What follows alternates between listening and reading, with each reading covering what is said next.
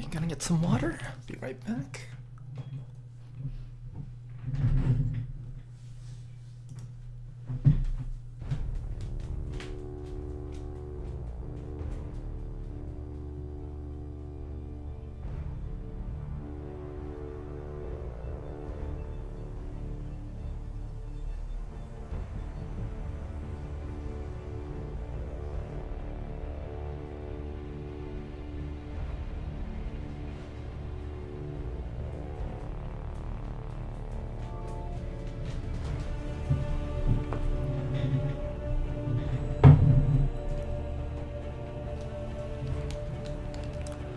Okay then. Let's get ready to continue last time's stream. Last time's campaign. Okay, I don't even remember where we left off on, so I'm gonna have to do a bit of recapping, so don't worry if you guys don't remember either. I think there was something to do with a liberation mission as well as maybe a retaliation mission going on right now. How's it going, Toki? Welcome back.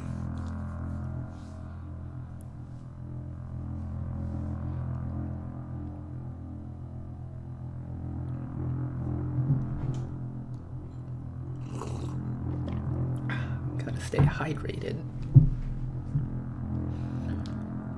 Alright then, I'll probably be streaming for anywhere between 4 to 6 hours today. I would love to do one of those 8 to 12 hour streams that I did in the past, but definitely not enough time for that today, I think. But we should be able to fit in at least a nice healthy 6 hours. How's it going, Blade Walker? How you doing? You came just in time for the loading screen. Danker Dude, welcome back.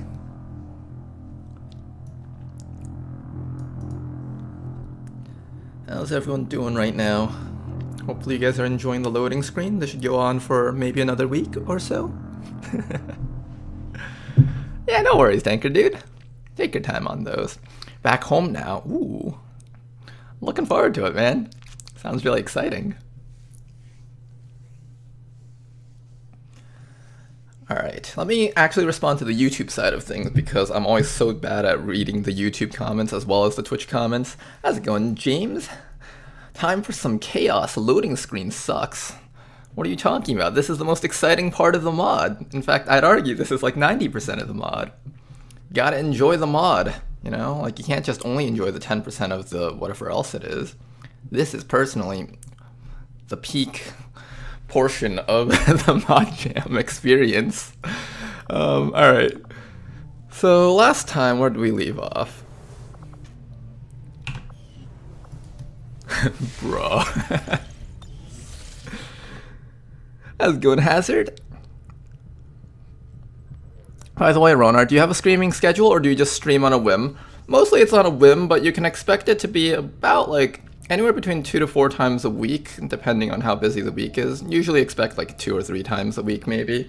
And I'll probably usually stream anywhere between like maybe anywhere between 12 to 4 o'clock Eastern time is where I'll start streaming. PM, of course. So, unfortunately, yeah, it's mostly on a whim, but there's like some general times. Sometimes, like last time, I'll stream maybe at like 10 o'clock, like really early, but usually not.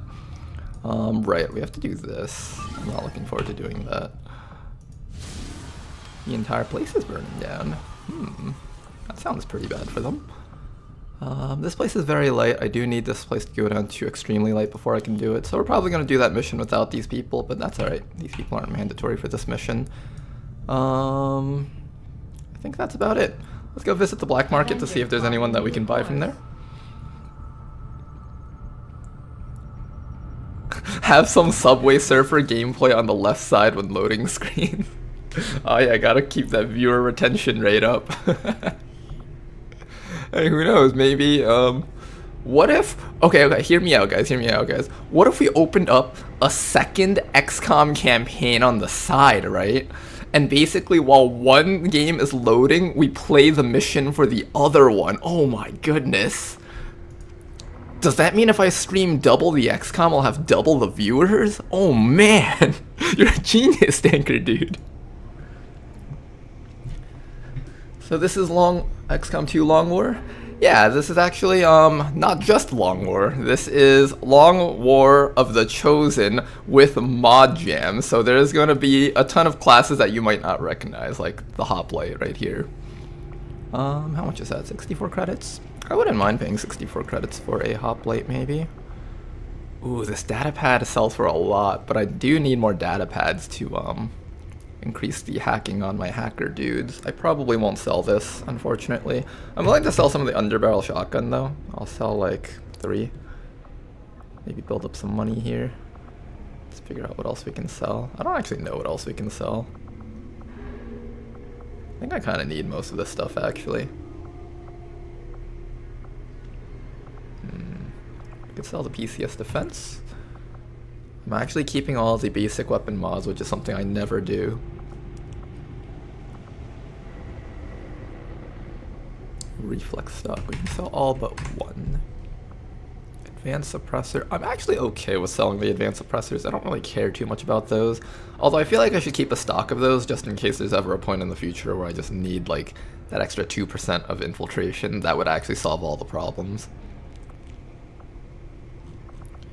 Alright, we don't actually have enough to pick up that other soldier. I guess we won't pick them up this month. I'll sell the advanced perception. Do I? It's not bad. It's not great either. It sells for so much, I should sell it. If 5% is going to be the difference between whether or not I win or lose a campaign, then that's pretty bad. I think it's worth 25 credits. Alright, we'll stick with that for now. I think I might have enough to buy the person. We do actually. Do I need another hoplite? That's the real question.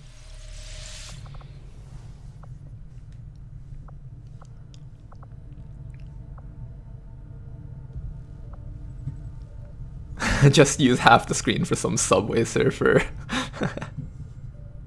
How's it going, Jan? You could sell the trooper corpse? I could. I'm going to just leave one of every single type of corpse until I research it. Just out of habit. It's a good gameplay habit to have, kind of. And also I'm not too interested in the hoplite maybe. I don't know, we'll have to see. Look at all these classes that we have. So much random stuff just thrown together. I guess I wouldn't mind one more hoplite. It couldn't hurt, maybe. Sure, we'll do one more hoplite. Why not? Could get an interesting build out of them, maybe. Market is open.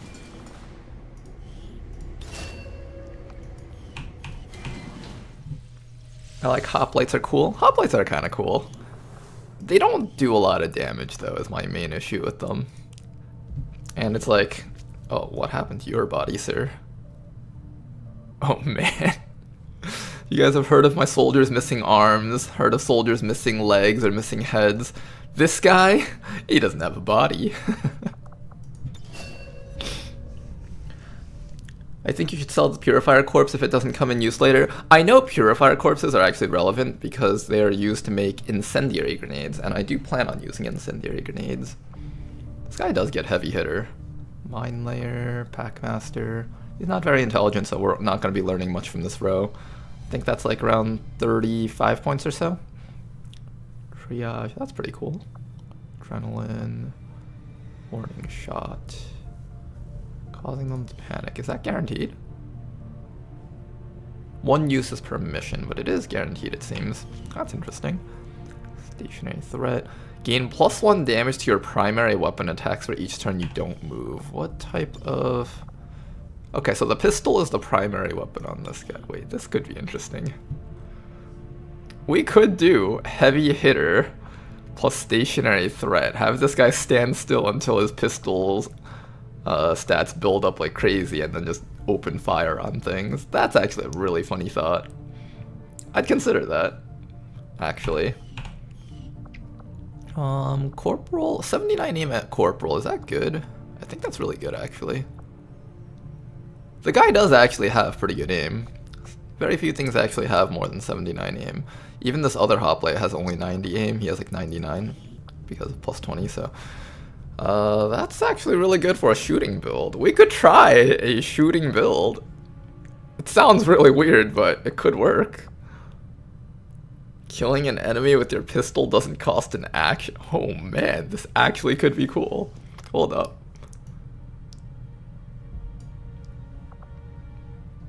Alright guys, hear me out on this. We're doing the Liquidator pistol build. So Liquidator, killing an enemy with your pistol doesn't cost an action. Heavy hitter and stationary threat gives you a lot of bonus damage on your pistol, okay? Okay, hear me out on this, okay? So stationary threat, you gain +1 damage each turn that you don't move. Do I lose it if I, like, move? Like, does it just stay on after I stay still 3 turns? Because that'd be really cool. I have no idea how this works, but basically we're going to get +3 damage and +2 damage on our pistol. So that's +5 damage already, plus center mass, +6 damage. Now, pistols are notorious for their ability to shoot multiple times, so that +6 damage is actually getting multiplied by 3, right? So 3 shots. So that's like 18 bonus damage right there, not counting the damage of the pistol itself. Or same with face-off. If there's like 5 enemies on the map, then you've basically just got like 30 bonus damage on the entire map with that. So the multipliers can get pretty ridiculous with pistols. So what if we did just a pistol build where this guy's job is just to kill things and just keep shooting? Since there's no serial sharpshooters in the mod jam anymore, we could do Liquidator pistols. I know, right? We'd have to eat in so much into XCOM AP to try this build, but I'd actually be willing to try this. I'm willing to try this.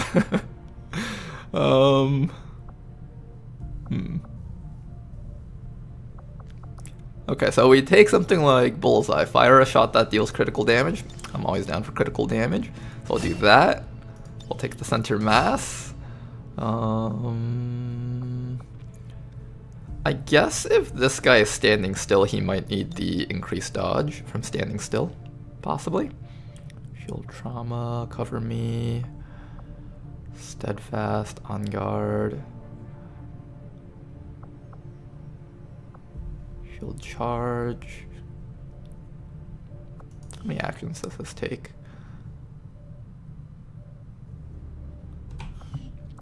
Maybe we would do something like... I have to think about this. How's it going, Darth Manic? Welcome back, sir. How many AP did you plan on throwing on this guy? I don't know how much I can even get throughout the course of the entire campaign. This is just one of those pipe dreams where it's like, oh man, if we could do this, it'd be really cool, but it's not guaranteed, of course. But definitely you'd want all the multi-shot perks. Oh god, this guy would just eat up the entire AP stores of the campaign, I think. You'd probably need Magnum, you'd probably need like Quick Draw and all that stuff. Yeah, we'd probably eat up the entirety of our action stores. He does have double time. That does essentially give him run and gun to like move next to an enemy to fan fire. He could also double time single move and then shoot twice along with like lightning hands. He can also do things like activate guard with his free bonus action and then shoot twice while being allowed to stand still with stationary threat. You could do some really cool things with that. You could even get like gunslinger builds going. Alright, we're just gonna list all this stuff down, but we're not actually going to probably take all of it. Let me just see how much this would actually cost.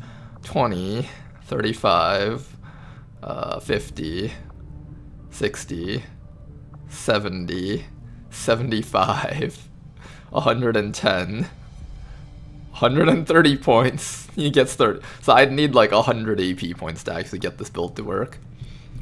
Not impossible, but not likely either. Overkill. Disabling shot. Disabling shot actually combos with Bullseye. We take that. Steadfast. I'm not activating any of the shield wall abilities, so Steadfast is probably the better choice. Frees up one of his slots from Mind Shield into weapon ammo. And I'm assuming weapon ammo actually works on pistols in this mod, because pistols actually have an ammo count to them. Alright, this is our build. I have no idea how good this build will be. For all I know, it's going to be absolutely terrible. He also doesn't have a body. I guess we can customize him a bit. Who here doesn't have a soldier and wants a soldier? First person to speak will get it. Alright, let's take this time to customize while we're at it. I don't think stationary threat is going to work out well. You don't think so? Yeah, me neither. I assume there's no way to improve combat intelligence. No, you just have to use up the extra pool, I think.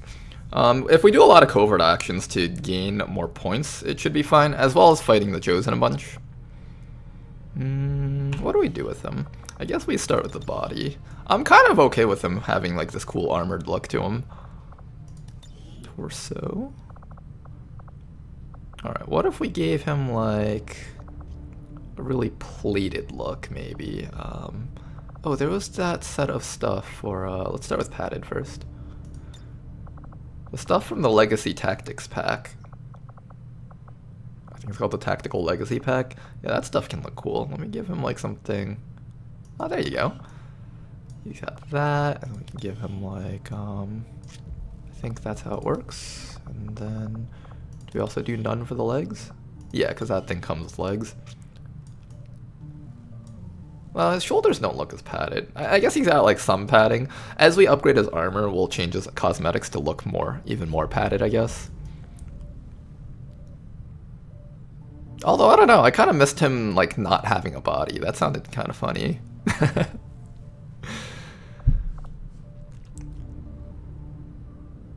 May I get this beautiful boy? Of course you may, Shannon.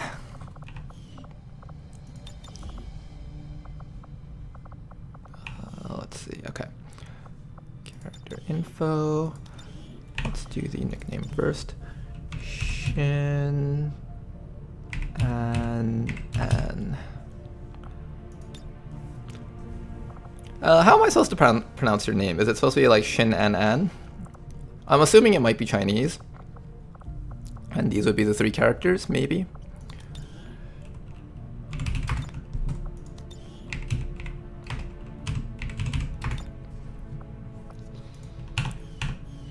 Okay then. There we go. That's our soldier. You're pronouncing it right? Alright, sounds good. Okay, let's get ready for this mission. We have an Advent retaliation in this region. Now, this is the region we plan on liberating, so we need to ensure that as many people from the spot survive.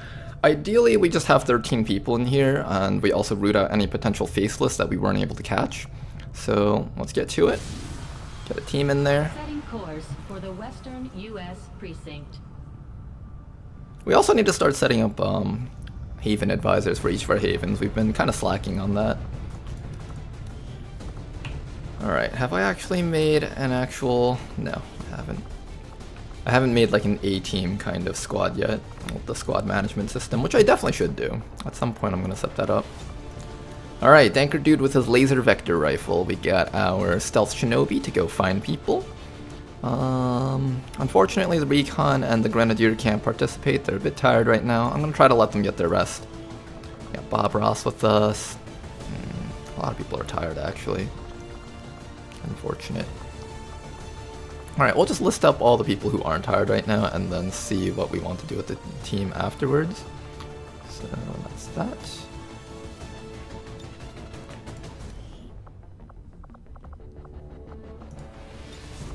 Lloyd. Ooh, we got a Storm Rider on this mission. Hope you guys are enjoying that lag. Alright, so now let's think about who we want to actually bring in. I kind of want to bring in the Templar. Just want to train up the Templar a bit. For this mission type, this is Stop the Retaliation. So if it says Defend, that means you need Overwatch kind of base team. For Stop Retaliation, we need a team that can run in and just kill things. So it's not a bad idea to bring in the Templar over here. People who can just run in and kill things extra hard.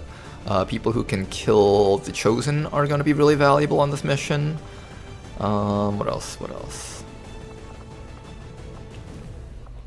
The Hoplite isn't the worst person to bring on this mission, because they do have that thing that can permanently debuff the Chosen, so I'm actually kind of considering to bring Shin on this mission. Maybe we bring MMC on for like some sort of hijacking. No, I think we bring Shin. Shin's pretty good for this type of stuff. Bullseye is a permanent debuff to the enemy's aim, defense, and will, so I don't know if this can actually bring them into negative defense, but if this does bring them into negative defense, that allows us to shoot them through cover too. If that does. I'm not sure if it does. Alright, let's make everything available, figure out what we're going to equip on our people. This person already has a lot of HP, so I don't think they need the nanoscale. I'm going to leave them with minimal items for higher mobility. Same with Paled Brook, probably. Maybe Paled Brook can grab the extra anti-crit armor. Yeah, we could do that with you. Danker Dude's fine the way he is. Bob Ross is fine the way he is. This guy should be fine. He's got the laser rifle and the bayonet. I think we have advanced lasers now, so we can start building the really, really good stuff. Let's see. I don't have a lot of money, though. Oh yeah, we really don't have a lot of money.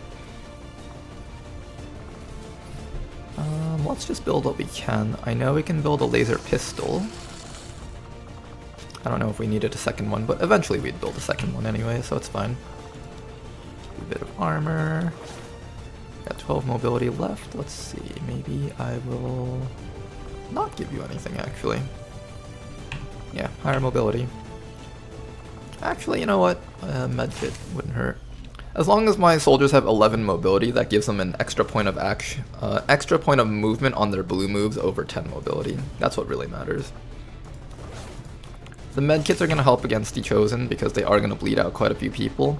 Just making sure that you have a team of people with medkits on standby is really important, I think. Okay, Shinobis will mostly be using swords, so we don't have to care too much about what they wield. If the Shinobis are going to be fetching people, then actually what I should be doing is giving the... What is that person? You. You're an actual combatant, so I'm going to give you the alloy sword. And I think we just mostly want mobility on this team. We just want to be able to get in there, rescue people, and just get out. Bob Ross could use an advanced autoloader. Bayonet on a shotgun? Sure, we take those. Dash attacking Bob Ross. Sounds good.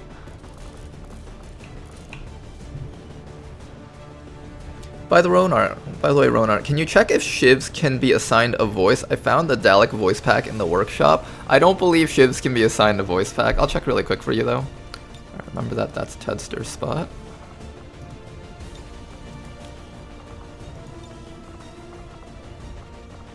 No, they do not get voices. I am sorry, Bladewalker.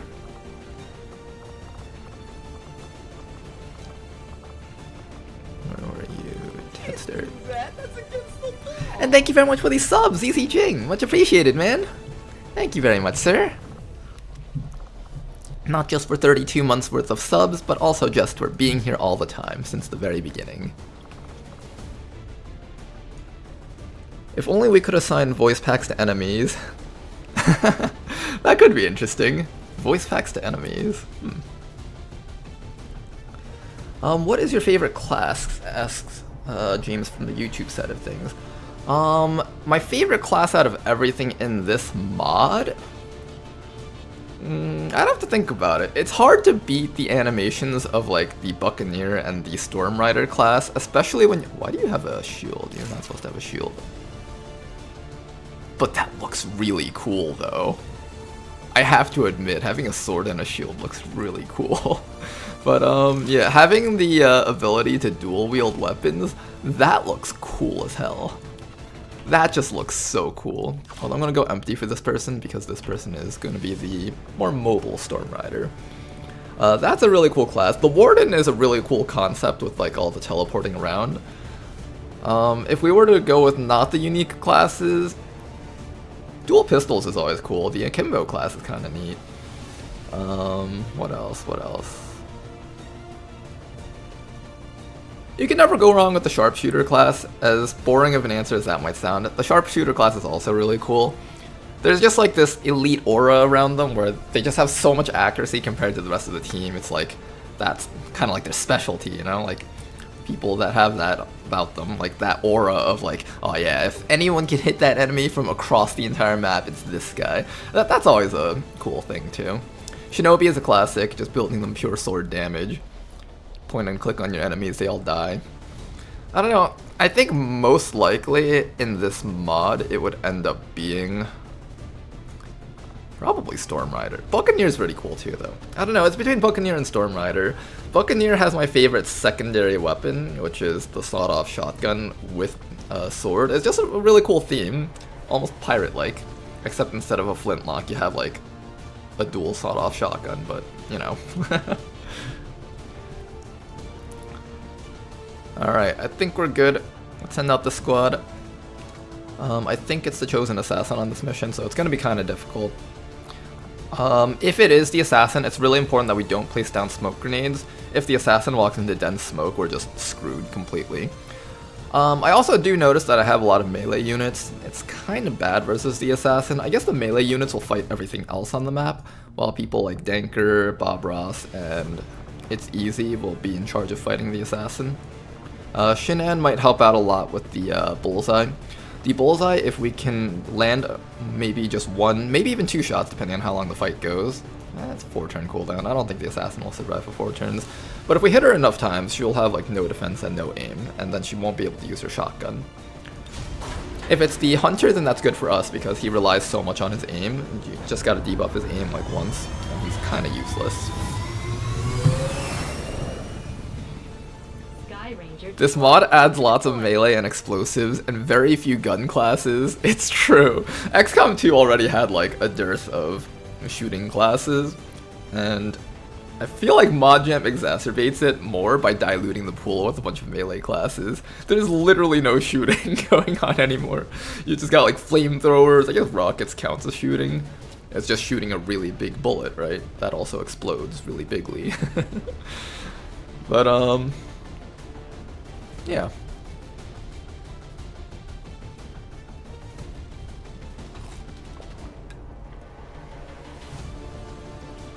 Gotta drink some water.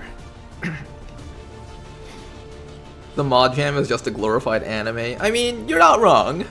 It is quite anime-like, if you think about it. It's very superhero-esque, actually, is how I would put it. I think this is all because, I think this is Chimera Squad's fault for making it seem more superhero-like, like almost comic bookish, and then that kind of feel, right, with all the mods and stuff that have been made for Chimera Squad, kind of got brought back into XCOM 2, and then it just kind of nosedives straight into like superhero comic book kind of territory. And while I do prefer the XCOM 1 feel of like squads moving together and shooting things, it's not like I didn't play XCOM 1 in a similar fashion in the early game, in some parts with like assaults and the full shotgun squads early on and just running around and shotgunning sectoids and pretending actually shooting through cover doesn't exist.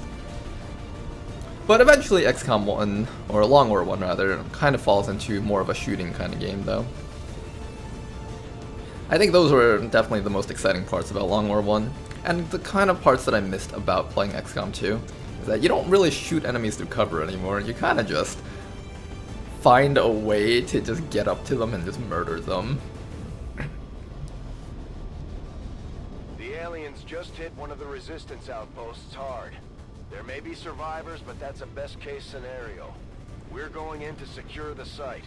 Neutralize all hostile contacts. Alright, let's go neutralize hostile contacts.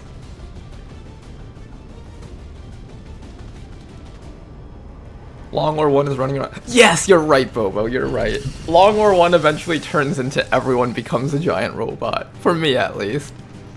This is the part of Long War 1 that people pretend doesn't exist. We all think of Long War 1 in terms of the early game and the Gauss weaponry stage where we're using like weapons and we're shooting at the aliens, but we forget that the end game is everyone just turning into giant robots with plasma guns. Now that you bring that up, you're definitely right about that. Okay, what am I doing right now? Is that dead mother? She's like pretending to be dead, but not really, because she's still standing up. But that's dead mother, guys! From the cutscenes from Vanilla! Oh man, we gotta go rescue her! Alright, how many turns does she have on her? She's got 8 turns. Okay, we can make it. We can make it. Where's... Alright, Danker Dude has a med kit. Everyone's good. Alright. Let's shadow up and let's get in there. We're gonna park Danker Dude maybe right there. Okay.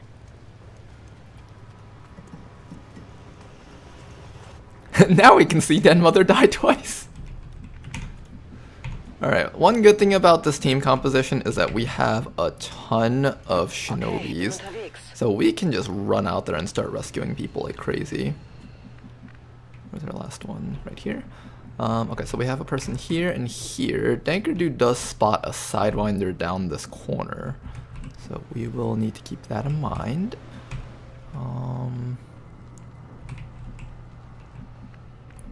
Where do I run? I guess down the middle, maybe? De acuerdo. Okay, and most of the spot should be safe, minus the direction with the Sidewinder. What we can do is we can try to run up around the sides over here and just get ready to murderize everything on that side. I'm thinking that's the play. So let's go do just that. Maybe we hide inside the container. I'm afraid that we might... No, there's like a solid wall here. We shouldn't see them by accident. Running. That should be safe. Yeah. Okay. So squad is just gonna run into that container. We got this person over here who can just leave. Sorry if my camera control is like all over the place. I was just finished playing or not finished playing. I'm in the middle of playing another game called BattleTech, which also has like a camera that can be controlled, but it's a little bit more sluggish. So I'm just more used to holding down the button and just the camera goes flying because of that. Also, the mouse scroll up and down are inverted on that game, so that's also putting me off a bit. We must keep moving. Let's do it. Okay. I'll bring the entire squad down on this side. Just gonna hide behind that wall for now. And we're just gonna be patient. Chosen is in position. Which Chosen are you? Put it down. Hunter? Assassin? It is Hunter, okay. Our hoplite will have a field day with him. Adversary Reapers. He's even weak against Danker Dude. Nice. Looking like your last. Alright, the Chosen meme lord is here. Let's get ready to take him out. We just picked up a unique signature. One of the Chosen is here. That thing is only going to make trouble for us Hi until there. we deal with it. Alright, this is an extremely light mission, so 7 to 9 enemies as the usual count. I'm gonna assume somewhere around 8 or 9. Ooh, he gets to shoot right away. Dang, that was really accurate. Okay, it's a good thing he missed that though. Danker.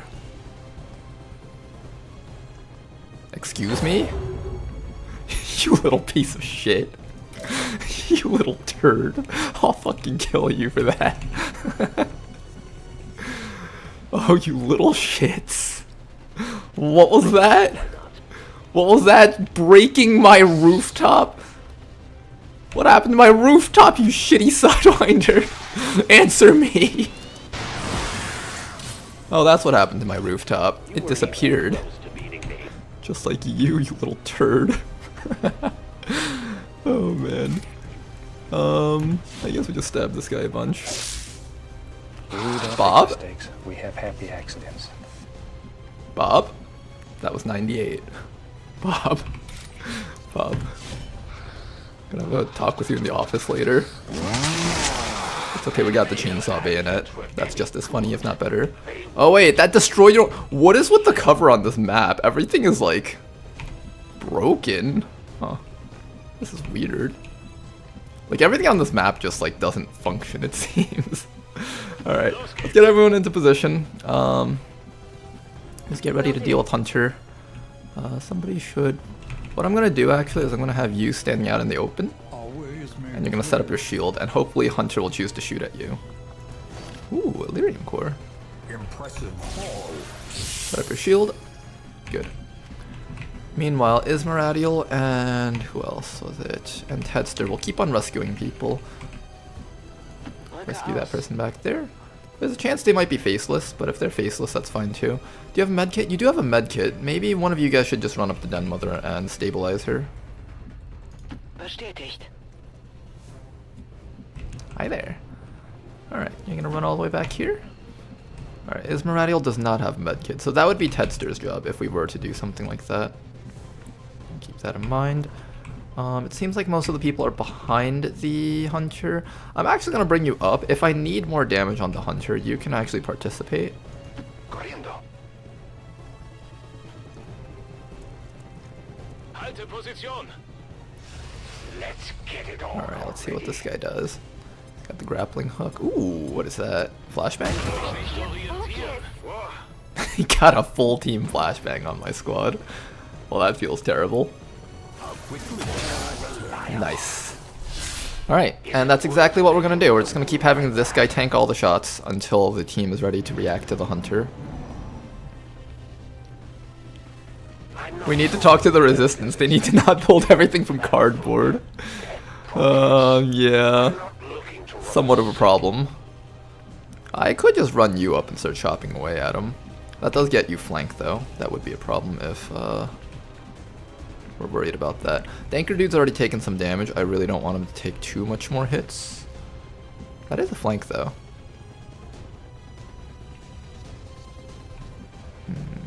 Do I take this flank? It's kind of an iffy flank.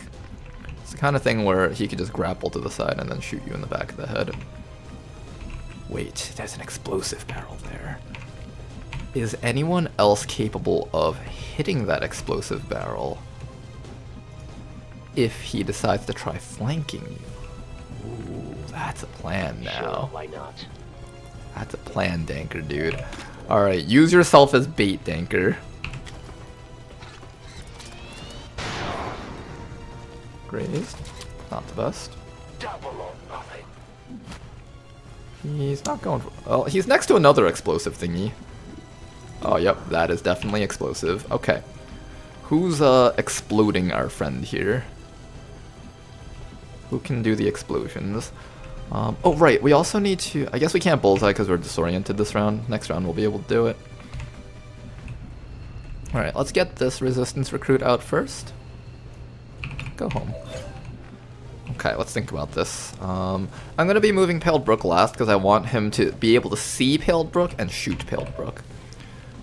You have your sword. You need to leave this spot if you don't want to explode, so I guess I should move you elsewhere. That's, like, not next to that. Let me see the radius on... Oh, you're actually safe here. Weird. Really weird. Okay. Take those. If you truly are safe there, that is fine. Then I just need to make sure that you can, or somebody can hit the explosive barrel. I guess it's going to be your job. I kind of wanted to use your point blank, but I guess that's for next round. Confirmed.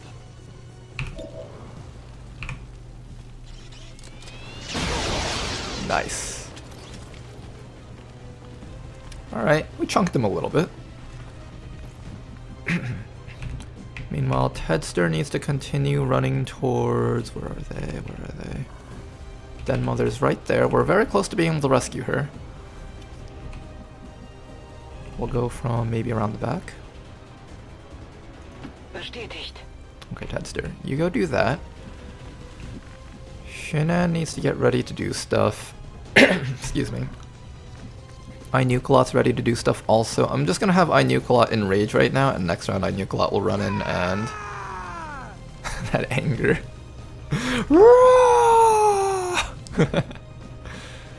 Alright, so I'm gonna have you sitting right here. Hopefully... There is still time. He's not gonna shoot Danker, right? Oh, they can see Danker on the flank. I really wanted them to shoot you instead.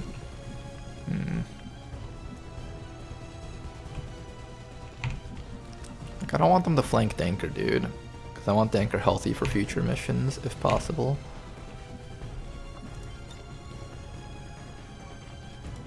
Well, Paled Brook, you're just gonna sit here and make yourself tempting. He'll probably choose to go after the other guy. We could also just have you run over and just try to chop him out.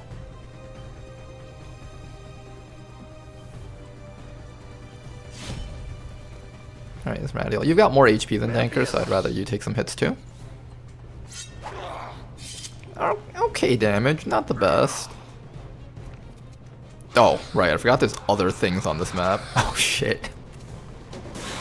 We got another one of these sectoid pieces of shit that don't die.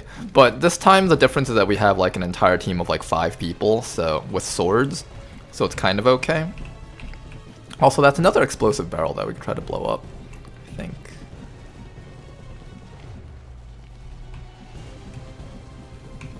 How do we hit that? I can't... Is that an explosive barrel? There is an explosive there, I just can't see it from where I'm standing. Unfortunate. And we also can't do stuff to like a majority of these enemies. Okay. Bob. Why does Bob have Reaper? Wait, does the bayonet give you Reaper? What? It's so weird. Okay. Anyways, I guess that's all you can do. Just take your shot. You could also Overwatch, but I feel like most enemies in this game don't respect Overwatch, unlike XCOM 1. You do get a chop, though. Let's try getting a bit of damage on this guy, maybe.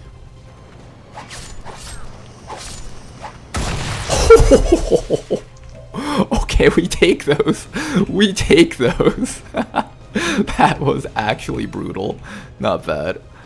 Alright, then if that's the case, what I'm gonna do is I'm gonna take you to hide from that sectoid for a bit. Actually, no, if I hide you back here, the sectoid comes up to here and shoots. We kind of don't want that. How do we make it so that the sectoid doesn't shoot you? Okay, I'll go. We'll hide first and then maybe bring you up as half cover for them. Thinking that might be the play. Shinan, you offer half cover, so I'm gonna do that. Oh, he's still gonna take the shot against Danker, I think. Oh, hang in there, Danker. He's gonna shoot you again, isn't he? Yeah, that was a quick draw. Alright, hang in there, Danker. We're gonna get you out of here. Alright. Sectoid doing his thing. I don't know what he's doing. He can heal the Chosen, can he? Oh, you little turd. You've just gone from really annoying enemy to even worse enemy. Sectoid's gonna be killing people. Ooh, mind control. That's dangerous. We need to destroy this guy so this guy can help deal with the hunter.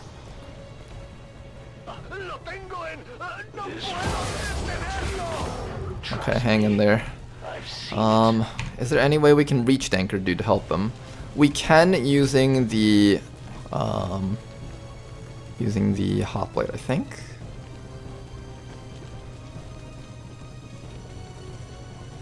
Yeah, okay, so I think Shinan is going to go pick up Danker Dude so he can't abduct him. Meanwhile, we need to get vision on this guy so we can actually destroy him. Bob, provide vision so we can destroy. There we go, there's vision. You could actually just take the stab and see if you can just get the kill. Deploy grenade trap. I think we just stab and try to get the kill, that way we can free up other actions to do other things. We also know that there's a sectoid abjurer in here somewhere, so we need to find that guy too. Dead.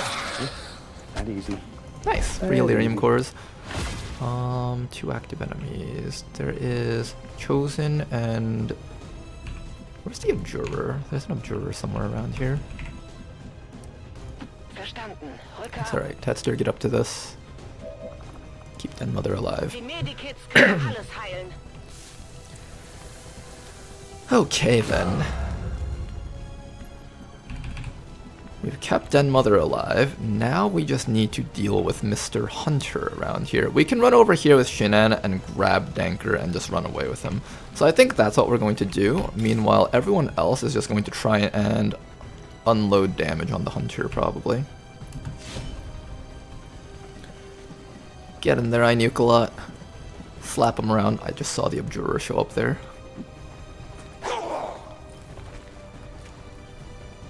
Now I'm getting a little angry.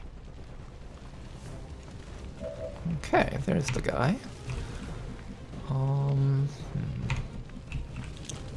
I do want to rescue Danker Dude, but you have the perfect chance to use a bullseye on him.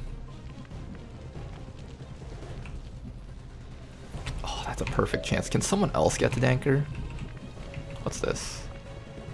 Jamie Kelly. What does Jamie Kelly do? She can get immediate concealment. That's cute. Alright, where's the evac zone? Evac zone is back. Where the hell is anything on this map? I thought there was an evac zone. Am I looking the wrong way? I'm so confused right now. I'm sorry if anyone's dizzy from me just looking around the map like this. Where did we come from? We came from... Where's the roof that Danker dude fell from? I think the roof that Danker fell from was here. So we came from here. There it is. Okay, we found it. Okay, you just run back to there. Okay, we have some actions that we have to think about how we're gonna do.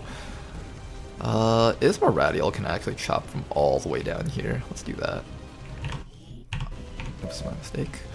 Can anyone actually revive Danker? No one, huh?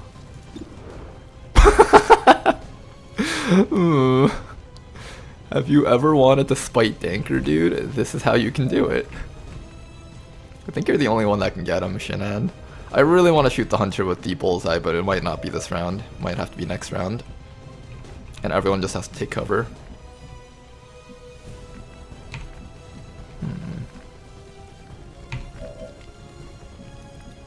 That might be the case. Alright, we're gonna save Shin'an's action for last. Let's see what everyone else can do. Let's start with Ismar Radial over here. See if we can just get a nice clean chop on him. We know that there's a sectoid of Juror back here. If we actually got vision on him, I could actually start chopping him with our other guys. Maybe that's what we do this round. Maybe this round's just kind of a passive round. And we just take this time to get vision on the dude. Being able to kill the Abjurer would be nice. Or do we just get more damage onto Hunter? I think we go for more damage on Hunter. I think the less time we spend with him alive, the better off we are.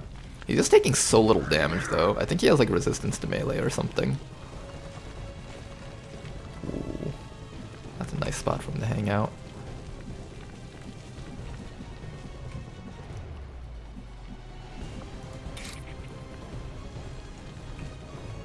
Let me just check. Does he have resistance to melee? Chosen immunities. Blind immunity. Layered armor. Squad sight. Disabler. Infighter. Anticipation. No, but he does have infighter. Although that doesn't affect the rolls, it seems. Because we're starting from back here, we're not like actually next to him. Ooh, that causes bleeding. Wait, this is good. I like that. I like it when he bleeds. Okay, we like it when the Chosen bleeds. That's good. That's very good. Alright, seeing as how we can rescue Danker, we should make sure he doesn't get to take Danker for free. Okay, how do we do this? I can lift him up so he doesn't get him. Good. Hang in there, Danker.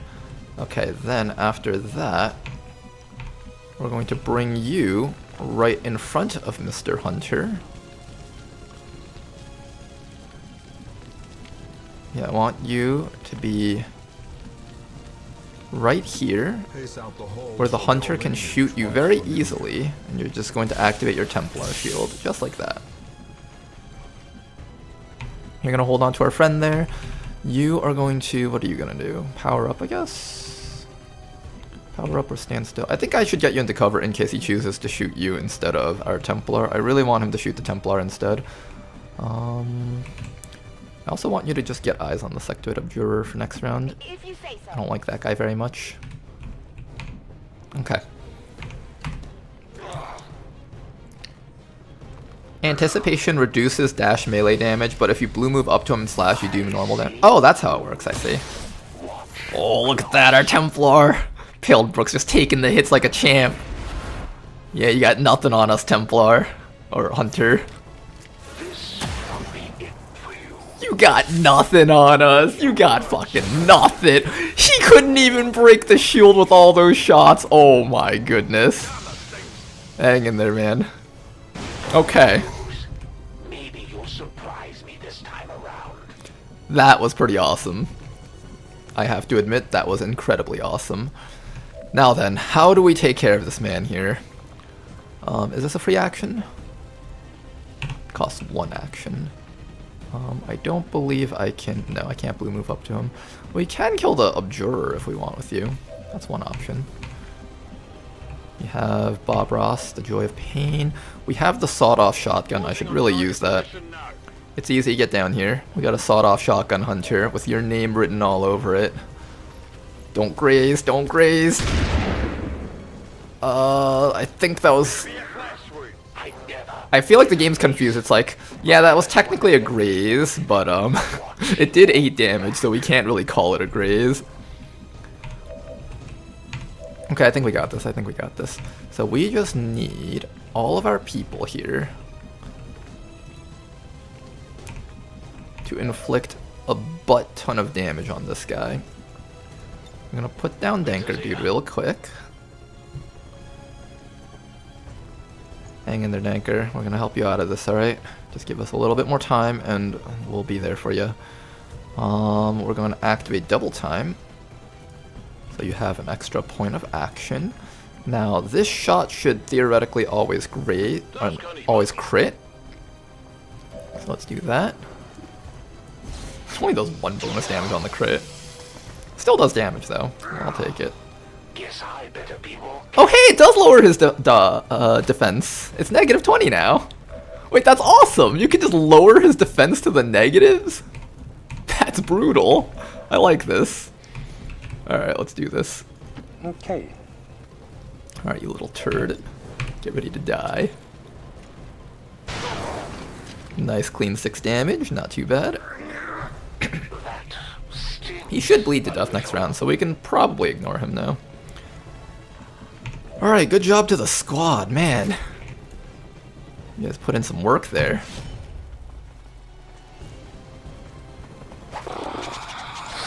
Nice clean 8 damage. Just need a little bit more on this guy. Can anyone else help us with damage? Yes, they can. Alright, Danker, we need to make sure that we have a guy with a medkit near you. Where are you? He's right there. Do we have a medkit person? Yes, we do. Okay, so we're going to bring Tedster all the way up to here, and Tedster is going to get you out of this mess. With a medkit. Oh no, Tedster doesn't have a medkit. Okay, okay. Let's make sure, if we have to, we'll just have, Wait, who has a medkit around here? You have a medkit. Yeah, right. Okay, so you can move back to help him. He only has 12 mobility though. Is that okay? Tedster can bring you over to him. Okay, we shouldn't mess this up. Okay. Make sure we get all of our civilians out of the way, so I don't have to think about them. Alright, civilians, run away. Okay, so you have a medkit. Next round, Tedster picks you up, or you can pick him up and then bring him over. So you have to start next to him, and that's assuming Shinan can't actually heal him from where they're standing, which they should be able to. But just in case Shinan can't reach with a blue move, we're going to have someone else to carry you over, just in case. Okay. This should be okay. There should be nothing wrong with this plan, right? No, Tedster's already next to you. Tedster should be able to pick you up. Okay, okay, this should be safe. I should be allowed to use you to chop and not worry. Could you imagine we just lose Danker Dude because I miscalculated? That would be so sad. Okay. What's over there? Okay. This should be safe. There should be nothing dangerous right now. Look ahead. Hunter's gonna die from the bleed. Fieldbrook's got a shielding. What should we try this? Bye-bye. You've surprised me once again, Commander. Maybe I need to reconsider my tactics. We've proven the Chosen can... Picking up doesn't cost a move, setting down does? Yes, that's right. That's why we need someone right next to him if this guy can't blue move up. I'm pretty sure this guy can though, yep. Kein Problem, Boss. Stabilize. Das wird schon. There we go. Welcome back, Anchor dude. You're good. Okay then, now we just need to find the rest of the nonsense around here. Tedster was not revealed yet. We can actually run Tedster around to find the last group of enemies. Let's do that. It was kind of tense there for a bit, but we managed to pick it up. One thing I just realized is that if we have a bunch of units with the Bullseye perk, or any other perks that permanently debuff stats, you could actually just stack a bunch of accuracy debuffs on the Hunter, and he literally couldn't do anything to your team once you bring him down to 0 accuracy. Just a thought. A really fun thought, but I have an idea for a team composition in the future. Okay. Tedster ran it all the way up there. We also haven't seen that last pod shooting people either. What do you guys think that last pod is? Recibido.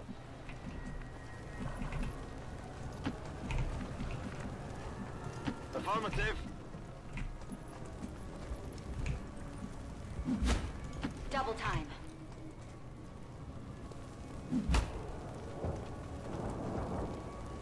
Got it covered. Patience.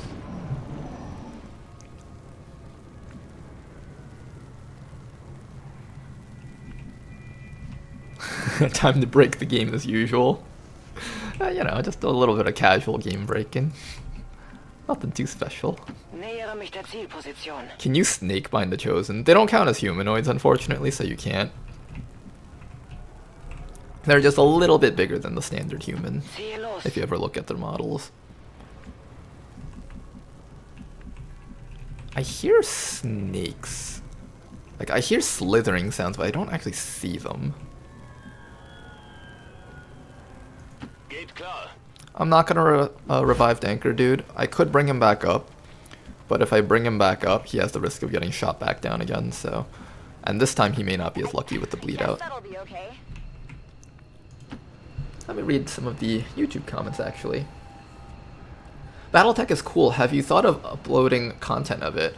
I was thinking about it. It might be something I do in between my XCOM campaigns. Like, for example, if I get burned out on XCOM, what I might do is I might maybe do some Battletech stuff. I'm currently like off stream, like I'm not making content of this, but I've been trying to get the what's it called? The career score, the Kerensky career score or something, and that's been quite a challenge so far, and it's actually quite fun. There's something really fun about like just sending out your. It's almost like XCOM in a sense, right? Like your mech warriors are like can be viewers, and it can always be heartbreaking when they get headshot by an enemy punch or something like that, and their mech just explodes.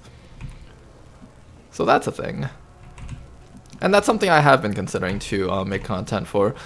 I actually did stream it many years ago when it first released. Bobo was actually the one who got it for me.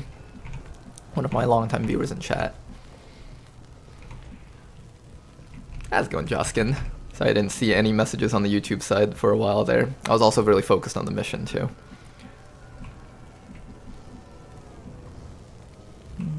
I think we just keep moving around. I think the snakes might be there. I heard it from this direction at the very least. Just gonna wait until the rest of the team is ready. Fantastic things will happen. Think you'll enjoy it. Bestätigt, Überwachung läuft. Got it In covered. Position.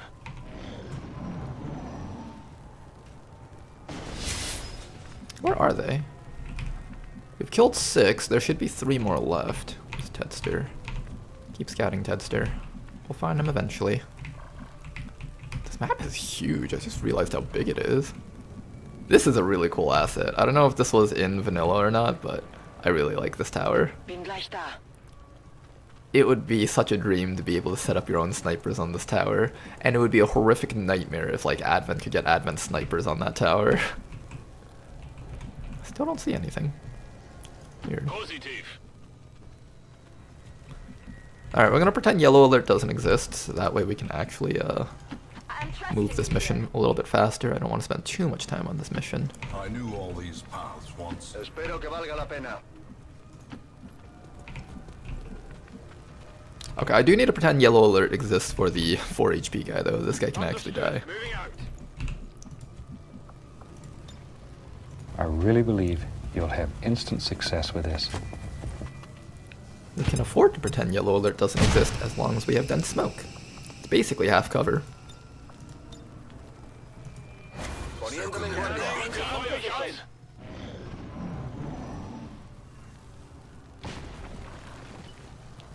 What's this career score thing? You getting a real job? No, it's like in BattleTech in career mode, you get to run your own band of mercenaries that pilot mech robots and stuff, and it's really cool. I like it a lot. And whenever I'm playing, every single month, everyone's on the verge of bankruptcy because I keep spending the money that we get. I just can't stop reinvesting the money back into my team. And yeah. Still nothing. This map is massive. Drücke aus. There's literally just a pot of enemies that aren't near any of the civilians. Ich habe hier Feind. There we go. We finally found him. Where were you guys? Destroyer Commando, Wraith Commando, Advent Pathfinder. These are names that I don't like seeing. Okay, they're literally right down there. Why don't we just start moving the team up? Schon unterwegs. If you say so. You know, we could go back, revive Danker Dude, and have him engage for us. It's not the worst idea. This way, if you can make it.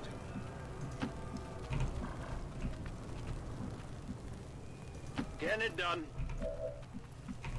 Okay. Once again, we pretend yellow alert doesn't exist. We're just going to keep giving ourselves dense smoke. Cover the Just entire zing squad with right half across cover. there. Just like so. Are you talking about MechWarrior 5? I think it's like of the same brand as MechWarrior 5, except there's a PC game called BattleTech that that's also very similar, I think. I don't know. I just know that whenever I was trying to look up information about BattleTech, MechWarrior 5 would also pop up a lot, so it's probably like a game happening in the same universe, if I were to guess. Okay, you have Flash, so I should keep you a decent distance away so you can just run up and do maximum damage with your chops. Afirmativo, cubriendo. Alright, are you guys finally gonna move up to us? No, they won't. They literally want me to walk up to them first, which is kind of disadvantageous to us. How do we do this? I might actually just go back and res Danker Dude so you can snipe at them. Like, Danker Dude from up here shooting at those guys down there should be a decent opportunity. Let's send It's Easy back because he doesn't have full HP. And It's Easy can bring back Danker Dude. Where's the ladder? Oh god, this map is so weird. Okay, so like from back here, just gonna have the rest of the team watch him. We must Todo preserve cubierto. what is best Scanne in us. Gebiet. Seems like they're not moving, so it should be fine.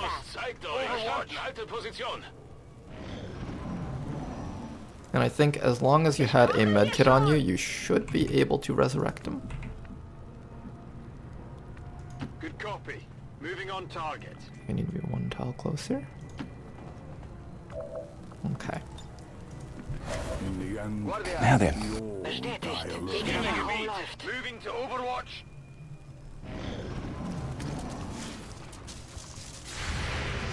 BattleTech is actually not RTS, or not real-time. BattleTech is, ooh, they activated. Hello. BattleTech is actually turn-based. I don't know about MechWarrior 5, though. That might be real-time. Sigue en pie. Alright, we tagged him, so at the very least this guy doesn't get an Overwatch shot against us. This guy will get a energy shield, and this guy doesn't shoot, so I think we're okay. Ooh, he went for a civilian there. But he missed. Good. Okay, I guess we're fighting this now. Let's do it, guys. Alright, first things first. There is a Pathfinder up there, and I want him dead. Point and click, guys. Point and click. Tengo algo. Sword people are so strong. They're better than gun people in every way. You don't have to deal with this thing called cover and accuracy. You just chop them and they die. I love everything about this. Alright, what are we doing next? What are we doing next? This guy's kind of dangerous because he has the ability to counterattack my people with stuff. But if I double time and I double blue move up to him with Shinan, we should be able to ruin his ability to shoot at us or hit us with his blade storms after I just debuff him a little bit. There we go. And now that he's been debuffed, he only has 50 accuracy. And now we can safely chop him. Well, if we did more damage, that is. Let's remove that guy's shield, so let's do this. Sie haben mich gesehen. Oh, forgot about that one. Miss. Whoa! Only 38% on his blade stones because we debuffed him. Pretty good. Not a fan of these 90% missing on this mission though, guys.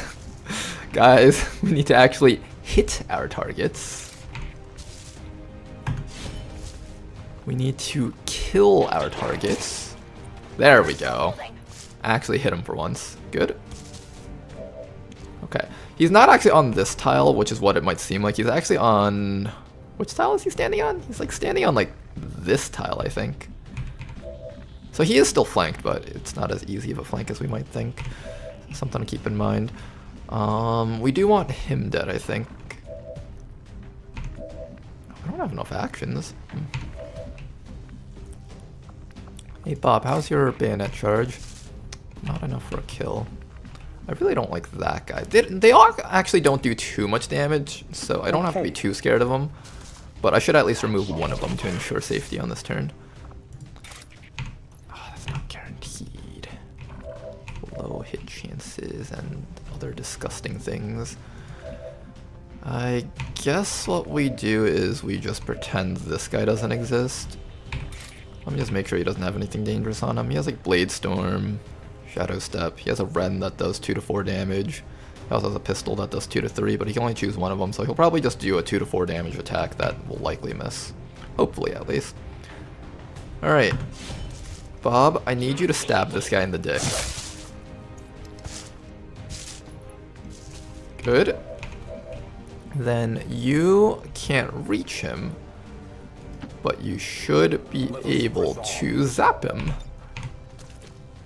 It's not even guaranteed to kill, but that's what we got. God damn it. This game is a piece of shit sometimes. Okay, so that just happened. Well,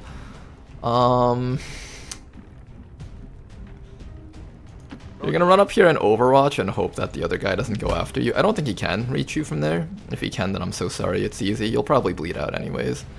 Okay, so this is going to be our turn. Really messy, and we've left both the Destroyer Commando and the Wraith Commando alive, but they don't seem to do a lot of damage, so it should be fine. Oh my god, that's actually horrible. Now someone can die.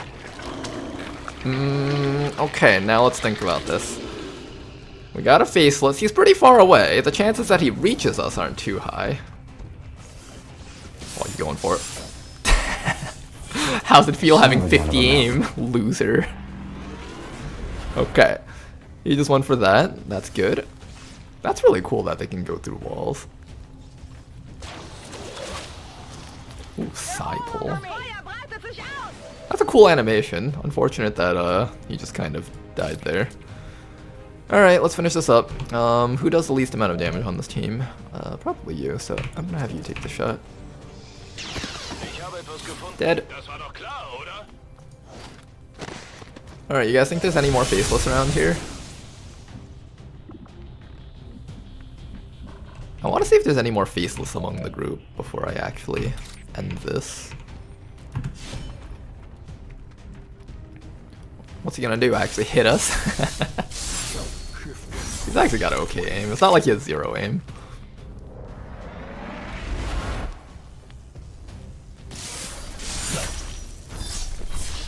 Nice, and we should be able to finish him off with just about anyone here, I think. I guess we'll have Bob do it. We'll use the bayonet because it's funny. Bayonet! I just like to beat the brush. It was one of the most rewarding and satisfying things that I'd ever Alright, after that, everyone else just chop this thing. Point and click strats. Nice 7 damage. unavoidable 7 damage. It's beautiful. I love it. Weak hit. Not quite. We need a little bit more than that. And here we go. Flash is just such a strong perk. Does so much damage. Ahí tienes. Menace 1-5. Status confirmed. And there we go. We're not picking up any additional contacts. The Okay then. Status confirmed. Mission accomplished. Now that was a mission. Oh boy. It's about an hour into stream and we finally finished our first mission of the day. Mikey says, Battletech, LRM spam is love. I love LRM spam. I have this one mech that I basically slapped 4 LRM 20, so that's like an 80 volleys of long-range missiles. And all I did was put a bunch of ammo on them and a bunch of heat sinks, and I took all of their armor off. It was like a 95-ton mech. I think it's the Highlander is what they called it. Highlander 733. Yeah, I basically just took all that thing's armor off and just pretended it was a vehicle with the LRMs rather than an actual mech. I put it all the way in the back of my team, and all that person does is just shoot LRMs the entire mission. Only together can we oppose them. United in the Elders' love for us, we shall prevail, no matter the cost. Clan long-range missiles imba.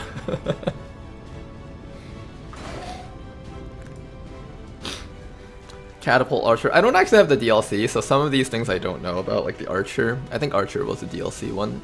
I've seen the Catapult though. That was my LRM holder for a decent amount of time, but you know, I kind of got tired of only shooting 40 long-range missiles at a time, and I was like, I need 80 long-range missiles at a time or nothing. We can take them down. We just have to figure out how to keep them down. Alright, we got Dead Mother. I've seen her once in my off-stream campaign. I don't really know too much about her character build, so let's take a look. In vanilla Battletech, I like to use 3 times short-range missile medium mechs with jump jets, flank, launch, armor gun. Right now, for my campaign, I've been doing this really degenerate thing where I just have like 2 Marauders and a bunch of laser lasers and AC-10s plus 5 damage, I think it was.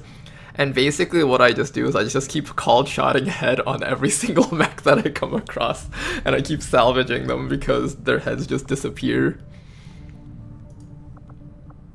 It's like a 30% chance to hit the head with like cold shot mastery and everything, and since we have like 4 medium lasers, the AC-10, and like 2 small lasers, my chances of hitting the head is really high actually, and then as long as like 2 or 3 shots land, or the AC-10 lands, they just instantly die. No more Bradford Firebrand. That mod was never updated for War of the Chosen, so unfortunately no. That's stuck in the Long War 2 days. We'll never get to see that mod again. I mean, I would be all for using it if someone actually updated it for War of the Chosen, but they haven't. Unfortunate, I know. Firestarter with machine guns. I've heard about that build. I've never actually done too much of the small mech type builds. I'm not big on surprises. Okay. Yet somehow, We can now do the network tower. We lost a person in here, but that person was a faceless, so that's actually a good thing. And now we have a full group of 8 resistance recruits in this region that are probably not faceless. I haven't actually checked all of them, but we ran near all of them and none of them transformed. So I have a good feeling about this region. This is a really healthy region to build up now. And not only that, we're going to get ready to liberate this region. This spot over here is the Advent Network Tower. We are going to get in there and we're going to kill everything that moves.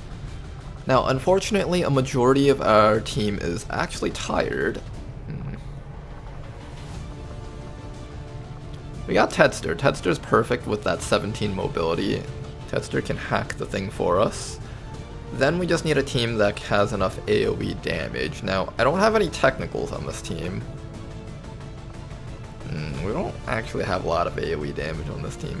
Does a Scrapper do AoE? Scrapper has a knife. And fastball. I guess we could double AP grenade. Raging Bull's okay. Alright, we're gonna bring Fazguard on this one. We're gonna bring Tedster on this one. It wouldn't hurt to have a Grenadier on this mission.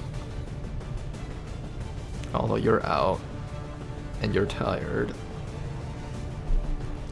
Bob Ross is okay. I kind of need more people that can...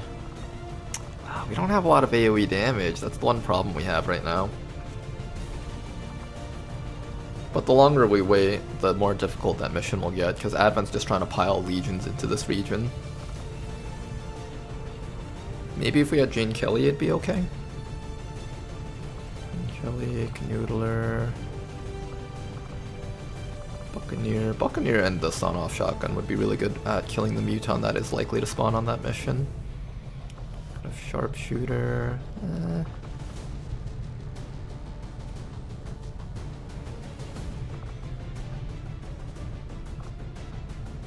I guess we just work with what we have. Like, the Templar can tank a lot of hits. I also don't want to use up too many of my melee units, because if I use too many of them up, I don't have them for the other missions, and if like a Sectoid Abjurer shows up on the other missions, I really don't have an easy way of taking care of it.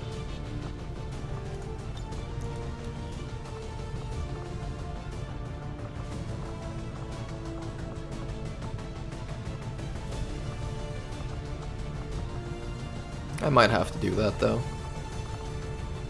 Yeah, I think we just take all our melee units. Alright, that's our squad.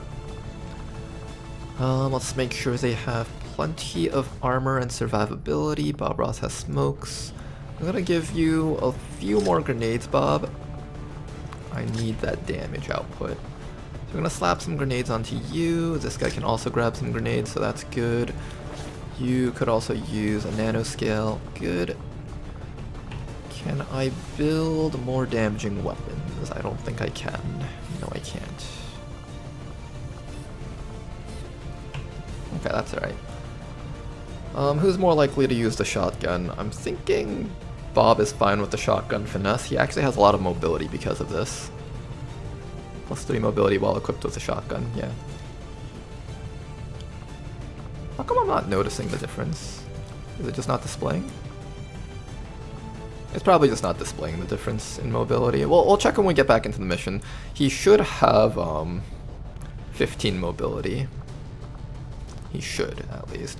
I'll give you a scattergun. Or not scattergun, where's the other gun? The hunting shotgun. We'll give Bob the hunting shotgun, and we'll give this guy the laser shotgun. Actually, no. This guy has a way to charge up to the enemies. I'd actually rather you have the hunting shotgun, and Bob has the laser shotgun. There we go. Okay, that should be fine. A Storm Rider with the alloy sword. Do we have a second alloy sword? Make weapons available? We do? No, that's a traditional sword. That's fine. Give you more accuracy, I guess. We don't have the upgrade to the gauntlets yet. I think that requires stun lancers. And we also don't have better armor for you guys yet. I think I have the armor researched, or I'm in the middle of researching it. But I also have no resources, so it's not like any of that matters. Alright, this team does not have a lot of AoE, but we did slap some grenades on these people, so at the very least we can maybe wipe like a group of Advent or something or two with these grenades, and then the rest has to be done manually with swords and shotguns, so do your best, you guys. Try your best.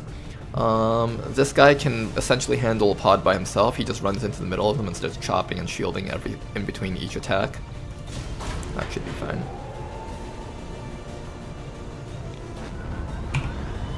Alright, squad is out. Sky Ranger deploy. Menace, ready to deploy. Do you have a trench gun? Yeah, I didn't have a trench gunner. I didn't have like any of those types of usual AoE things that we'd have in regular Long War. And most of our AoE people are tired right now, so I can't even use them even if I wanted to. That's alright. Let's start looking for more missions, maybe down here. I'm looking to try and liberate this region. I'm actually okay with like maybe 1 or 2 more Advent Legions goes over here because we can just destroy them all during the liberation. Setting course for East Asia.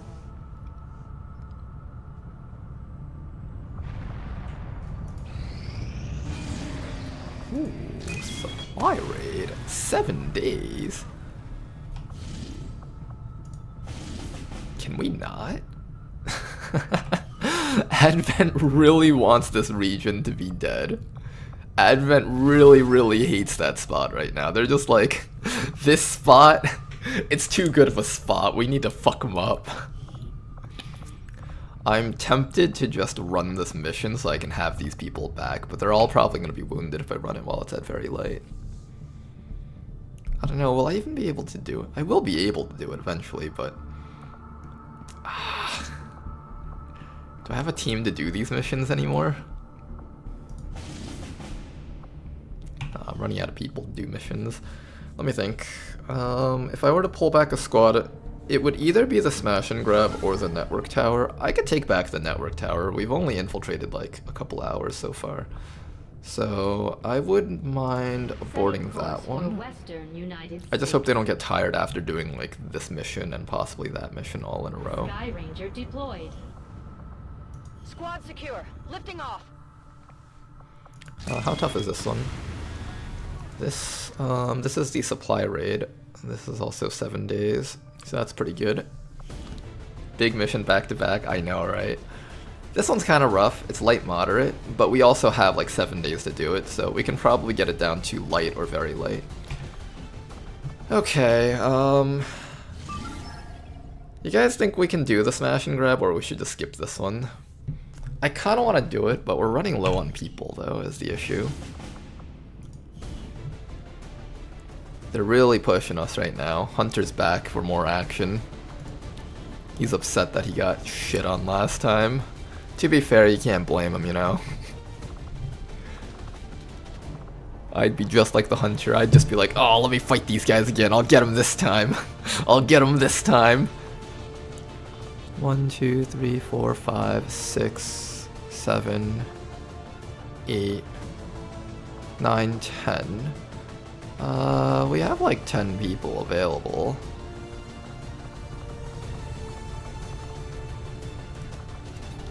But a lot of them are classes that aren't particularly strong. We have a Shiv. I should probably send the Shiv in on this one. 1, 2, 3, 4, 5, 6, 7, 8, 9, 10. Oh, you're back. You're no longer tired. Good. Okay, so we at least have a sharpshooter. We can have at least a couple people with laser weapons.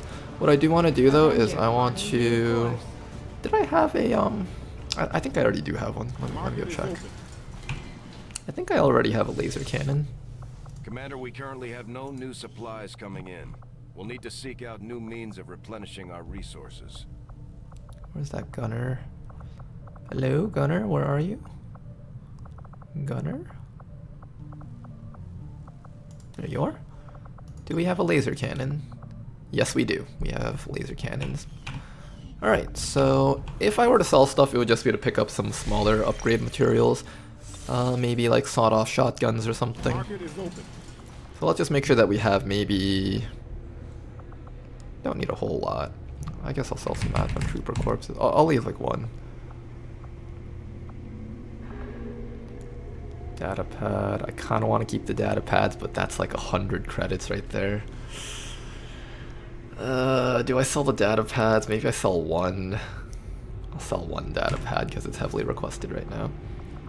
We'll sell one of those. I might use that emergency life support, so I'm going to hold on to that.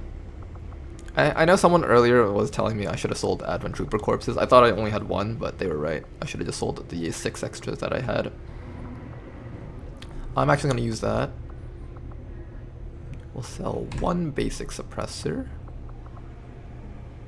Sell one of these heavy barrels.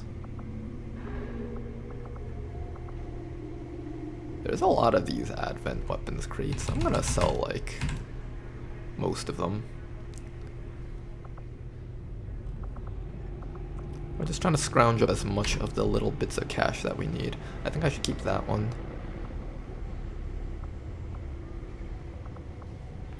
One of these. And okay then. I feel like Elerium Core is the real moneymaker for my campaign. I was thinking about selling Elerium Cores, but there was a few issues. So one is that Elerium Cores are highly in demand in the late game. In the Long War of the Chosen, I find that rushing plasma is actually very important due to the difficulty of the Chosen Avenger defense. And not only that, in this mod, there's going to be a lot of proving ground projects that require Elerium cores, so I'm trying to lay off on selling those if I can help it.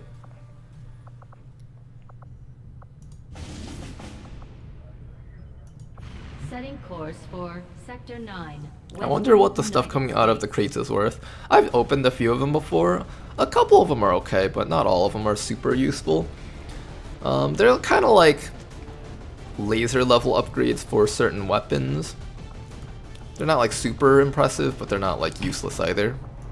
The most valuable thing I think was a grenade launcher that could also inflict acid. I think that was the most important thing I saw in there. Alright, we're gonna have a recon on our team for this one. And Scott is going to be our scout.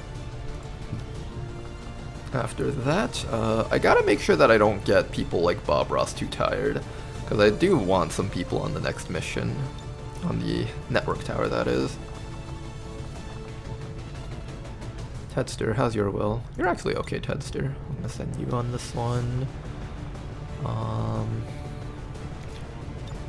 The Storm Rider actually has a ton of will on them right now, 39 out of 43. That should be enough. I think like halfway is when you start getting tired. Hoplite is good for this mission.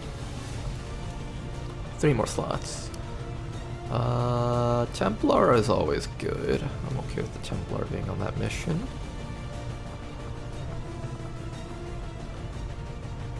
Scrapper is fine. We can do damage with you. And finally, I guess I should train up one of the baby soldiers around here. Sion's not a bad train. Abathur's okay too. Which one of these babies should I train up? I could also just bring like... Bob is getting close to the tired state. Depends on how much combat he sees. Like if he gets hit, or I think... I'm not exactly sure how the will thing works, but I think during the mission, possibly number of turns or how many times the soldier gets hit probably factors into their will. So I don't want to mess around with that too much. Maybe I'll bring like Cocoloid and try to get them to Sergeant. I'll just bring Cocoloid as kind of a stealth watcher kind of unit. Okay, you guys, what do we got here? We need a laser pistol for you. There you go. I think we can get an upgraded shield, so why don't we get an upgraded shield? I don't actually know what upgraded shields do for us, but I think it's the Alloy Guardian shield. The use of alien alloys has not only made our ballistic shield stronger, but lighter as well. Complex polymer, blah blah blah, blah blah blah. Only Storm Riders and Hoplites can use it. It grants plus aim. This does more damage than the basic shield if I need to slap something. -2 mobility, armor. Oh, it gives armor? Wait, let me read this thing. Shield Bash. Alloy Shield. Grants 0 shield points to the user and provides low cover for adjacent units.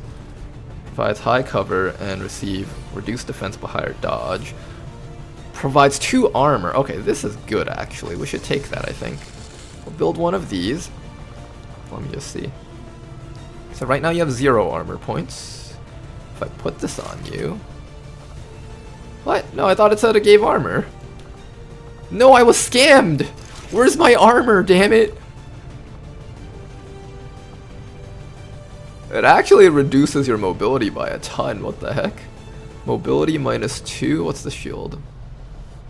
I feel like this isn't actually displaying proper information here. Oh no, it does, I think. Oh no, that's if you unequip it, okay. So this does reduce mobility by 5. Dodge is 20. It's saying that it's supposed to give me more armor, but it's not showing up here. Oh well, we'll see if he has 2 points of armor during the mission.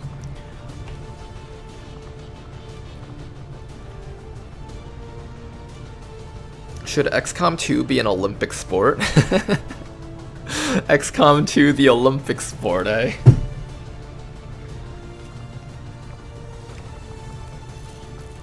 Let me remove all of these.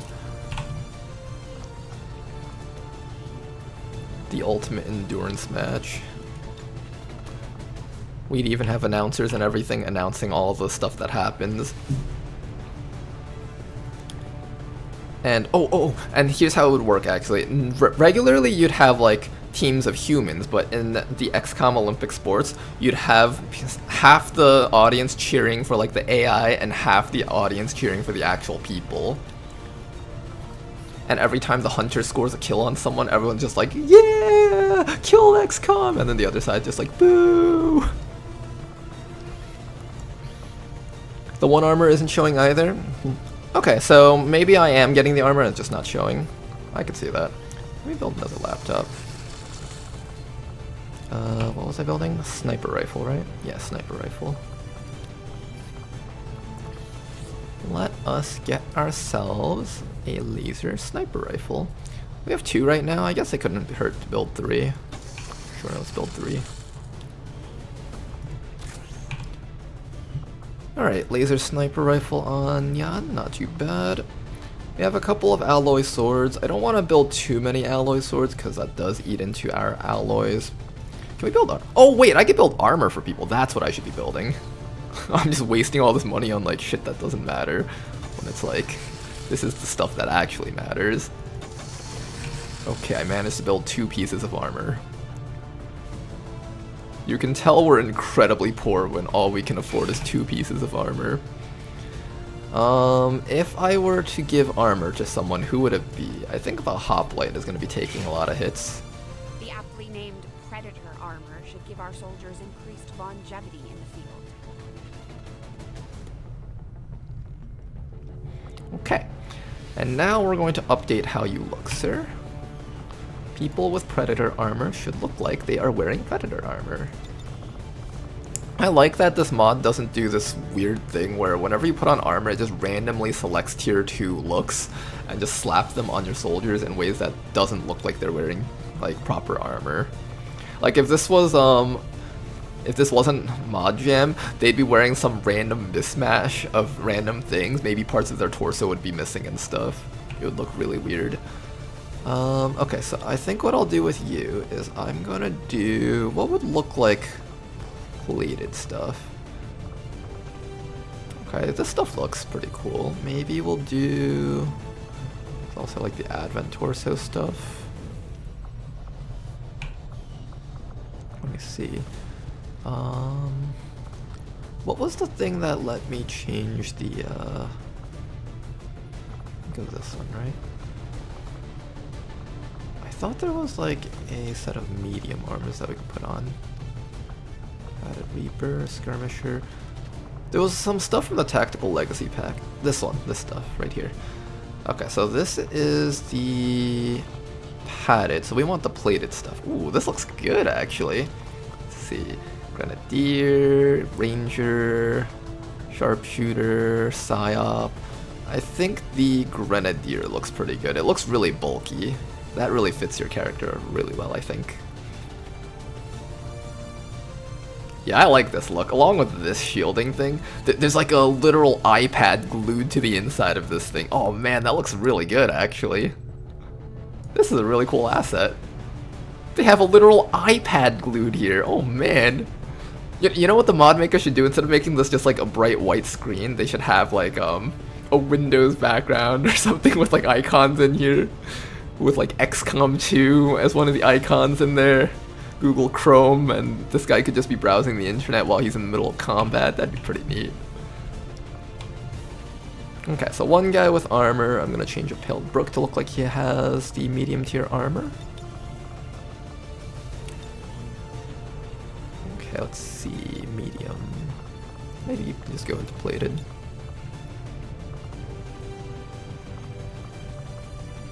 Yeah, we'll just do the Templar stuff. Templar arms. Left arm. How do we do the plated stuff?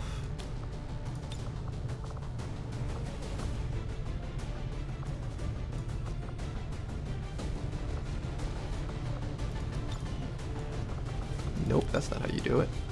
How do you do this? Okay, we'll do that. Nice and simple. Doesn't have to be too complicated. And just the legs.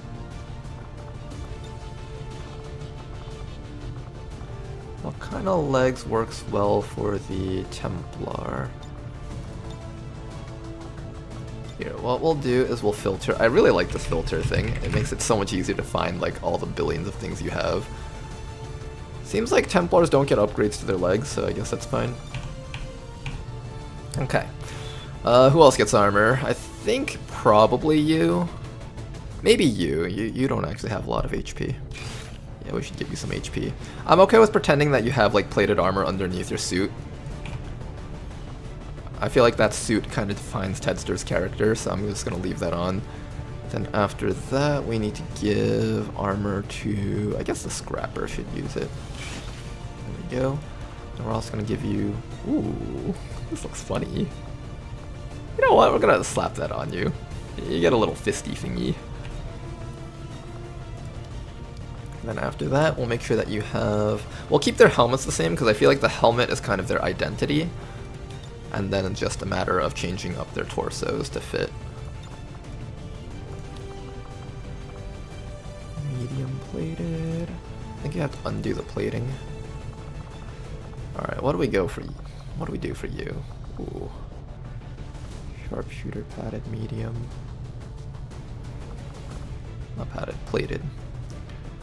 I'm thinking the Ranger plated is okay. Grenadier plated is fine too. I feel like the Scrapper would be like a bulky unit, so I wouldn't mind having like the bulky Grenadier look. Ranger's okay, Sharpshooter's okay. Let's do Grenadier. I kind of like the bulky look for the frontline kind of units. Then we can just take off the legs, because I think that's a full body suit.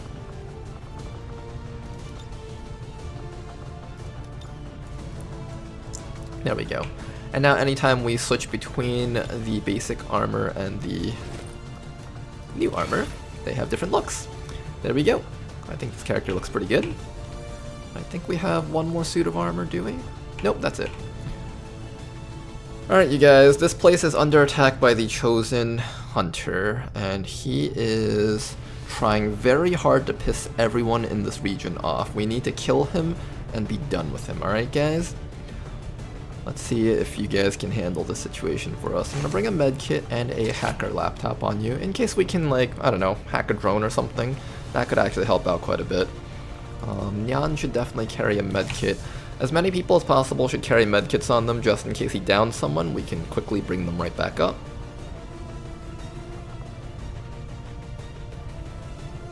Okay. Looking good. Let's get you guys out there. I love the look of this guy. He looks so bulky. Let's get you guys out there. The John Wick suit. Yeah, it looks really nice, right? I like the Hitman suit. Sky Ranger deployed. In position for deployment. You probably get eye damage looking at a screen that bright.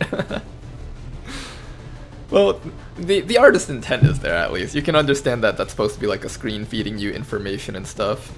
Probably like a camera on the other side of the shield, that way you don't have to expose your head looking over. It's actually a really cool concept.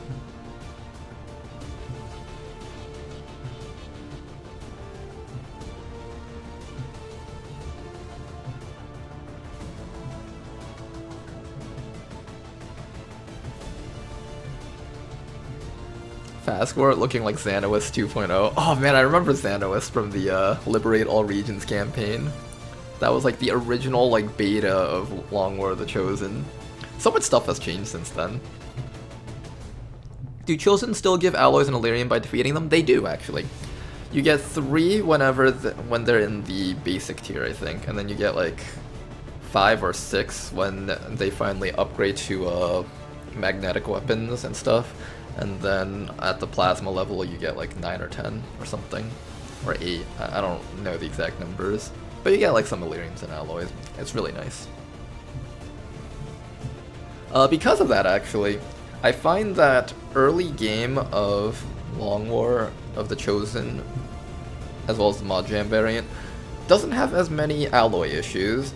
Like, when it comes to building plated armor, you're not actually gated by the alloys, you're gated by the supplies.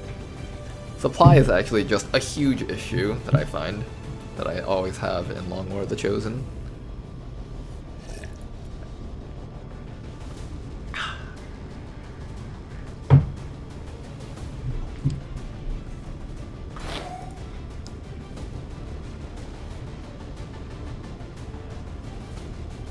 Oh, how I wish Phoenix Point would have been good to not replace XCOM. Apparently there's a mod for Phoenix Point. I don't have the DLCs for it, so I can't play that mod because I think it's required for it. But it's called Terror from the Void or something like that. Or what was that mod for Phoenix Point called? It's apparently really good and people like it a lot. I haven't gotten a chance to play it. Overall, though, I have to say, I'm actually not completely disappointed with Phoenix Point. I went back to revisit it, and I actually enjoyed it. I was planning, like, I was thinking about making, like, YouTube videos of, like, some sort of campaign game. It was either BattleTech, Long War of the Chosen, or Phoenix Point. And Phoenix Point was actually up there. Phoenix Point was actually kind of what sparked me to have some inspiration on coming back and just, like, doing some content for things. I do have to say, I really like Phoenix Point's base mechanic of aiming and stuff, almost more than XCOM, because there's actual shooting in it. It could use a lot of refinements, but the base concept, I think, I might prefer it more than the numbers aspect that XCOM has. Alright, what are we doing right now? This is a very light mission, so there's going to be more groups of enemies on this one. That's something to keep in mind. I think what we'll do is we'll start by running... I should probably do the guys back here first. No, you know what I'm going to do? I'm going to scout out the middle with our stealth unit first.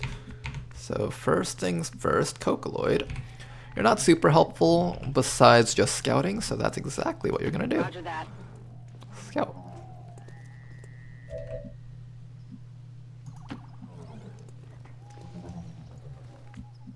Nothing. Okay, so this entire space up here is safe. Now, if the hunter does show up, these people are fucked, so we need to actually send this entire team straight up through here. Even if that does put us at a little bit of risk. I'm going to take the people who are stealthed and move them over to this side just to examine the left side a bit. I'm assuming we'll find something down here.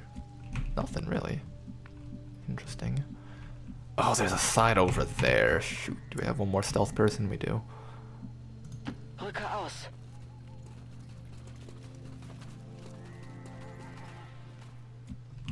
Nothing, huh?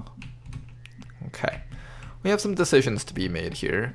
I'm assuming there's going to be a group of enemies either there or here. It doesn't seem like it's here, so what we're going to do is we're going to take our sniper.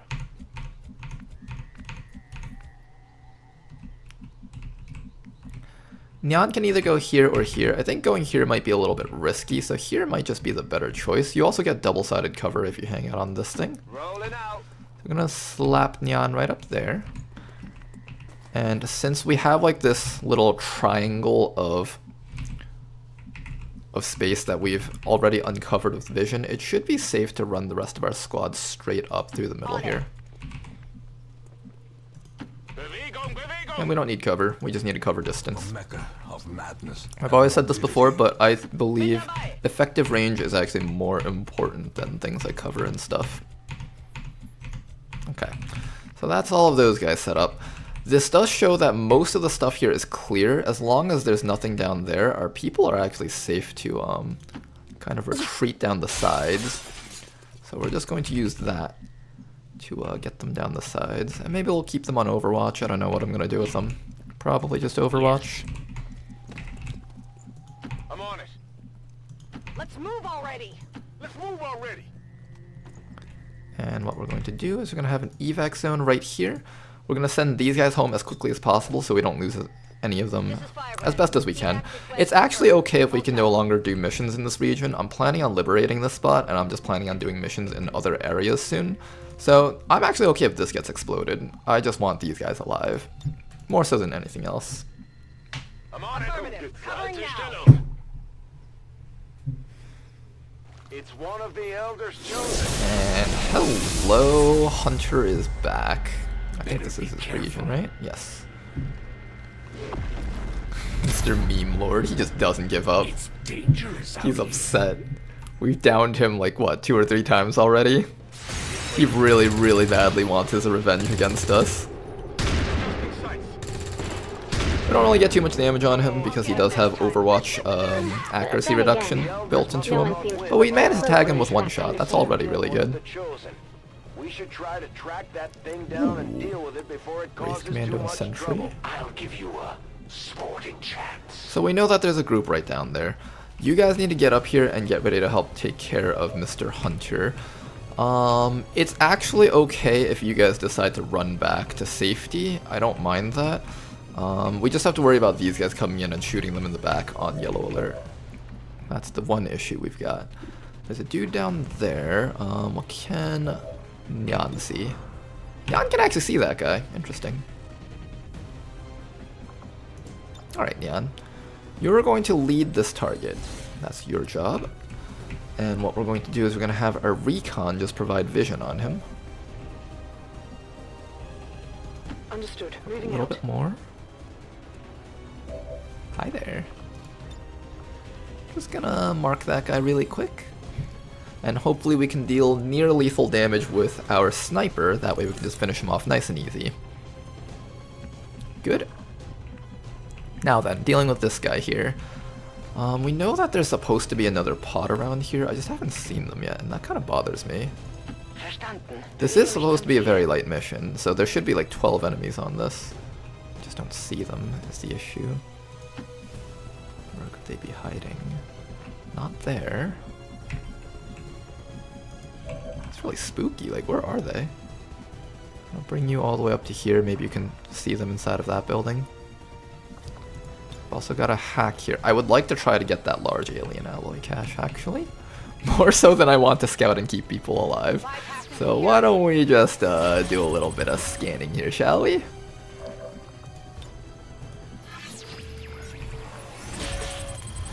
Alright, we're going to reduce the hack defense of that lamppost, and hopefully we can steal it from there.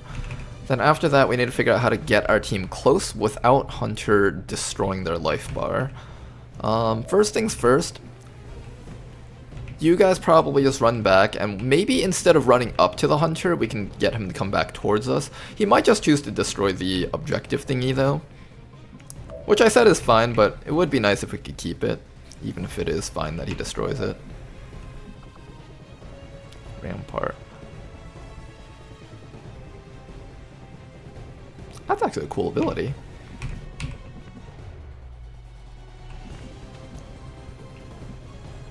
Oh, I can't get up to him. He's so far away. And each time we hit him, he just tries to run further back away from the team. Honestly, the Hunter's AI is really cool, because every time you hit him, he gets a chance to move, and he'll tend to like just run as far from your team as possible.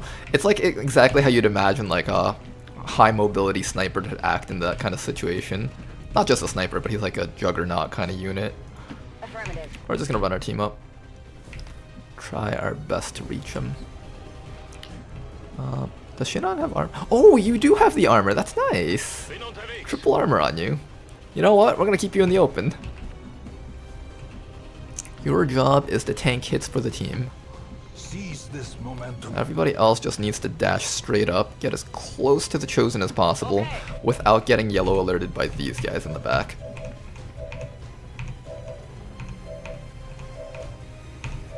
Okay, so I've moved everyone else on the team. You guys, I don't know, I guess I just run you guys back here or something. If I cluster enough of them close by enough, then he might choose to throw the flashbang on them. That's actually a plan. Ooh, did we find something? Oh, that recruit is not in a safe spot. Okay, we got 4 enemies plus a Chosen. Nice. Alright, here's the plan. We just keep everyone hunkered in one area back here, and hopefully the Chosen just chooses to throw a flashbang on all of these people. These guys actually do have quite a bit of bulk, like they have HP and stuff. I'll bring a couple of them to the back here. Solid copy.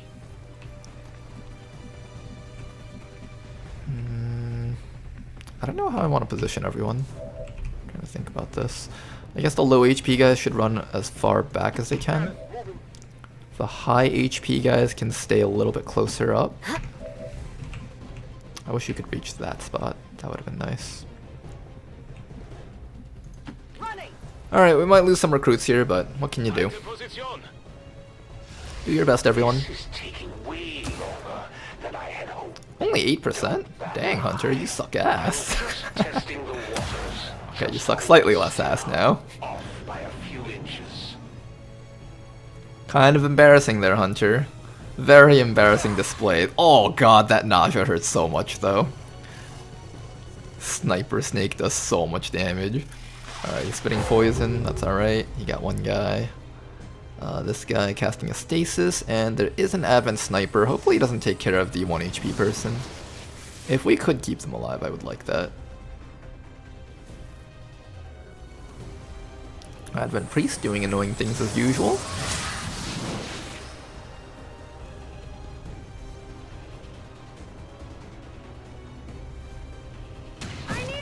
Oof! Big hits. Smells like fresh blood to me. Alright, you got this. Nice shot from Nyan, deleting that leader. Pod leader killed. All that's left are the rest of these lowlifes. Advent Sentry doing some hunkering. Okay, left side is actually not too troublesome.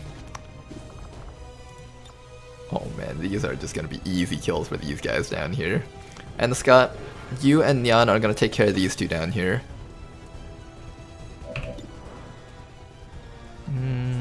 Would you do more damage with the bayonet charge? 4 to 6. That's a 2 out of 3 chance of killing plus crit. That's like approximately a 70% chance of a kill. Versus if you shoot him directly, any crit is an auto kill, and you would also need to high roll. I think bayonet does a little bit more, but that also runs the risk of revealing more stuff. Currently we've found 8 enemies. There should be 12 on this mission, so I should stand still and shoot actually. It's a bit safer. Nice shot. You just lucky that I made my hand. One reveal right there. We got shots from you. Why is our shot chance so low? To hit minus 20? Why is that so low? It should be much higher. Or at least I thought. Yeah, that's a problem. Come on! I should have also holo targeted this guy. That was my mistake there. You're still in stealth, so I don't have to worry too much about you. I'm gonna actually move you...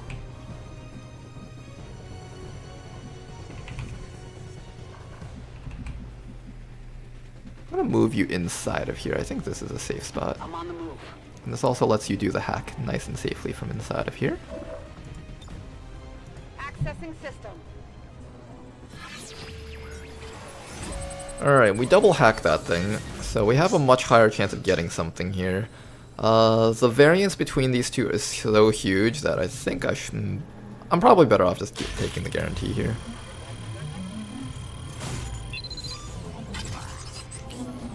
For some reason I thought the level 2 hack would have been much higher chance after hacking it with a laptop, but guess not. Alright, so Hunter. Do we ignore the Hunter and just go after everything else? If I was able to kill the Sniper, I could have done that. But the Sniper is kind of hard to deal with. One option we have is running all of our rookies up and just mass grenading that Sniper until he's dead. Then we can get away with running up with our team. I'm actually leaning towards that. Mr. 1 HP is in a bit of trouble though. We do have 2 people with grenades. This isn't actually too bad. I think we do that.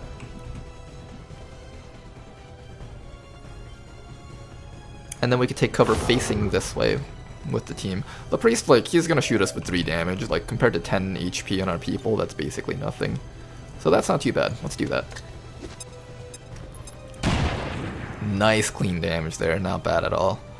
Alright, and with that, we just need one more person to help out here. I kind of don't want to use the 1 HP person, but I might have to. Feels kind of iffy sending this guy up. It's alright, you're a resistance recruit. You live to die for the cause. Let's remove that Advent Sniper. We really just don't like these guys. They do way too much damage. And after that, we need to take care of Mr. Hunter here. Tetster over here can go for a nice chop. This is actually for a nice angle, because if you chop him from here, he also can't easily flank you back. The other option is to go after the Vipers. This snake isn't too much of a danger once we get close to him. It's more likely to try to bind someone for like 1 HP worth of damage rather than actually shooting them.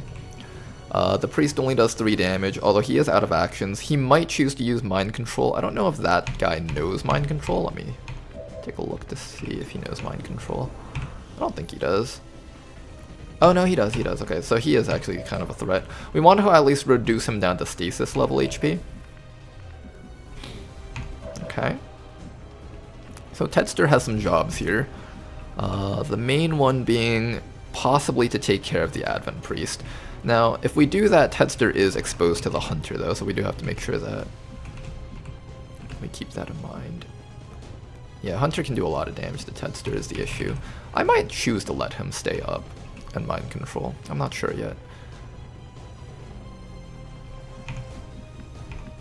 All I know is that we do need to get damage off on the Hunter if possible. Start getting him to relocate to a new position. He's so far away, that's the issue. I guess any damage we get on him this round isn't really going to matter too much. Now, this snake over here, the one that just did like a bajillion damage to that guy, this is a sniper snake. For those of you guys who are new to Long War type enemies, the Naja is a sniper snake, and that rifle it's holding is actually a sniper rifle which requires 2 actions to do. So if you flank the sniper snake, it will choose to move instead of actually shooting a person, and once it moves it can no longer shoot. So this thing's not as much of a threat as long as you have someone who can threaten it. It can't bind like the regular Viper because it's not as large, but it can still spit poison. So at worst, this thing will just move and spit poison. And well, no, I guess at worst it'll stand still and shoot, but it's so rare that it does that I've only seen that happen once, and that was because it was disoriented and unable to move to anywhere else. So as long as we have someone that's like threatening the snake, which we already do, this person right here is threatening that snake. So we don't actually have to worry about that snake, we really just worry about everything else. I'm gonna actually take this attack with Tedster, I think. Hi there. Sie sehen mich. Nice kill. His sustain didn't go off, which is really nice. Be happy you killed a priest. Then after that, we want to try and give the Hunter things to shoot at. So, where are you? Okay. So if you start moving up, the Hunter does see you. I want the Hunter to shoot Paled Brook if possible. So I'm just going to keep you out in the open and just have you activate your shield. Just like so. Everybody else is just going to run in and try to support and deal with the Hunter when the time comes. This snake over here, as long as I don't flashbang it, it'll most likely go for a bind, possibly on this person and ruin their cover. That might cause the Hunter or something else to shoot him. We'll see what happens though. There's not much we can do about that if it does happen. And the rest of these guys, I guess... not really much else for you guys to do besides move up and throw grenades. Can't even hit. We could overwatch so we can possibly kill that snake when it tries to flee. Power up is 1 action, enrage is free action. Become enraged for 2 turns, dealing more melee damage. I'm gonna wait for the opportunity to use that next round, I guess. Power up is 1 action, so I guess I just want you as close as possible. So maybe like right there, should be fine. And I'll place you right next to that Viper, so it's more likely to go for the bind. Sounds good. Okay. Mr. 1 HP over here probably should just stay safe, not do anything too risky. Can't really do much, so I think we just have him sit here and Overwatch. Same with this guy. I want you to get ready to bullseye this guy and reduce his aim permanently. So if possible, I think we just run you up and get ready to have you do things. I might actually consider letting you stand out in the open, I'm not sure yet. Probably not. I'd rather him shoot at the Templar with full shielding. That way, no medbay time is taken.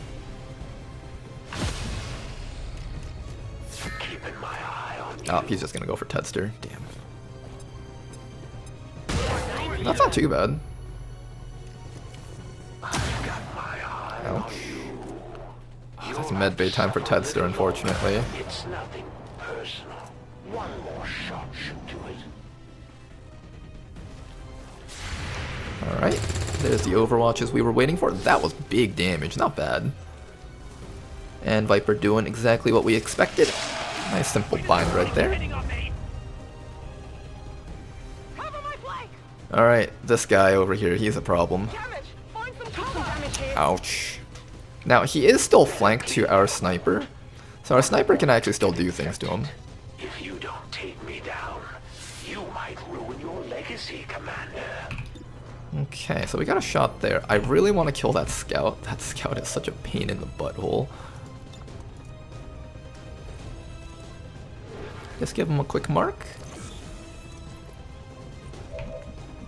Alright, I think you just shoot at this guy. And if you don't finish him, you can bayonet him. Nice kill, finally got rid of him. Who's keeping score? That guy was a huge pain in the butt. Alright, you're going to stay in stealth and just move over here. There is still another group of enemies out there, I believe. So I just want to make sure that we don't activate anything else right now. I've got the loot here. Alright, nothing else? Good. I can handle And that. Scott, regroup with the team. Nyan, you take this time to reload. And after that, these guys need to take care of this hunter. Now, unfortunately, Tedster is not going to get to participate on the network tower. That kind of irks me. Nothing much we can do about that, though. However, I can enrage with you. Oh man, that screaming voice. Also got the enraged. And then we go for the slash. How much does that do? 4 to 5 damage. That's not a lot, is it? That's kind of puny, actually. I'll chalk that up to beginner's luck. Okay, but we also have you. Kein Problem. This is the important one. Slap him with a bullseye. Beautiful. And we're just going to start reducing his accuracy bit by bit.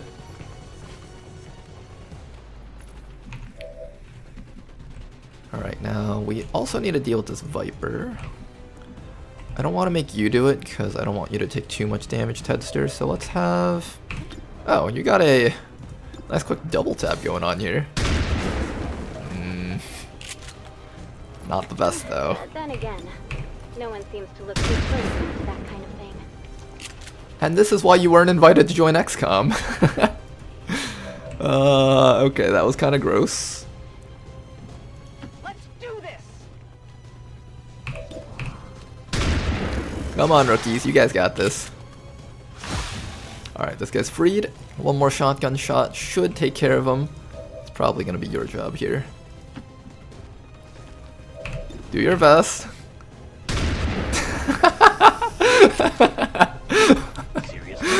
What is with you guys today? Seriously, that's exactly what I'm supposed to be asking, man. There we go, okay.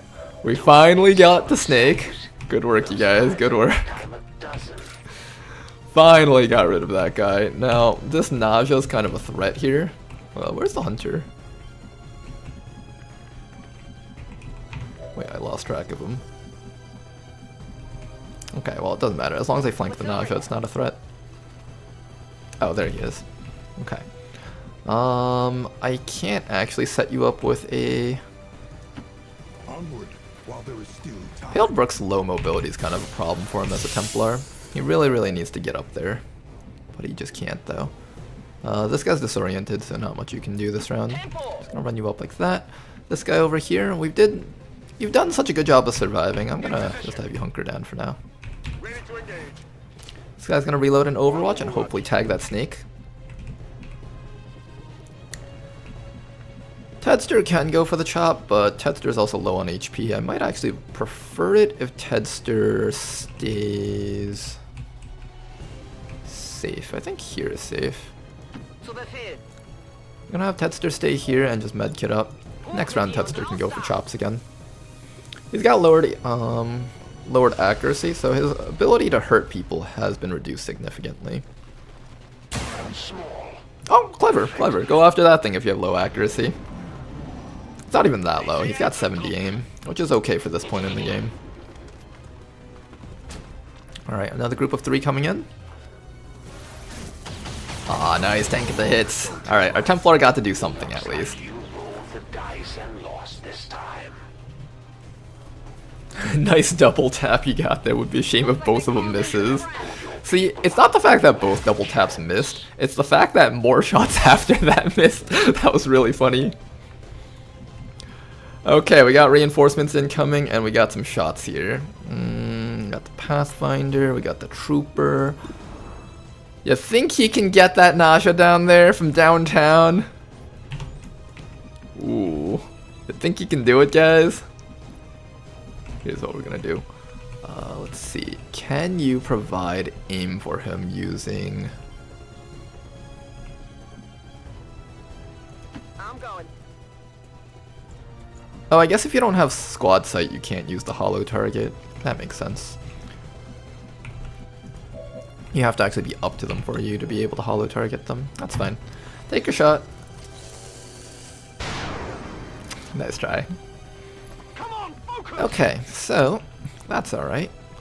Do we kill everything else or do we focus on Hunter? I think it's what we can do. Can we kill everything else?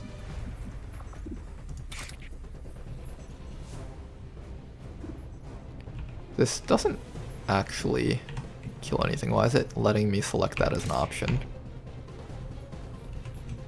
This doesn't do anything for us. Why is that an option? I feel like the game's trolling me right now.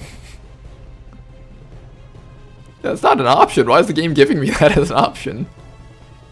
That doesn't actually, like, blow up anything. Okay, there we go, there we go. That actually does something. We have to actually shoot it, though. We can't just, like... we can't just chop it with a sword, apparently. Alright, let's do this. Friendly object. Like I said, I don't care too much if that takes some damage, so... if we can expose everything in this room, we should. Don't hesitate to pull the trigger. Biotrooper dead, nice. Alright, we got a Biotrooper dead. We're just gonna have Palebrook continue tanking hits, so... why don't you just stand right here and just set up your shield? That way I don't have to select you while tabbing through my soldiers. When it comes to like having a lot of soldiers and like being overwhelmed with options, just pick the obvious things first. Pick the soldiers that have not many things that they can do, and if you can find something unique for them to do, that will increase your action efficiency by a little bit.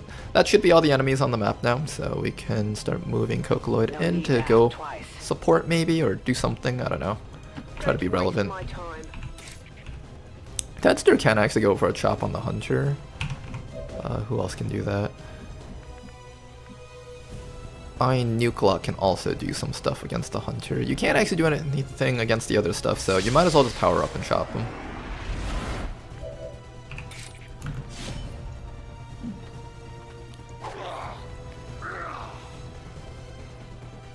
Nice chop.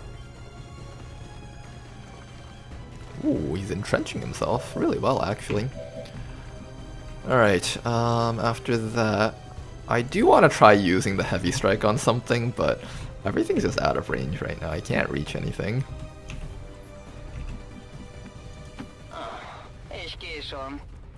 So what we're going to try and do is we're going to try and use the fastball. Oh, I can only get one guy. Oh. Double kill? Probably only gets one if any at all. Nothing. Unfortunate. Alright, Fazgor, I want you to get a little bit closer to them. I want the entire team to just get closer so they can do things, because right now they're pretty much useless. Yeah, the entire team can't do anything right now. If you have HP, you should run up. There is no time to delay. If you don't have HP, you have the excuse to stay back there. That's alright. See if we can pick up some kills on maybe this guy. Looking kind of iffy for... Okay, well, you did 1 damage. Look, guys, they're helping. Alright, even though you have 1 HP, you do get the full cover, so it's not the worst for you to just come up here. Come on, you guys! We'll kill him 1 HP at a time. He'll eventually die. Just gotta give it a few more shots. 10 shots later. How is he still alive? What the hell? There is no time to delay. Alright, Tedster can't do anything anymore. I'm gonna put Tedster there. I'm gonna run you like I don't know, like here. I'm trusting you here. At this point, our team really can't do anything. I guess I could Overwatch to deal with reinforcements. I completely forgot that was happening. People back here should be Overwatching. Hostiles making the rounds. Hi there.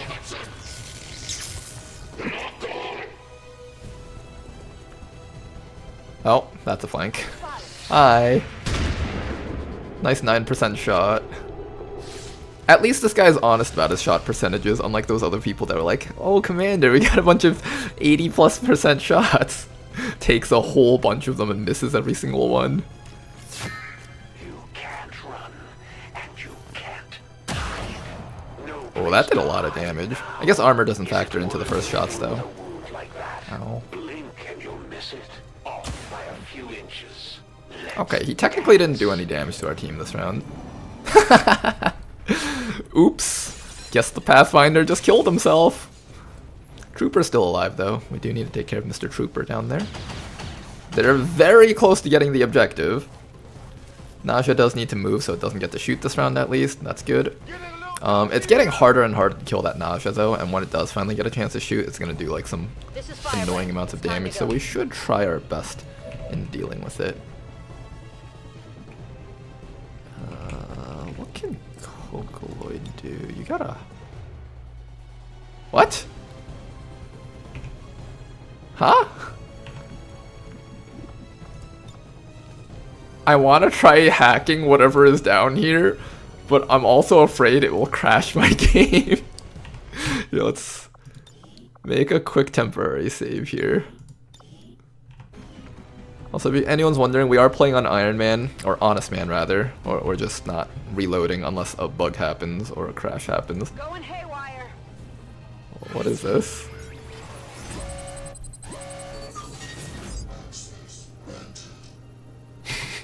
It's so tempting to take that hack. Let me take my other actions first. I might need her action to do stuff. Alright, what are we doing right now? There's like dude over here, dude over here.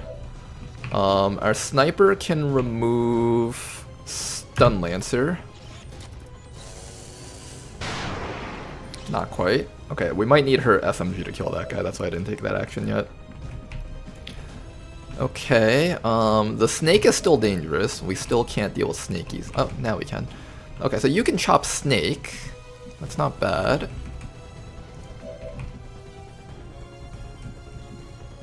Unfortunately, you can't flank that guy because there's a whole object in the way, so it might just be your job to run back here and deal with this guy. There's like an object here that I can't move past. That might be a unit, so we'll have to see what that is. There's a Pathfinder Hunter there that's a threat.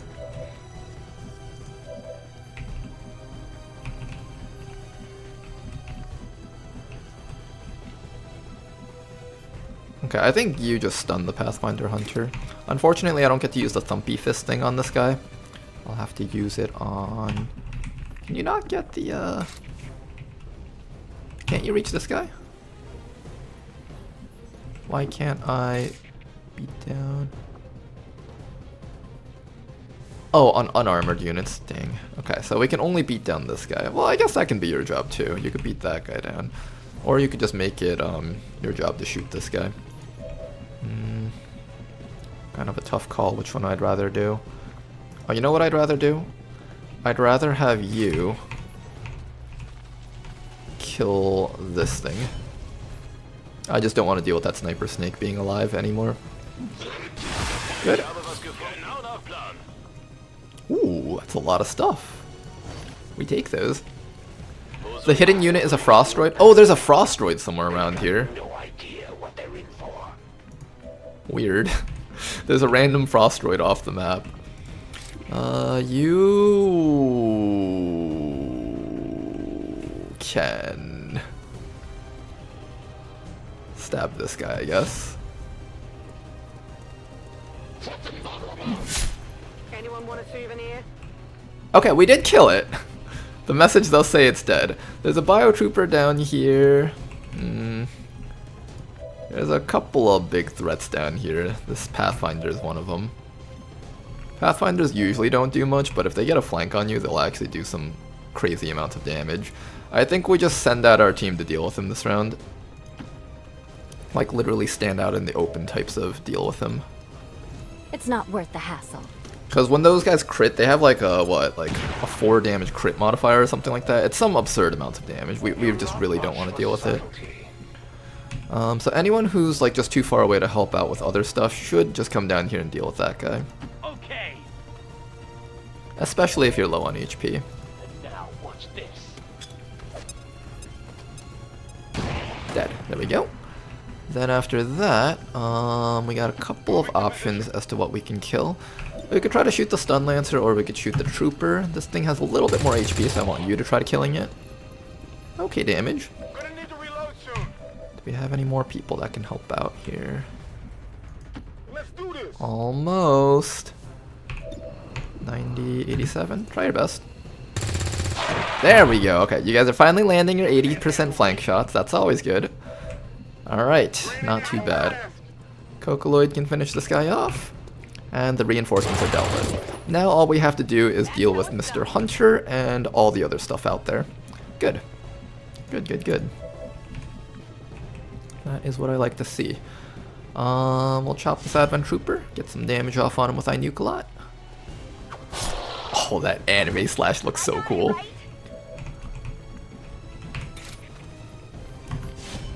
And over here, Paled Brook can just try to be relevant, do a bit of damage, and then just set up a shield. Try to draw Hunter's attention. There we go. Alright, hopefully Hunter just focuses all his shots against you. And after that, we're going to try really hard to get the thumper on him. I want to hit him with the with the heavy strike, if we can. Everybody else, stay back here, stay safe, don't do anything too risky. Tedster's already taken some damage, so I really don't want Tedster to take any more damage. We're literally just going to sit here and overwatch with the squad, I think. You can charge up. Patience. I could reload first, but it won't make a difference at this point. Alright, hang in there, let's see what you can do. All tanking the hits. Come on, hang in there. Oh no, his armor's gone. He can take one more shot, I think. Oh, he's gonna bleed. Damn it. But he was able to tank an entire volley of shots. That's the impressive thing. Alright, you guys. We need to kill Mr. Hunter. How do we kill Mr. Hunter? I guess we just start flanking him and taking shots with the people that can flank him. Nice clean 5 damage. Most of my targets never get a chance to shoot back. I find that incredibly hard to believe, Hunter. I find that incredibly hard to believe. We're so close to being able to thump him. He needs to like walk just a little bit closer to us. How do we get him just a little bit closer to us? I'm thinking maybe if we chop him from this angle. Come on, just move one step closer to this. No, wrong way, you idiot! No, you were supposed to go the other way! God dang it. Go the other way so I can thump you! Oh, he's being annoying. He's not letting me thump him.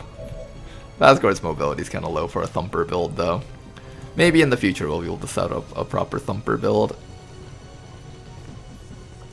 Unfortunately, for now, I think we're just gonna zap him. He shouldn't be surviving past this round. 2 damage? Oh, we can do it again? Huh. That actually gives Volt a little bit more value in my books, if you can do it twice. Nice. Good job to the squad. Okay, that was a long mission. Lots of thinking, but let me actually go read chat real quick. While the hunter runs away, the assassin just straight up murders you. Yeah, I think the assassin is actually a much more dangerous enemy type, in my opinion. Hunter does actually present dangers though. I would say the least threatening is probably Warlock, but mostly because I put Mind Shields on everyone on my team by mid-game. I really like having Mind Shields on the entire squad because it allows me to basically ignore the entire drone class of enemies, and that can just straight up win missions by itself. Hey bro, was watching your Iron Man Legend series, great content. Thank you very much. Glad you enjoyed it. Alright, let's read the Twitch comments now. Snake showed the hunter how to shoot with a sniper rifle. I missed XCOM, the double tap double miss. All classic XCOM things. I mean, it wouldn't be XCOM if we didn't face at least a couple of 80% misses in a row, right? Voluntary citizen emigration numbers are reportedly at their highest level in recent years.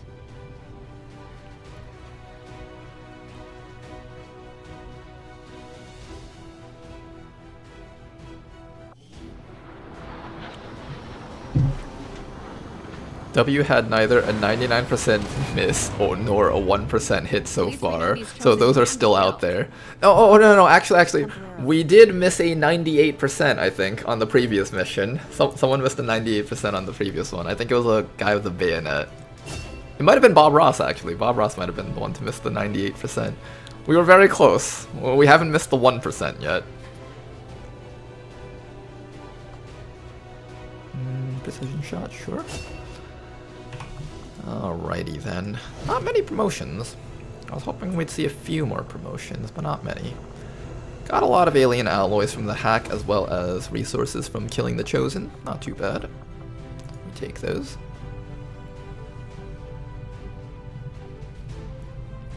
So, out of all my time playing Long War 1, I have actually hit a 1% shot. I remember, I was actually, because the thing about 1% shots is that the player never really gets to take those because you're under pressure a lot of times, so you don't have like free actions to waste on 1%.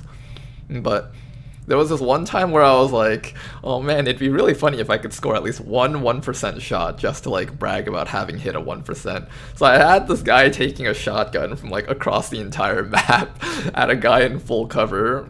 And in Long War 1, you couldn't have 0%, the minimum was 1%. And the guy nails the 1%, I was like, oh yeah, I hit a 1%. That one was never caught on footage though, it was only caught on stream. But there was one thing that I do have recorded on YouTube somewhere of one of Arvius's super outsiders, I think. It was like one of those gigantic outsiders, and it shot like 99% shot and missed a mech that was standing out in the open. That was a good time.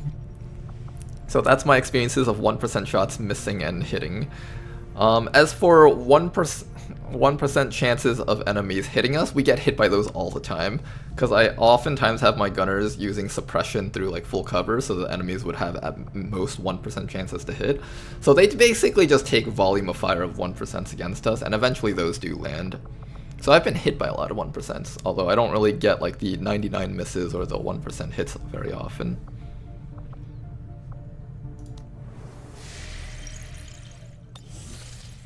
Okay. We need to prepare to do this mission, and we need to prepare to do this mission. And also we need to get the smash and grab out of the way. It's still very light. I wanted this to go down to extremely light so I could just have this team to do the other two missions. I do really badly need the supplies though, so I kind of want to just see if I can force those two through. We're running out of people to do these missions, however. We have one sharpshooter on the squad that can function right now.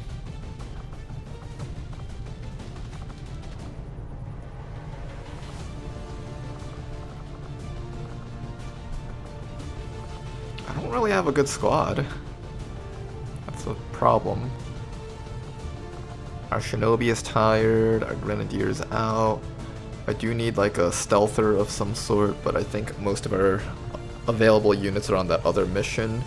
We have an agent, a buccaneer. Like, it would be nice to have these people available, but I really badly need like that mission to be finished. I might launch it at very light just so I can do the supply raid. It's kind of iffy though. It really is iffy. How strong of a team is this? We have a laser tier sword. You have a laser tier sword also? Yes, you do. You've just got a knife. Kind of sketchy sending this team out. I don't know. Got a laser pistol. We do have a laser rifle on this guy.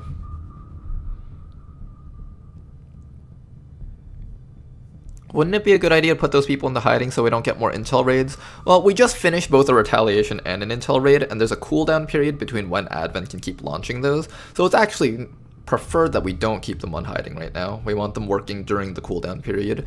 And I believe the cooldown period is either like 20 days or like a month or so. So by that point, we should have liberated that region. So overall, those people are fine to just do whatever they want now.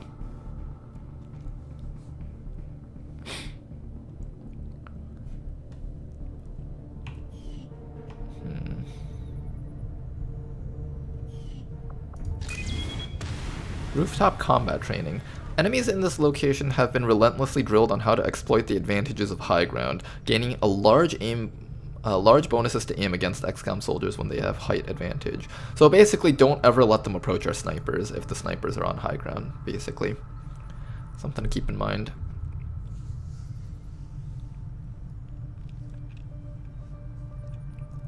On XCOM Enemy Unknown, I missed a 100% shot. I got close to the enemy with a shotgun when I shot. The game froze for a few seconds. When it came back, the enemy didn't take damage and my soldier lost his actions. Oof. That's a rough one. Have I acquired a class yet? Asks Ebenino. I do not know, actually. I'd have to take a look. I'm considering sending out a team here. I really want to do this mission. The extra 4%. Do we wait like 4% infiltration? I don't know how much time that will take though.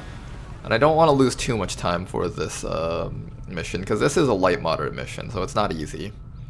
We do definitely want to bring this down at least to light if possible.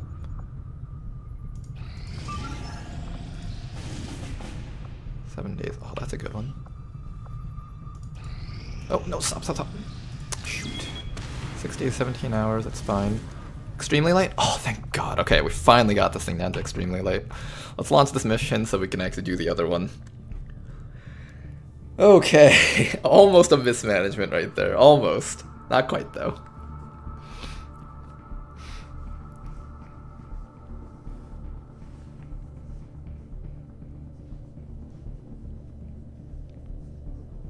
I wish there was a way to set it so that you scan ahead for a certain amount of hours.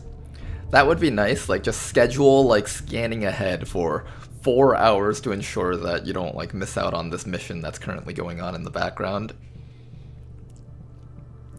I've missed many 99% shots on Iron Man Legend. I've played over how many hours of XCOM? Let me take a look real quick. So I've played 3,150 hours of XCOM 1 and 5,330 hours of XCOM 2. I rarely miss the 99% shots. There hasn't really been anything memorable that I've missed, mostly because when I have a bunch of 99% shots, I'm usually in control of the situation. I mostly remember getting shot by the 1%. The 1% haunt me to this day from Long War 1. Just because there's like an accuracy floor to that game at 1%. Like the 1%, those are just so brutal. Like when you run with like lightning reflexes or you're suppressing the enemy and they have like no accuracy against you and you're like, oh, this should be safe. But then it hits you anyways, and like the modded stuff that I'm playing is like enemies that could do like freaking like 10 damage at once at guys that don't even have like good armor yet. So whenever that happens, it's just like, oh my God, that's the worst thing ever. And when you're playing Arby's Beyond Impossible, just losing a soldier with EXP on them just sucks so much because it's so hard to replenish your units by the end game. Curious how your PC handles 247 mods? It doesn't. It crashes at least once to stream. Usually by the 2-hour mark. We're about at 2 hours 30 minutes, so I'm kind of surprised that it hasn't crashed yet. But you know what? If it hasn't crashed yet, good for me. We take those. Alright, evac zone is up there, and the stuff is there. We have one person in stealth, I believe. Yes, we do. Agent Canoodler. Let's get you out there. Nothing. And if we see Everybody nothing, relax.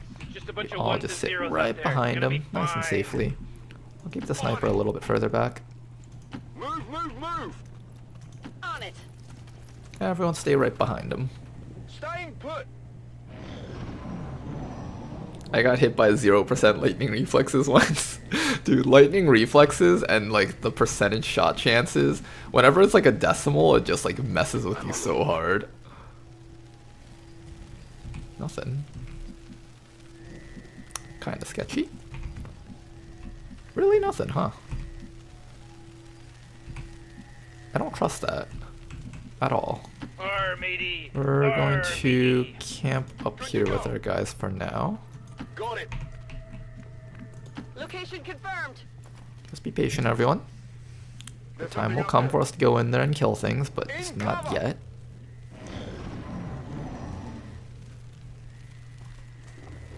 Hi there. Why would you pick this guy? He's the worst. I like their new modded guns. They look really cool, actually.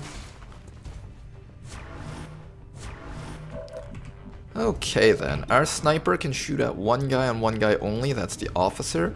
We could lead the target, that would give us a really high chance of killing him. So that's something to consider. Other than that, we gotta figure out how to deal with Mr. Advent Sentry and his point of armor. There's a guy in there also, which I don't know where he is. How do we remove his overwatch? We have Burial Blade. Not very helpful right here. We could try to slap him with you.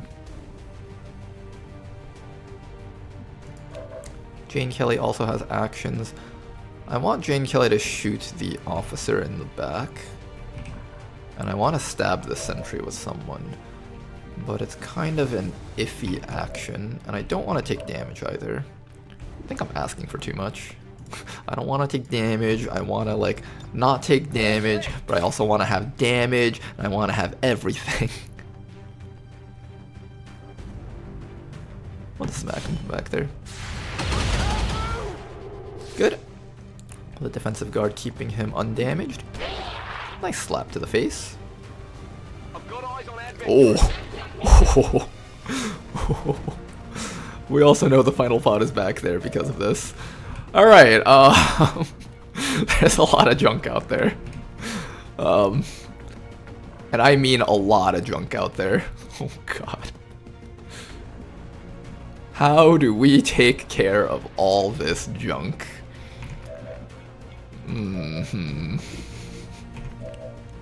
Well then.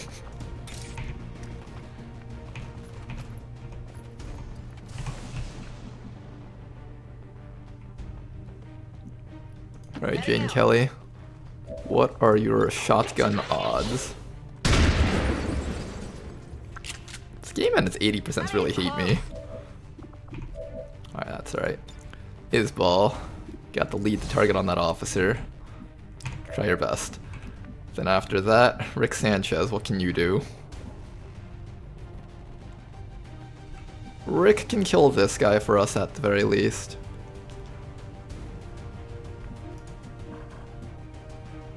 You can knife a guy.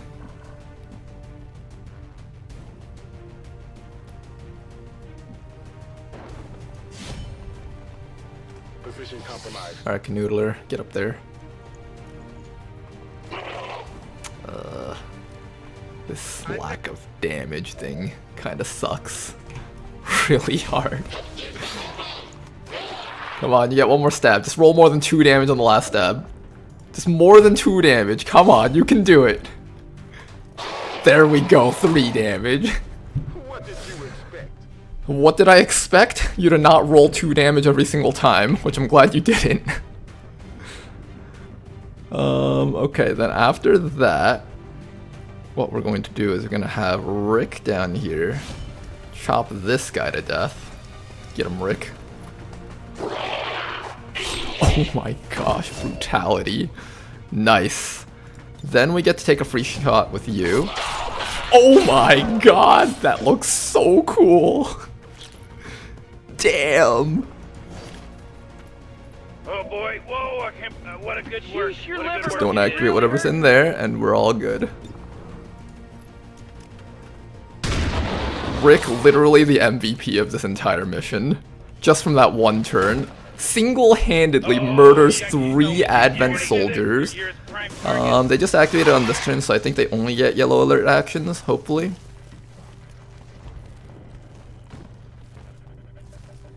Hang in there. Dodge it. Oh, he got the burn. Dang. Oh, the crit. That's so bad. Please kill him. Oh, thank God. Okay, that lead the shot helped so much. Thank you very much for that. What am I doing with this? Frostroid might score a kill on someone, though. Good God, it did not score the kill. Alright. Couple of worst case scenarios almost happened there, despite how perfectly we played this. But you know what? We pulled through. Good job, you guys. Alright, that was very stressful there. That scared me for a moment when that biotrooper came in and this thing hit Rick through the burn. Right now, Rick probably can't really do much because he's burning. So what we'll probably do is we'll have Rick deal with this Frostroid. Sheesh, your liver must be really hurting. I think you can still use melee, right? No, you cannot. Okay, so you're gonna have to medkit heal Look yourself. who came back. I guess they're a little disconnected. Unfortunately, you won't be participating on the next mission. Beautiful.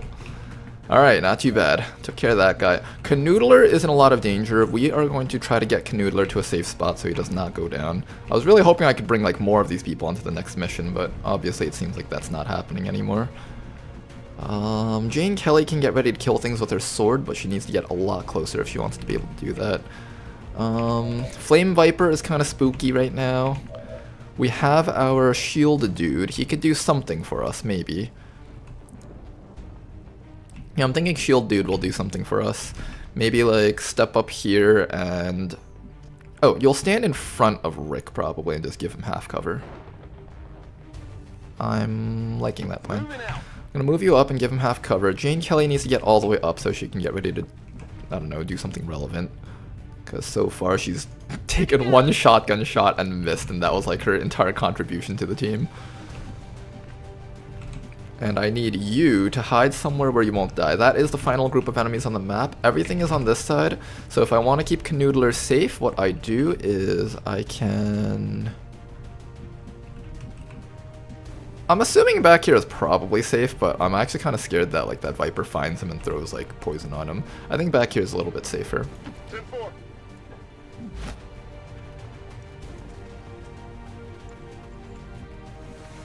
Alright, then after that, our sniper needs to try and make himself relevant. I don't want to expose the sniper to too much though, because if we move him up too close, then they get damage off on him, and I also can't bring this guy on the mission. So I'm gonna have you come over here and just hunker down. As long as a couple of our strong units here is able to participate on the next mission, I'm okay with it.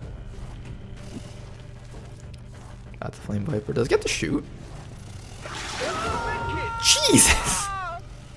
It has an AoE flame attack? Oh my goodness, brutality. Okay. Oh Rick, don't go down. Rick, he's gonna burn to death.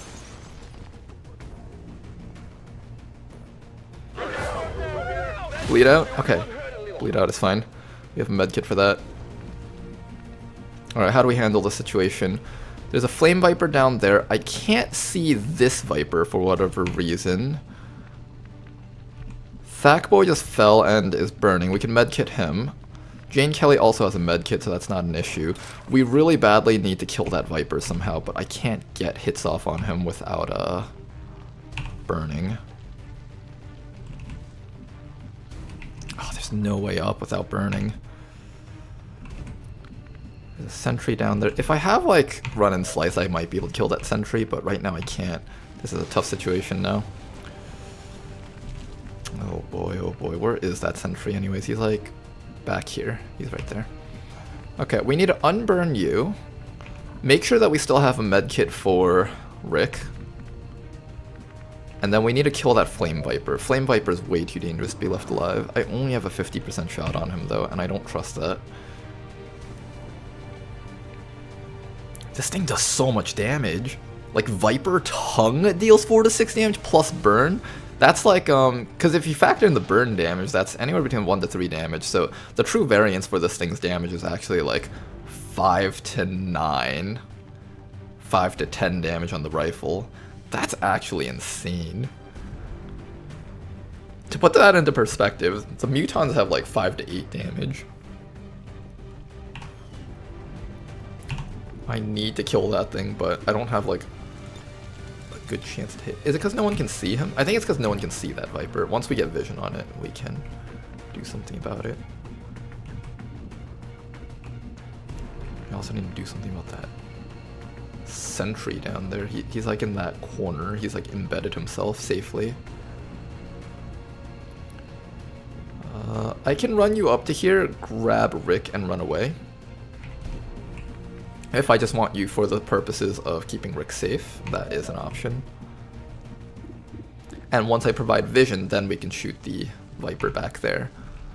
The issue though is that Jane Kelly can't get up there without actually... that's the big issue. We can't deal with the Flame Viper. That is a really challenging enemy to deal with. It's like denying half of our actions if we get hit. It's really rough. I don't think anything can run up to here to shoot you, Canoodler, so you should be able to just climb up here, grab Rick, and get back down to safety. Maybe it's like down to here. I don't trust that Flame Viper though. It has like 18 mobility. It can run anywhere. Shoot. What am I gonna do about the Flame Viper? I really don't know. Regular Viper is considered standing here, I think.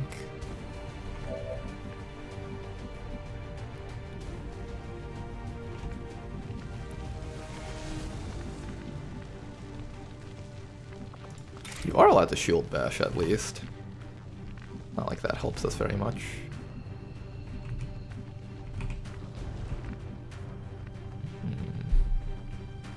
I need at least one more medkit to fix your burning, which means I have to be very careful about who I choose to allow the Flame Viper to reach.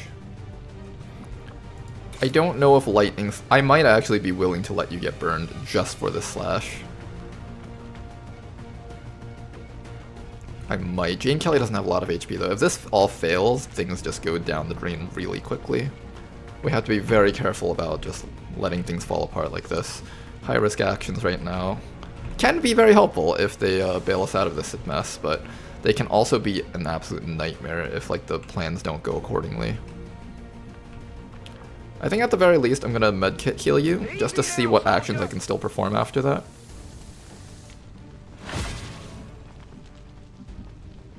What actions do you have?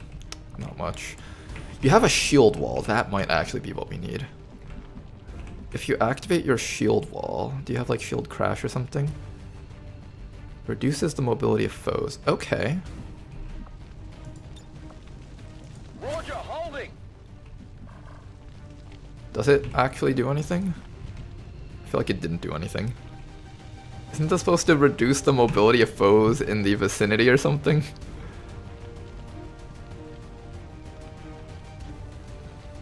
I activated shield wall, right? Or I thought I did. Yeah, I activated shield wall, so he has minus defense, but a lot of dodge now. He has more dodge, right? Yes, he has like 52 dodge. That didn't do anything to the Vipers. That's not good.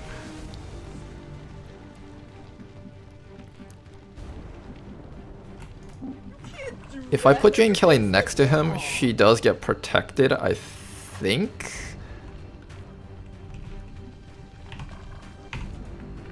Although I don't know, this guy might just like spit more flame or whatever. Let me see. Seething. Send the Viper into a seething range. Flame spit. He did his flame spit ability.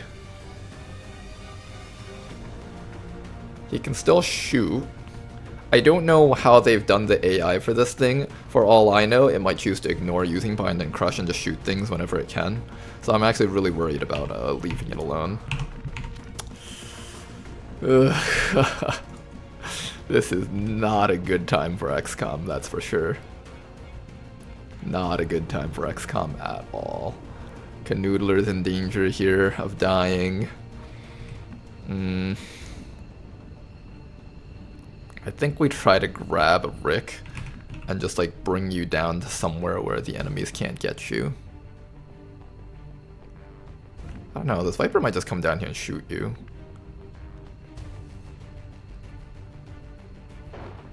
All I know is that we're not attacking the Flame Viper this round, which is like extra super duper bad.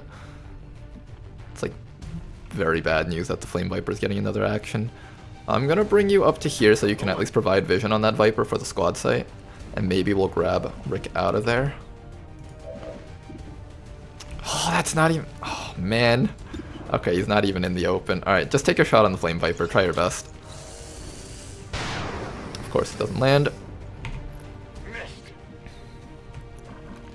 If only Jane Kelly could run up here this round and just not be burned, that would have solved all of our issues. Or it might have solved all of our issues. Not guaranteed, of course. I might take this. I just need to make sure that I save. If I have to, I'll just carry Rick out of here without grabbing loot. That's fine.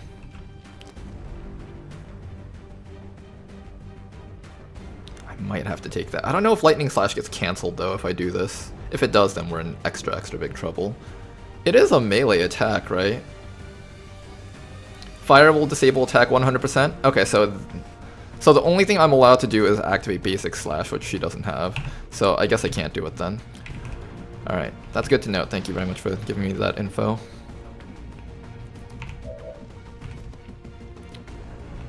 Alright, I guess Canoodler runs back to here and tries to be safe.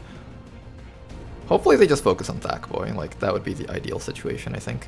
I want to take Rick out of this spot because it looks like this floor is about to break. I'll bring him in. Alright, you obviously can't escape from here. I really don't want the Viper like jumping down and grazing you with a point blank shot though. Because that Viper can probably jump down here and take a shot. I'm just really worried about like any shots that this thing could take. If I stand here, this thing can probably run back to here and take that shot. Like, there's so many ways for this to go wrong right now. I really don't know where the best position for you to take is. I guess what I can do is have Jane Kelly cover some spots here. And by having Jane Kelly cover some spots here, they're less likely to take those flank positions. So for example, if Jane Kelly stands here, then it's less likely that the Viper will jump down to here and try to shoot Canoodler in the back. However, if Jane Kelly stands here, Fire Viper can still move to here and shoot.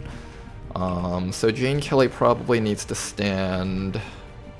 I don't know, where would she stand? Like here? If she stands here, regular Viper can come down to here and shoot. They do have this guy though, like they might just choose to go after that guy. He's a pretty easy target, right?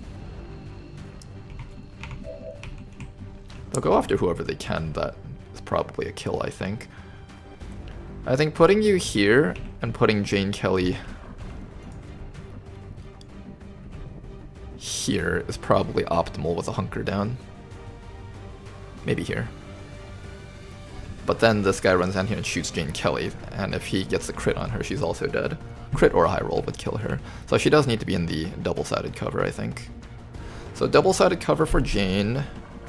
Canoodler down to here and possibly gets killed by him if they don't focus on Thackboy. I think that's the best chances we have. Let's go for that.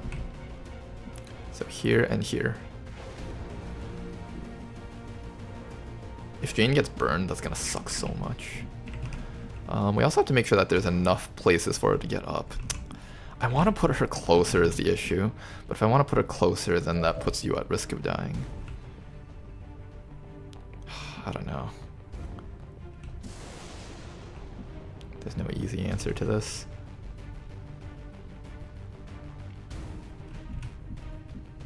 I think we just go with the original plan. Whatever you say. Moving to position. Alright, let's try this out. Jane can also take the slug shot if she wants. Meme. No, none of that will help. Maintaining position. Okay, it is going after this guy, that's good. The shot though. Oh my god. He does so much damage. It's ridiculous. Okay, he's just taking like all the damage over times. This looks a little ugly. Yeah, he'll be fine. He's got so much armor. Our sniper is irrelevant for this turn. I really badly want this thing dead. I need him dead so badly right now. I want him dead. How do I kill him? This one Flame Viper has ruined everything for us. How do we ruin him so, like, I need to kill him that badly. You might just need to run out with Bob. I don't know where that sentry is. He could be on Overwatch. Does the game tell you if an enemy's on Overwatch? I don't remember if it does or not. Where is he? That's a good question. Ooh, where is the guy? Where is the guy? We might have to just run away with nothing this round, or this mission. Ugh. I don't like the sound of that, but we might have to. Okay, so if you're trying to evac, Jane Kelly can't reach the evac this round.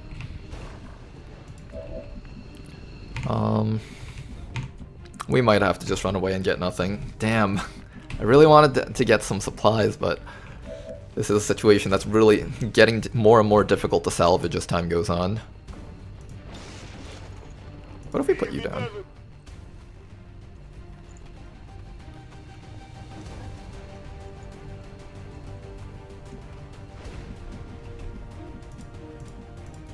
What if we revive Rick? Is that like an unnecessary risk that I shouldn't be taking? Yeah, probably, right?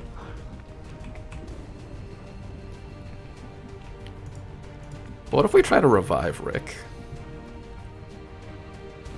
I think you need a medkit to do the resuscitate action, though.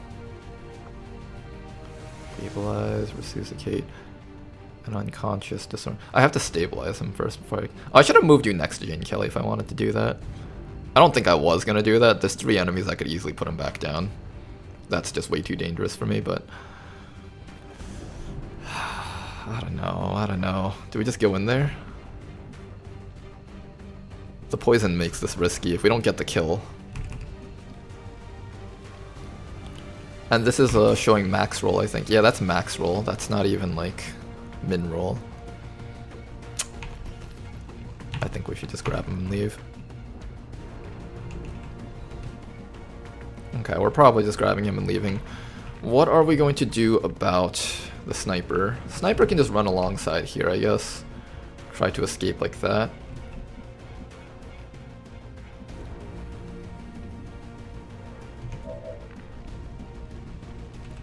Maybe we can stall around. Maybe. I'm not even sure about that. The amount of burn and like poison that you're taking is going to build up really quickly. I don't like that plan. And with your mobility reduced, it's hard to get away from the Flame Viper. Attack, poison, danger, actually. If we take this risk, and we don't get the kill, we don't even get the laser rifle to follow up. The only thing you'd get as follow-up is a shield bash, which is probably not going to do any damage to this thing. So we can't take that action, that's for sure. We could try to escape this round, and I think you'll get... Do you get guard if you're on fire? You might not get it if you're on fire.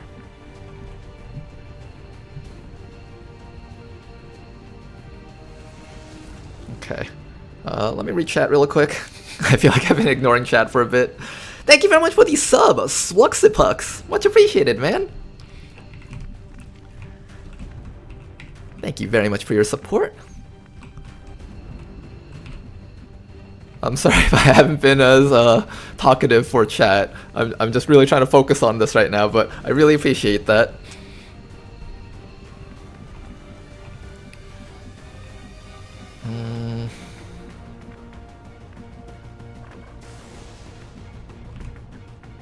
Yeah, earlier I could have traced the path to possibly get a chop on that Viper, but the issue with it though is that the Viper has a lot of damage on his gun. I was probably not killing it with Jean, so if I couldn't kill it with Jean, she'd just get shot in the face by this Viper as well as that Viper, and possibly the sentry if it climbed up.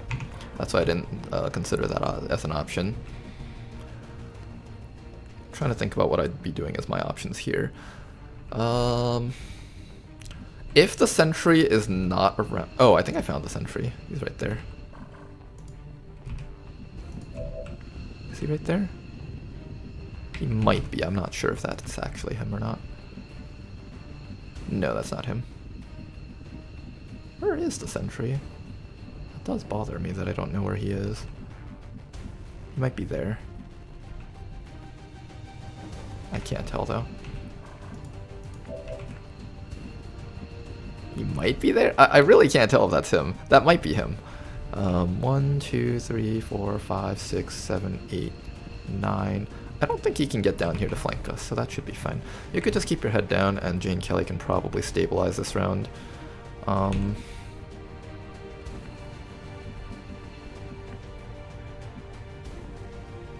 just afraid of... I don't know anything about these Flame Vipers, like their cooldowns, their everything. I'm assuming he won't be able to use the Flame Bomb again for a while, and neither will this Viper, so if I hide like back here, it could be safe. Back here should be safe for Jane Kelly. Like, I could do it from here and get half cover, but then they just shoot me. I'd rather be out of effective range. So here might be okay. On the move.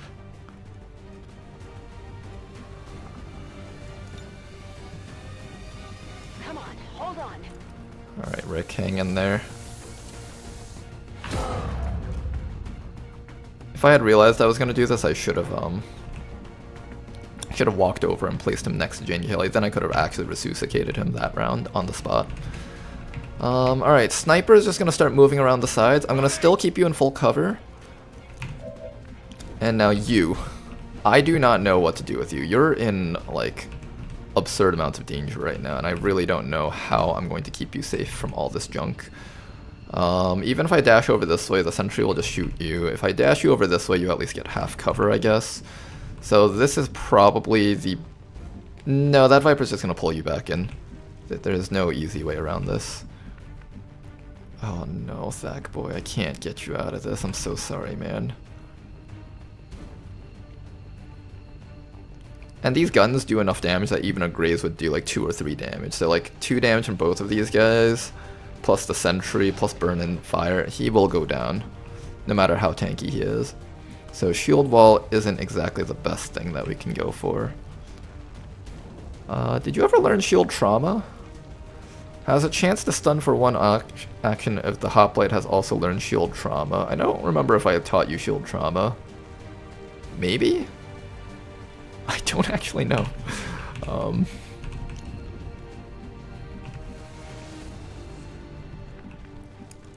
If I close the door, do you guys think the Vipers will see him? Now, even if I stand here and close the door, that Viper just comes around and shoots you.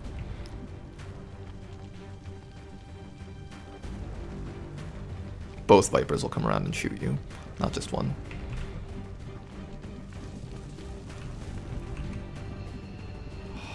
Is the best action for you to come back here and... No, then the Flame Viper with its 18 mobility runs here and shoots.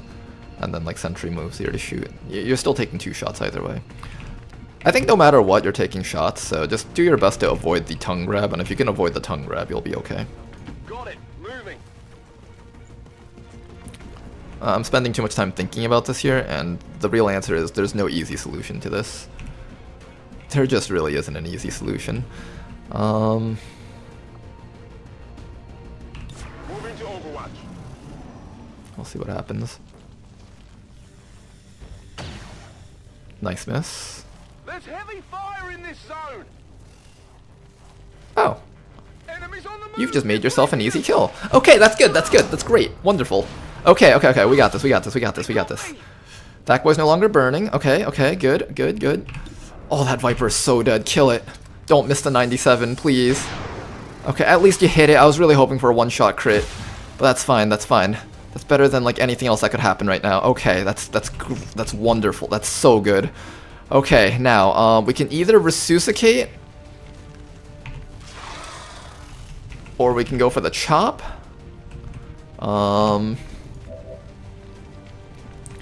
I can go for the slap on this guy, although that will make it so that does this end turn? Yeah, that ends turn. Okay, so I won't be able to activate double time, I think, if my actions are out. There's a sentry up here on Overwatch that I would love to kill, but I don't see him though. That's fine, I guess. Jane Kelly can probably put this guy out of his misery from standing like... She does have, does she have slug shot? She does have slug shot, so once she comes up to here, she can have a pretty good accuracy shot. I just want to minimize the damage that she takes from the sentry, because the sentry's going to come up and flank her from high ground next round. We also have Canoodler, who can run and slice. However, if Canoodler run and slices, he has to be careful about this guy coming up and shooting, as well as the Flame Viper getting ready to do things. So Flame Viper can still do things to our team. That's not out of the question. What I'm gonna do is I'm gonna activate double time with you, and we're going to see if we can get the disorient on the Flame Viper.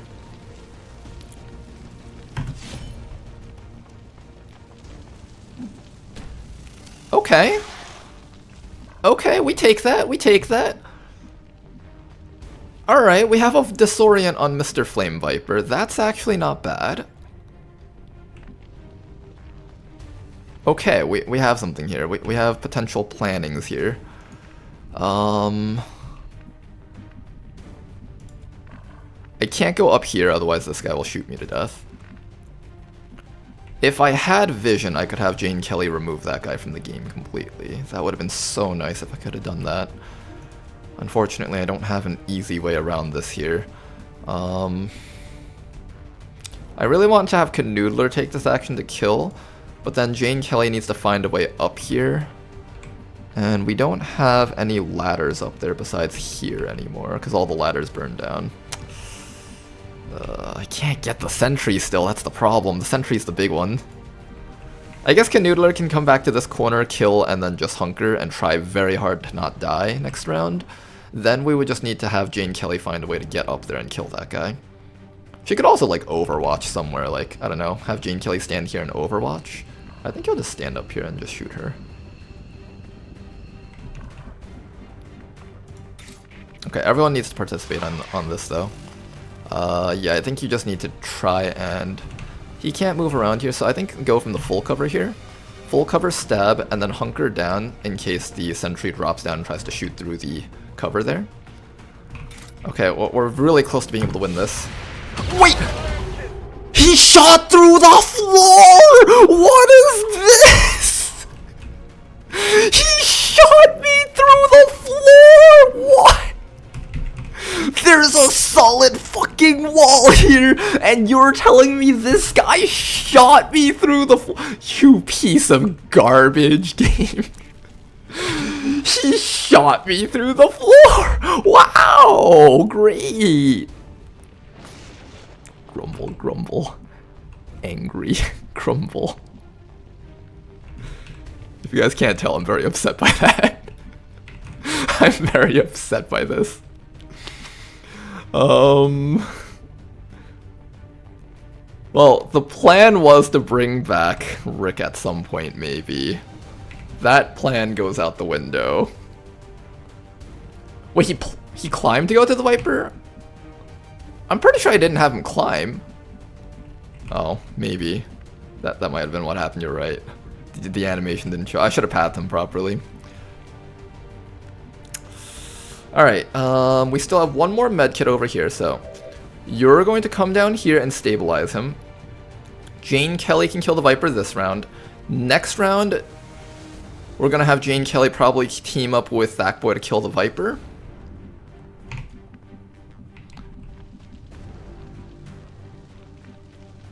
On your order. And we can use Lightning Slash to help deal with that guy if necessary. 100%, 8% graze. That's better than the slash, I think. Slash is 93%. This is better than the slash. I can use Slug Shot to guarantee it. No, slugshot does not give me the bonus accuracy needed to overcome the graze. Alright, just take your shot. Even a graze was likely to kill. Hostile target down. Watch the flanks. Oh god. Shit! I thought he'd shoot after her. Okay, this might be a complete wipe here. Shoot. I think they got me. Shoot. Too many burns all at once. We're gonna have to leave people behind and just run.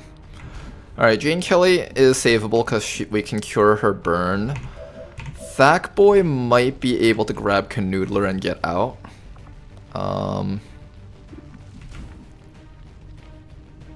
Thackboy might be able to get Canoodler and get out. What else? You really can't. There's really no options here. We just have to, Okay, Jane Kelly needs to get back to this guy to receive medkit. So maybe run back to here and then medkit. You come up to here. I'd like to reload with you, actually. Reload would be nice. 10-4. Okay, Jane Kelly just run.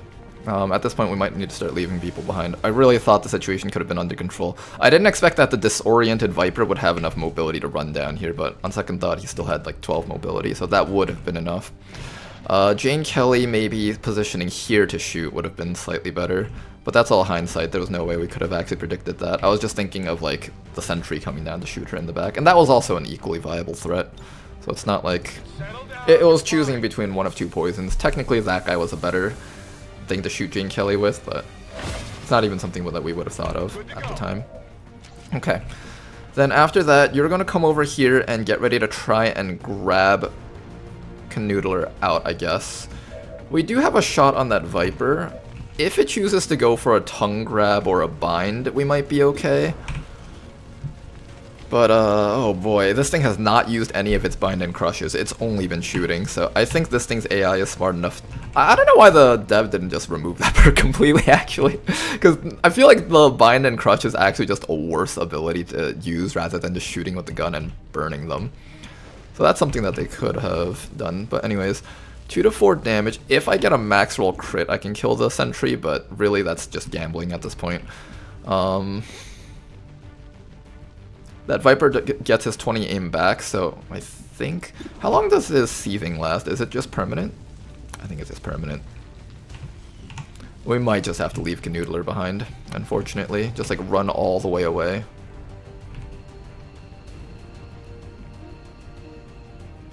That might just be the answer. Run all the way away, leave Canoodler behind, and try to grab Rick. At the very least we get like 4 people back.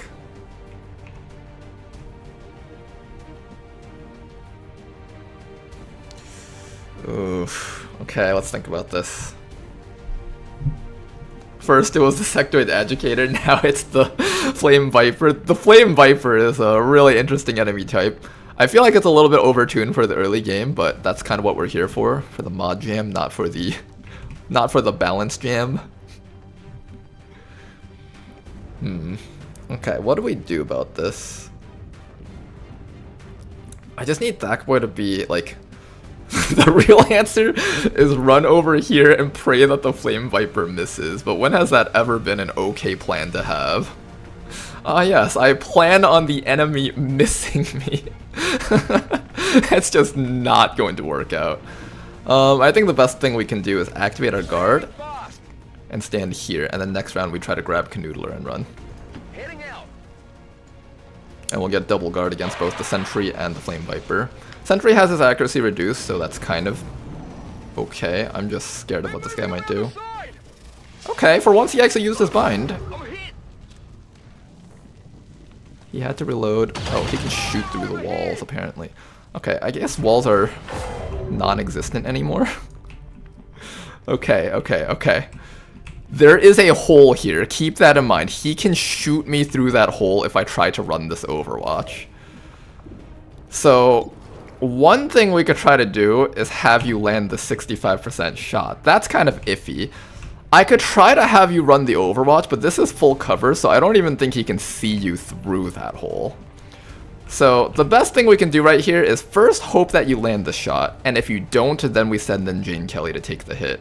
And if she goes down from all of that, and we lose this guy, then it's just like a 4-man wipe. Try your best. A few things have to go wrong for this to fail.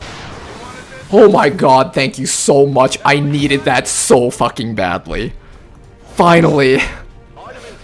Squatty. You bailed me out of this hellhole here. Thank you. Thank you so much. Now, unfortunately, we're not quite out of this yet. This sentry can easily down Thackboy. And Thackboy, unfortunately, does not have enough mobility to escape from the situation.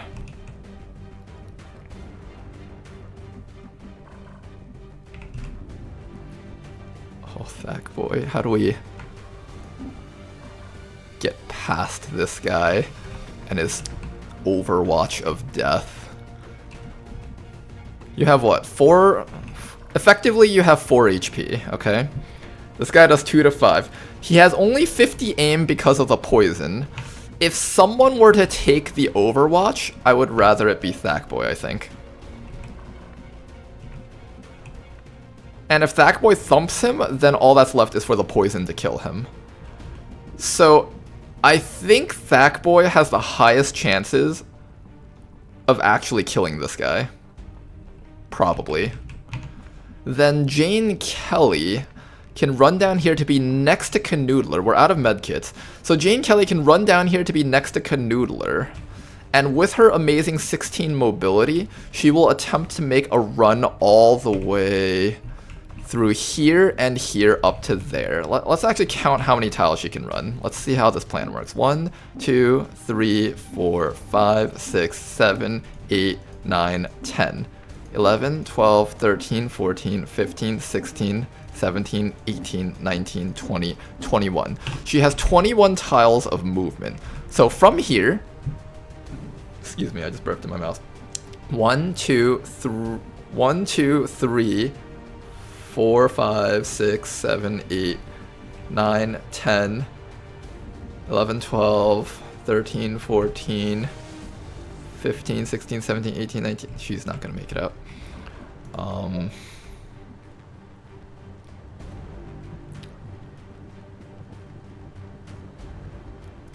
I think we need Thackboy's bonus move action to make him get out of here safely. Okay then, Thackboy, it's time. You've done so much for this team, and I'm sorry to make you do this again. But I think you need to come over here. Not a problem. Whoa! Deflected. Okay, it's a good thing I put up that guard instead of just greeting for the movement. Okay. So that guy's going to be able to come around and shoot at Thackboy next round. We want Jane Kelly.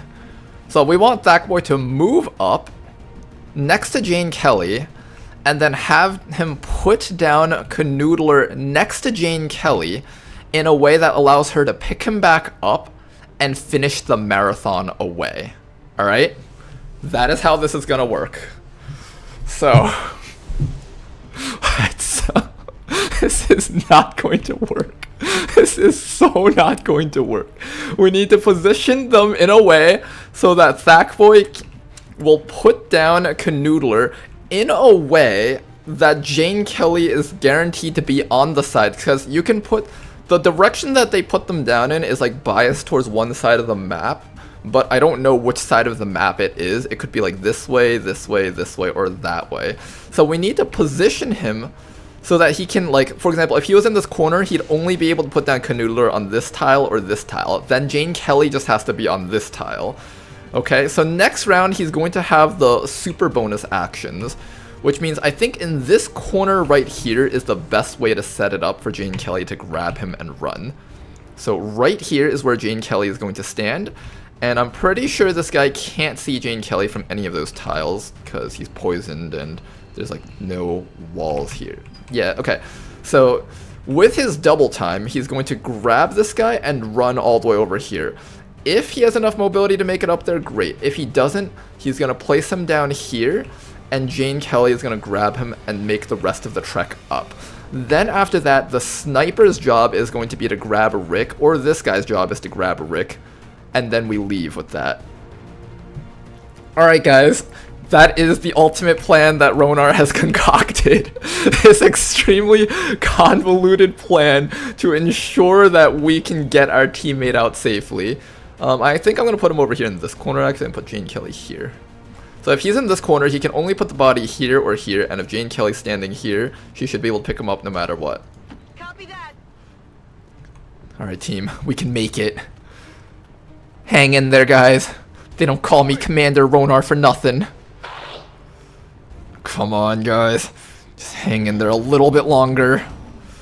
Oh, is he gonna get the... Okay, that's a double move. Okay, good, good, good, good. Okay, I'm sorry. My girlfriend's calling me right now, but XCOM takes priority here. Okay, we're gonna activate our double time. We get a bonus move now. You're with me. You're with him. Can you make it out? Just barely can't. Okay, so that means you need to take 2 moves over next to Jane Kelly. Sure thing. Oh, I should have taken the shot with the sniper first, probably. Oh, you still can't see him. How's your shot? We've only got 3 turns left to get out of here. Oh, shoot. It's gross. Absolutely gross. Disgusting. I hope the game uses up the move action first, because if I move up to here and there's... He can't make it up to... Oh my god, his placement's going to be random. Which way is he going to place them? Oh my god, that's so bad. I can't get into that corner. The placement's going to be random. Oh no. It could be any direction now. I could barely not make it up. No. Okay, well, this is just terrible right now. I should have put Jane Kelly like here, I guess. Like here. I thought he'd be able to make it up to here at least with like double time and everything, but guess not. I don't know which direction he's going to put him down in. Place the unit you're carrying at your feet, it says. Is it really at your feet, or is it like pretend at your feet? That's an important distinction to make. Jane Kelly can make it out. She has plenty of mobility even if she has to go around him like that, right? Yes, okay. How's it going, Eranos? Hi there, I'm there for the tension, but you lost me midway of your plan. Okay. The plan was to get this guy over to here so he could blue move one more time to here and put down the body because he didn't have enough mobility to reach. So he'd take the body and place him down on either this tile or this tile. Then Jane Kelly could pick him up and run away, and then we could get everyone out alive. That was the plan, but right now the plan's not working because I can't reach this tile. So if I run him to here and place him down, and if he chooses to place the person down facing this way, then Jane Kelly can't grab him and run, and she can't make it out with like a half move. She has to use both her actions, and then she wouldn't be able to save him. That is the problem right there. Alright, first we're just going to nail this guy in the dick. There we go, okay. I don't have to worry about this loser anymore. Now, I just need to figure out what to do about this. I don't know which way they're placing the body. Does it take a turn to get/put the body? It takes half an action to place the body, so he only has half an action to place the body. It takes no actions to pick up the body. That's the problem here. So why, put your soldier behind Jane Kelly? If I do this, this is 1-2 actions. He only has 2 actions. He can no longer put down the body if he takes the dash up to here. That is the problem. I cannot move up to here and place the body. So now we have to figure out which direction he's gonna place the body in. This is exactly what XCOM is all about. This is the tension right now, guys. The music has stopped, but it is still very tense. This is saying place the unit you are carrying at your feet. My only hope right now is that the mod makes it so that he places the body at the feet, because the mod makers realized that putting the body in random directions was really obnoxious. That's my only hope. So, if I place you here, you can either put the body here, here, or here. So it's a 2 out of 3 chance that Jane Kelly gets to hold the body. Absolutely.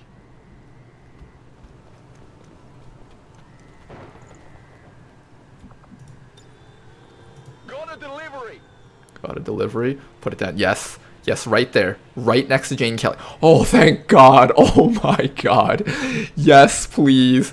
Jane, save this man. You're gonna make a canoodler. No soldier left behind.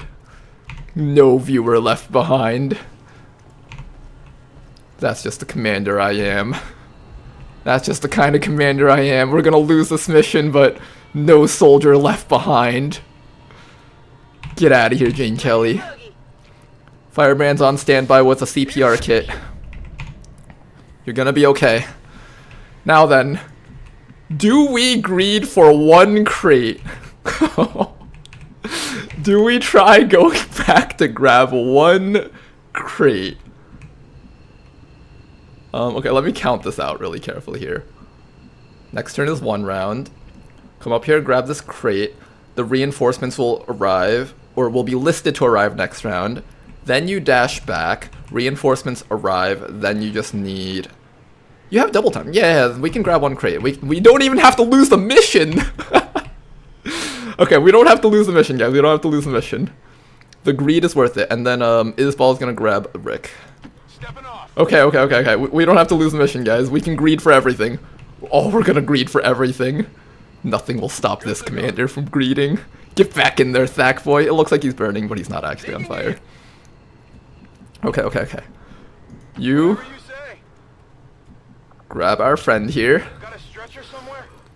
Okay. We got this. We can do it. Alright, you're out. Okay, you're gonna grab that loot.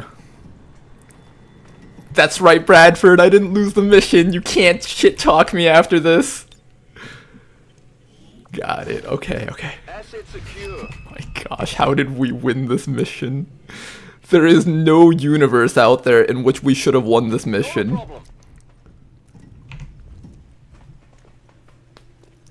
Honestly, there is no universe out there in which we should have won this mission after the shit that the Fire Viper pulled off against us. Double time. Oh my goodness. Okay, note to self, Fire Viper.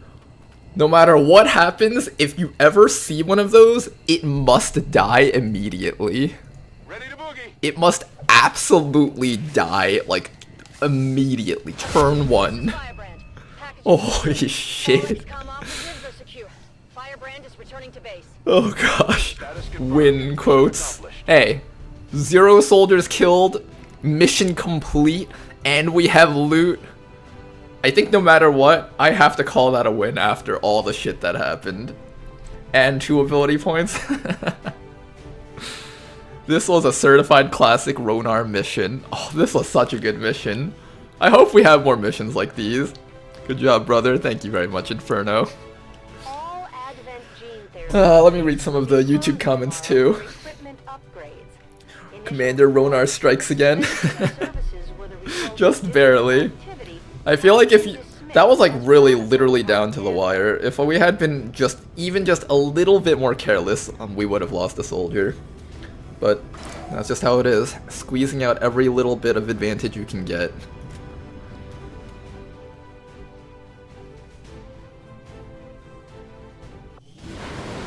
Better outcome than the sectoid one. Yeah, that sectoid one was pretty brutal though.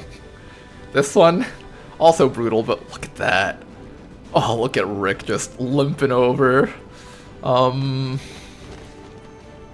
We don't have a squad. This squad is out for a long time, but Jane Kelly, deserving your promotion after saving people. Thank you very much for the gift sub. Thank you, dude. Much appreciated, man. Thank you very much, sir. That mission was so good, I gotta give this up. That was such a good mission. Like, it was just so exciting. Oh my goodness. I have so many high hopes for this mod to just put me in situations like that and just get exciting missions out of us. Alright, Jane Kelly's gonna learn to Shadow Step. She's been traumatized by Advent Sentries and their Overwatches. She vows to never get hit by another Overwatch ever again.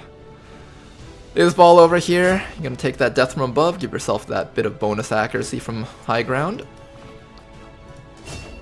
Rick, oh man, Rick. Take your Shadow Step, I think. Lightning Slash isn't bad either, but there's a lot of things that we're gonna need Shadow Step for, so I'm gonna give that to you. Rick, I think this was really just overall a team effort. Canoodler scouting early on. Rick killing off 3 enemies in 1 round really, like, allowed us to get out of this, like, without anyone dying. Like, if Rick hadn't been able to just nail 3 Advent Troopers, I think he got, like, the Medic, the Grenadier, and he finished off the Sentry. Like, without that, I think this mission would have ended up completely differently with, like, a full squad wipe, honestly. So, good job to you, Rick. I appreciate that. Thack Boy, he tanked. He tanked so damn hard. He tanked burn, he tanked poison, he got shot like who knows how many times. I think he got bound at one point, his bones have been crushed, and yet somehow he's still here with us. And of course Jane Kelly doing her thing, rescuing lives, killing enemies. It was kind of iffy when she missed her first shot against that Advent officer, but Isball really picked up the ball there that she dropped. So honestly, good team effort. I'm proud of everyone there. 30 supplies for our efforts. There we go, guys. 30 supplies. Right there. 5 more credits right there. 35 supplies actually, plus an Illyrium core. Aw, yeah, guys. 4 permanently wounded soldiers for, not permanently, but wounded for an entire month. All for an Illyrium core and 30 supplies.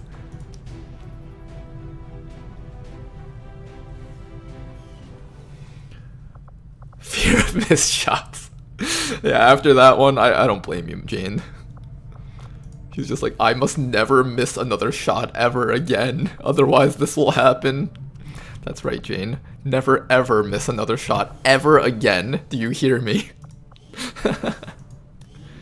Alright, now, can we even do the supply raid with our remaining troops? Oh god, this wall of wounds. This wall of wounds that must be climbed. Fear of missed shots, don't we all have that? As commanders, we might even fear it more than our soldiers. That's a lie, actually. I'm sure our soldiers feel it more than us. When you're next to a guy with a gun and you miss your shot against him, oh man, you're gonna be freaking out. Alright, I think for the supply raid we have sharpshooter, so 2 sharpshooters. That's good. Then we need a stealth unit. Kinda wanted to have a shinobi on this mission, but our only shinobi is tired. I don't know, maybe I just push you to not be tired. Maybe we just take Ismaradiel anyways. I do need a stealth unit though. I could like send in this Dragoon to be a stealth unit, like that's not bad or anything like that. We could send in the Dragoon to be a stealth unit. So 2 snipers, a stealth unit. Excuse me, I'm burping a lot right now. Probably what I ate for lunch.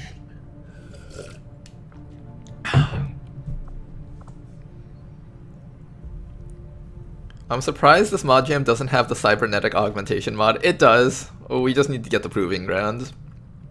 All these soldiers would have cybernetic replacements. I know, right? I'm actually considering to run mechs. I heard that mechs were busted and they make the game too easy, but I'll definitely run like a couple. Maybe like 2, 3 maybe? Or we could just have a squad of 5 and just remake the Spark Rangers, except they would be the Mech Rangers this time. That's another fun idea. I heard that the Skirmisher variant is really good, but I don't have Tedster's variant of the mech mod.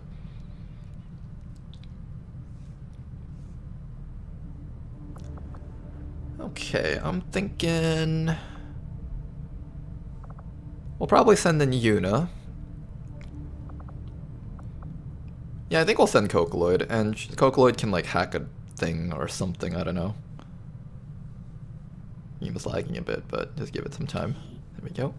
Yeah, she does have Phantom. We could give her like Phantom and just have her go in there. We could also send in... Who else can we send in? Do we have a Hijacker? Does the Hijacker have Phantom yet? He does have Phantom. I could send in MMC on for this one.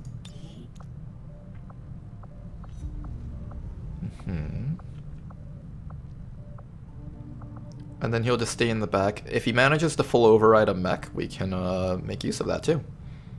That's a plan. I think that's what we'll do. Alright, so let's send out that team for the supply raid mission now. Yeah, on raid missions, sharpshooters are really king. Any mission that's not timed, sharpshooters are automatically like one of the best things you can bring along. Alright, we got Nyan, the experienced sharpshooter. And of course, we got our little baby sharpshooter over here. Nyan, take good care of him. Show him the ropes. Show him the ways of sniping. Meanwhile, after that, we're going to have...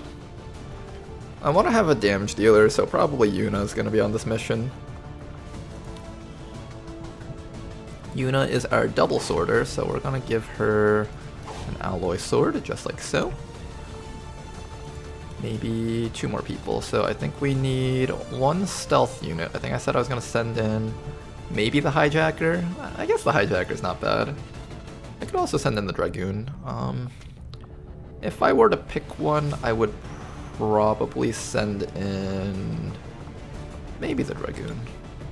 The Dragoon also has shield protocol, so that can actually be of assistance even when they can't score any kills. And can the laptop be used on enemies? I don't actually know.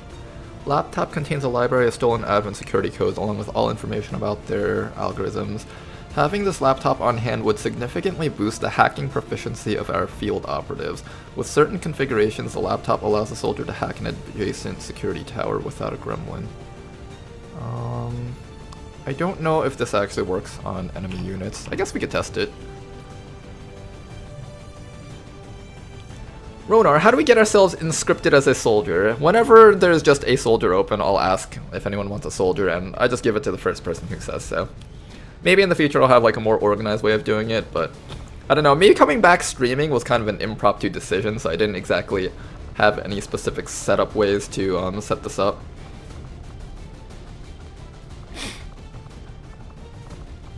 Okay, I guess we'll do something like this maybe. And then we can also bring the laser cannon. Alright, this sounds like a squad.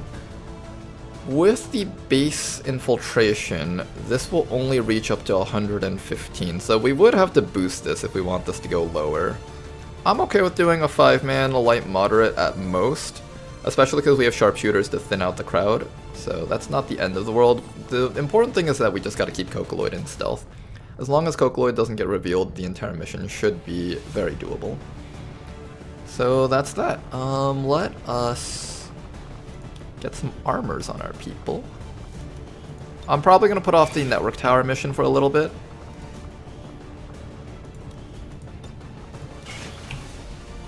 Just because our experienced units are just not available right now. So there's that. Advanced stock, autoloader, scope, expanded magazine. Gonna give you advanced autoloader, advanced stock, and maybe the heavy barrel? Sure, let's do that. I'm assuming you guys are gonna be critting a lot, and if there's any of those like super soldiers around here, I want them dead.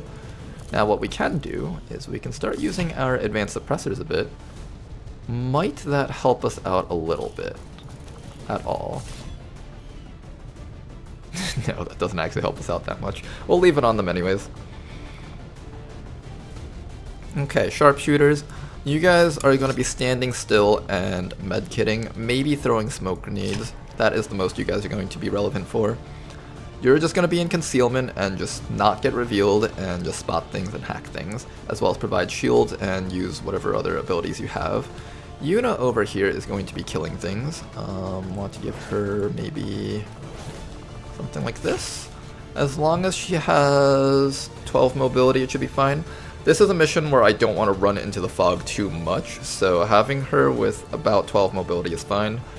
And our gunner over here, our 18 mobility insanity gunner. I'm gonna give you another nanoscale. That wouldn't hurt. Okay. That is gonna be our team. Let me give Isbal just a little bit more stuff. Maybe that.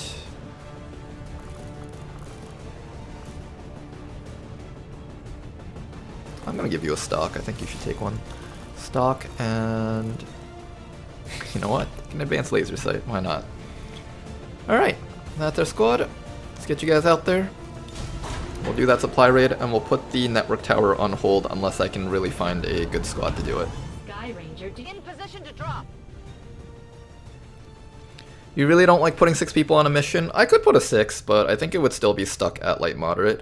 By putting only the 5, there's a chance that it goes down a little bit lower, and I believe the 6th one tends to increase the infiltration by a lot. It was either the 6th or the 7th one, I don't remember which number it was.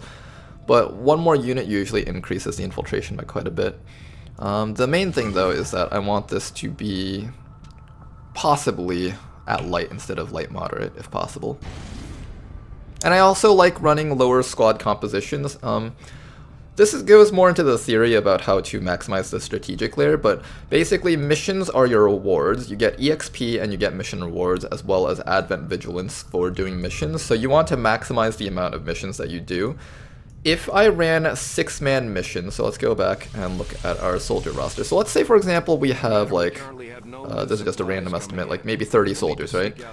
If we have 30 soldiers and I run a bunch of 6-man missions, then that means I can only run 5 missions at a time, and that's not counting like the wounded people. But if I run 5-man missions, then that means I get to run 6 missions consecutively, and that helps boost our productivity, basically. Lets you squeeze in a little bit more vigilance, that way the Avatar project moves a little bit slower. Lets you get more rewards, get more EXP on your troops overall, because the more people past 3 that you put in, the more the EXP is diluted among the team. So if I want to focus more EXP on people, that's another way to do it.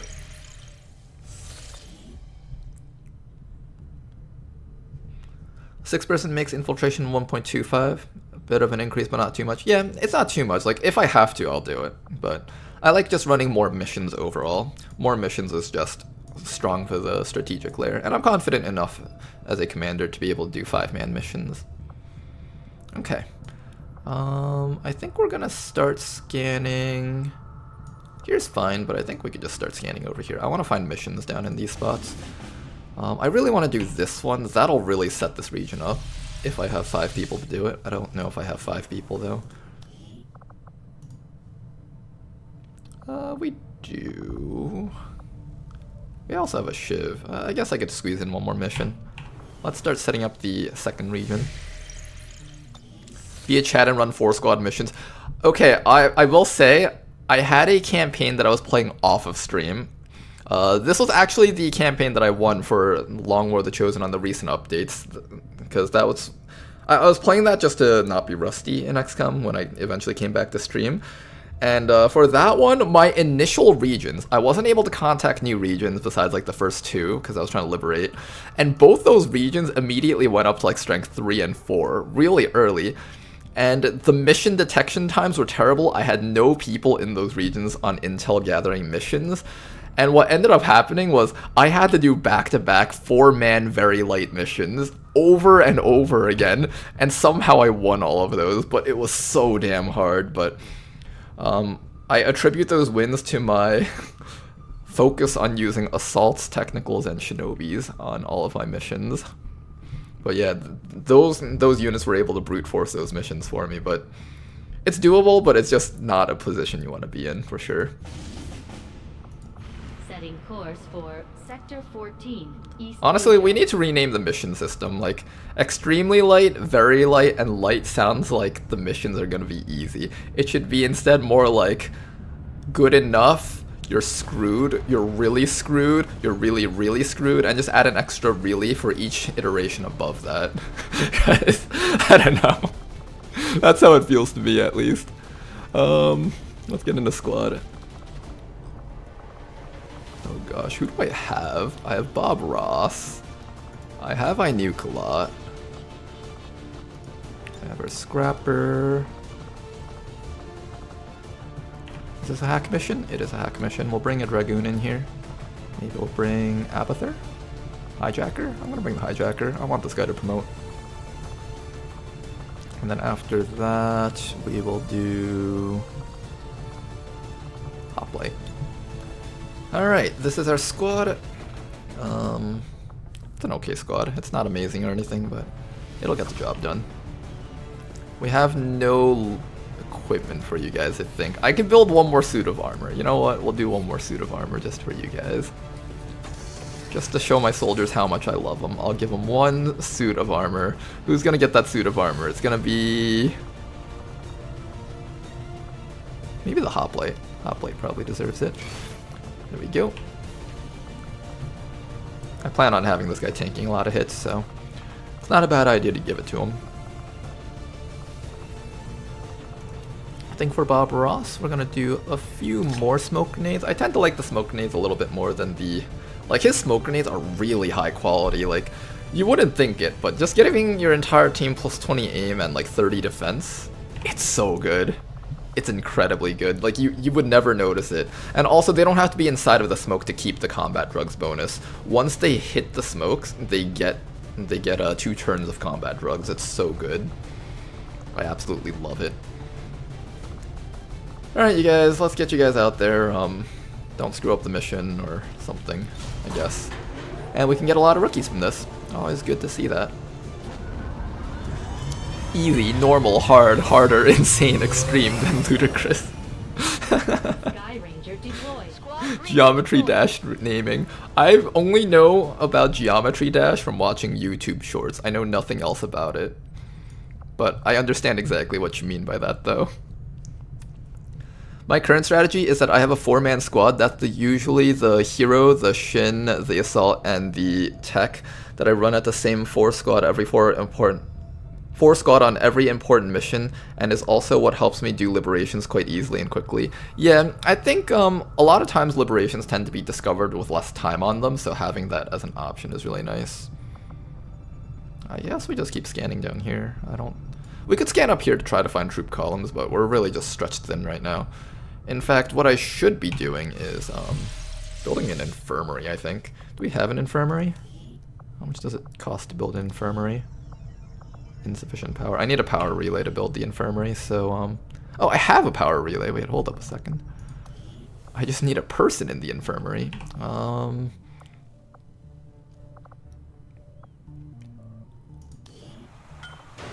As soon as this gremlin is done, what we're going to do is we're going to put that gremlin in here and build the infirmary in the top left corner, I think, is the plan.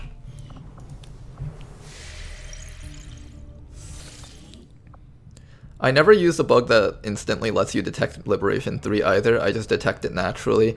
Oh, also Tedster figured out what caused the bug and fixed it. Oh, he did! Because I've still been getting that. I think we got that bug actually for this region over here.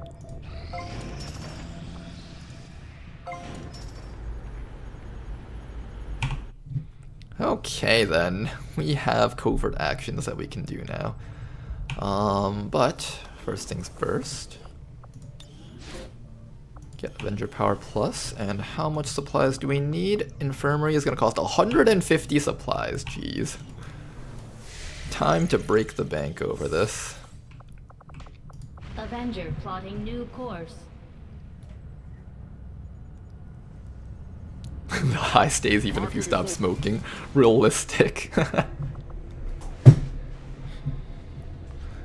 Okay then, what are we selling right now? I guess we start selling Illyrium cores because I'm actually desperate enough to do so.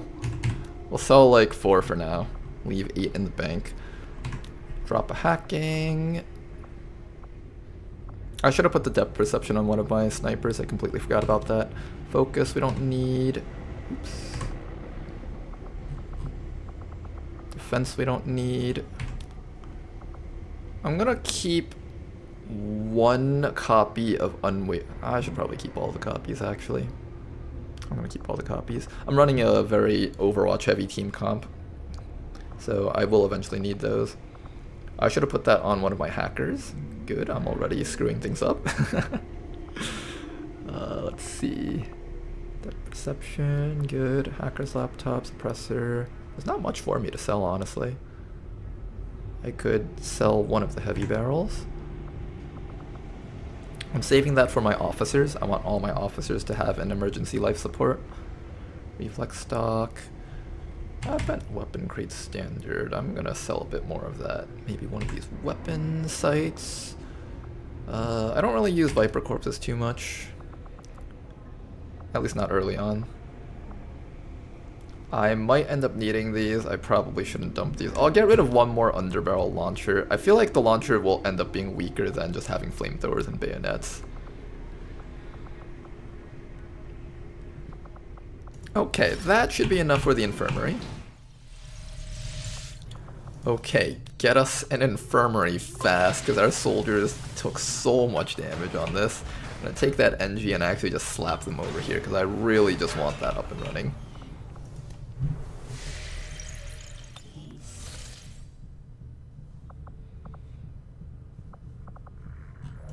Okay then. Let's keep on scanning, I guess. Setting course for Heading back down to the lower Asia. left region. Sounds good.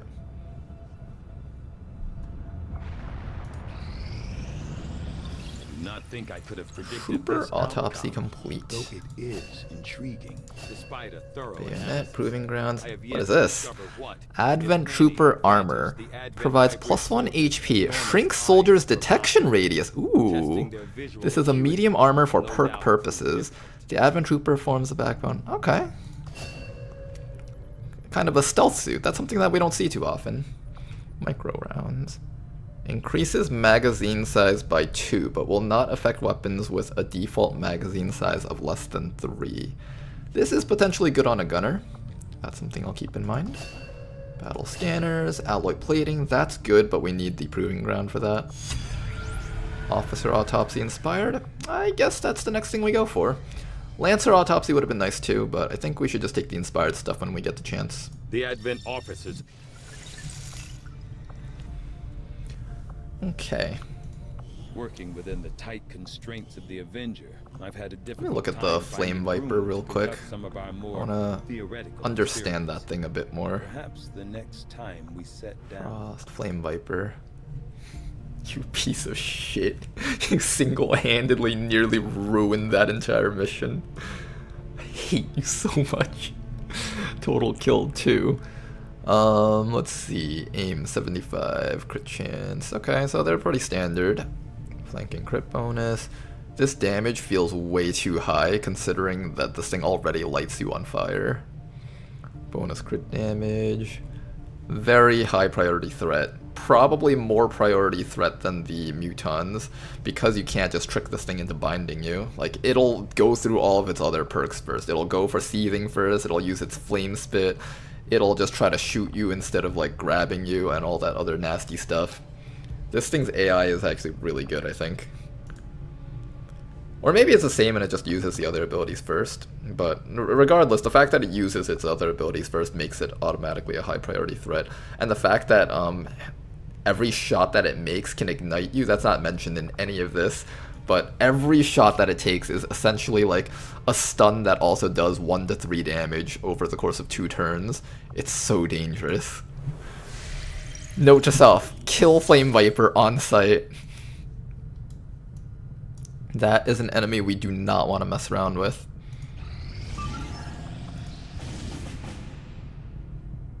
Ooh, a hijacker, but only 3 days, we can't do it. Wherever you go, Good job, Warlock. waiting to strike again. No, you won't. Get out of here, you stupid chosen.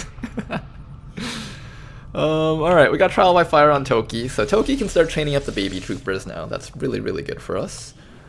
After that, who else needs some training? I do not know. Certainly not anyone in that list, though.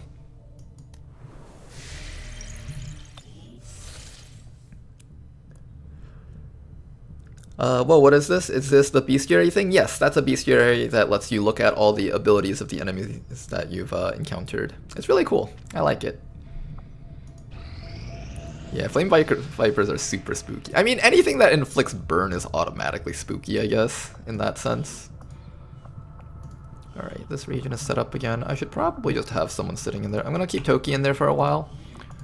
And I'll take him back out when we need him for a mission. I'm also gonna just slap people in here for now. I really should have done this a while ago. That's alright, we've only scanned for like a day before like more stuff popped up. 15 days, ooh. That's a mission we could do.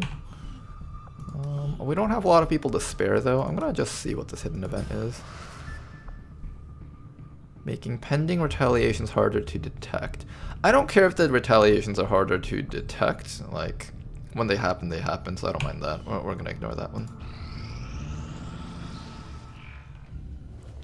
You know what? We'll watch some cutscenes. Why not? Than your last procedure, Doctor. Central, Commander. Yes, I find the process to be far less disconcerting when the subject has already expired. The results, however, it's best you see for yourself. My autopsy of the Advent captain has confirmed the existence of an implant, similar in design to the unit I extracted Taigen, from these the are just commander. numbers on a screen. I don't understand anything There are here. differences. What kind of differences? The data you see is being pulled directly from this Advent captain's implant. The sequence here is essentially you, Commander. Or at least the tactical information they were processing through your mind. As you can see, the data is nearly identical. I can't see that, Taigen. The other side is just blocks. Yes, however, Yep, that looks identical to me. One's letters and the other one is blocks. has likely caused Literally identical, you're right. Network. Yes, what we're seeing here is a psionic network. These implants are capable of receiving and transmitting information, a great deal of information, somehow encoded in a stream of psionic energy. My working theory? Advent uses this network to augment the tactical readiness of its troops, as well as disseminate orders from its central command. Observe. Taigen, that jump scare was completely unnecessary. Taigen's here to just make the scene as dramatic as possible. Truly astonishing achievement. Moral weakness. Potentially. But I need direct access to their network to know for sure. I'm guessing that won't be easy. We'd need an active link. And that would mean hacking a live Advent officer. Like I said, not easy. Honestly, that's actually probably easy. Still, it's the best lead we've got. Your call, Commander. Like, if we weren't going to use the Skulljack to just stab him in the brains directly, I feel like it wouldn't be too hard to subdue an Advent commander. Like, we're quite often in positions where we're in control of the situation, and we could probably just surround the commander and just, like, shock him down, just like XCOM 1. Okay, but the next thing we're going to be doing is the Lancer autopsy. The Advent That thing is going to give us access to a lot of tier 3 melee weapons that we're going to need quite a bit of, so it's good that we have that. Now then, anything else here? I don't think so. Fun fact, I learned while working on episode 14, Taigen's voice actor is the same dude who voiced Uncle Ruckus from the Boondocks. Interesting.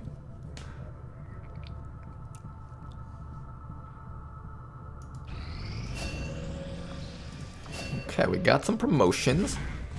Got Danny and Bobo over here. Let's go check both of them out and figure out what their perks are gonna be. So Bobo is going to be one of the Overwatch Rangers that we have. She's going to be participating with the other members of the X-SWAT team once we actually set everything up. And if that is the case, we will probably do the usual Rupture, Rapid Reaction. It's either Avenger or Bring 'em On, doesn't really matter to me. I guess Avenger is fine, None Shall Pass, Cool Under Pressure. So everything down this row should be fine. It's fine to take Bring 'em On also. Field Medic, Drive Out. Interesting. Heat Arsenal, that is good. I will probably use Heat Arsenal.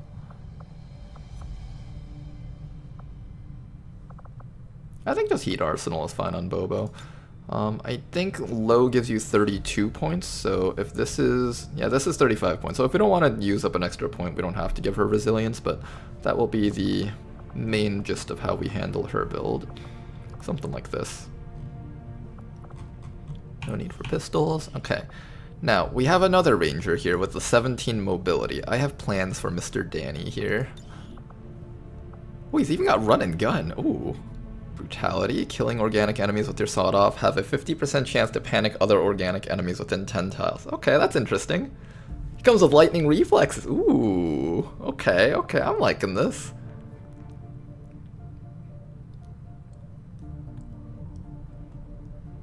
Okay, this is an interesting soldier here. I have plans. Okay, so I've described this before in the past, but it's been a while since I've talked about it, so I'll describe it again. This is going to be the super shotgun soldier. This guy is going to have a shotgun in his main hand. On his back, he'll have another shotgun. He's gonna have another shotgun over here. He's got 3 shotguns on him. And later when we get the exosuit, the Shredstorm cannon is basically just a really big shotgun that's a single shot use. And this man over here with a 17 mobility, his goal in life is just to use his shotgun collection. This guy collects shotguns for a living, and he's ready to use them. We're going to be pairing it with Slamfire over here. For the rest of the turn, whenever you get a critical hit with your shotgun, your actions are refunded. Now, what are shotguns known for? That's right, kids, they're known for crits. Aggression and close and personal is plus 60 crit chance, both together.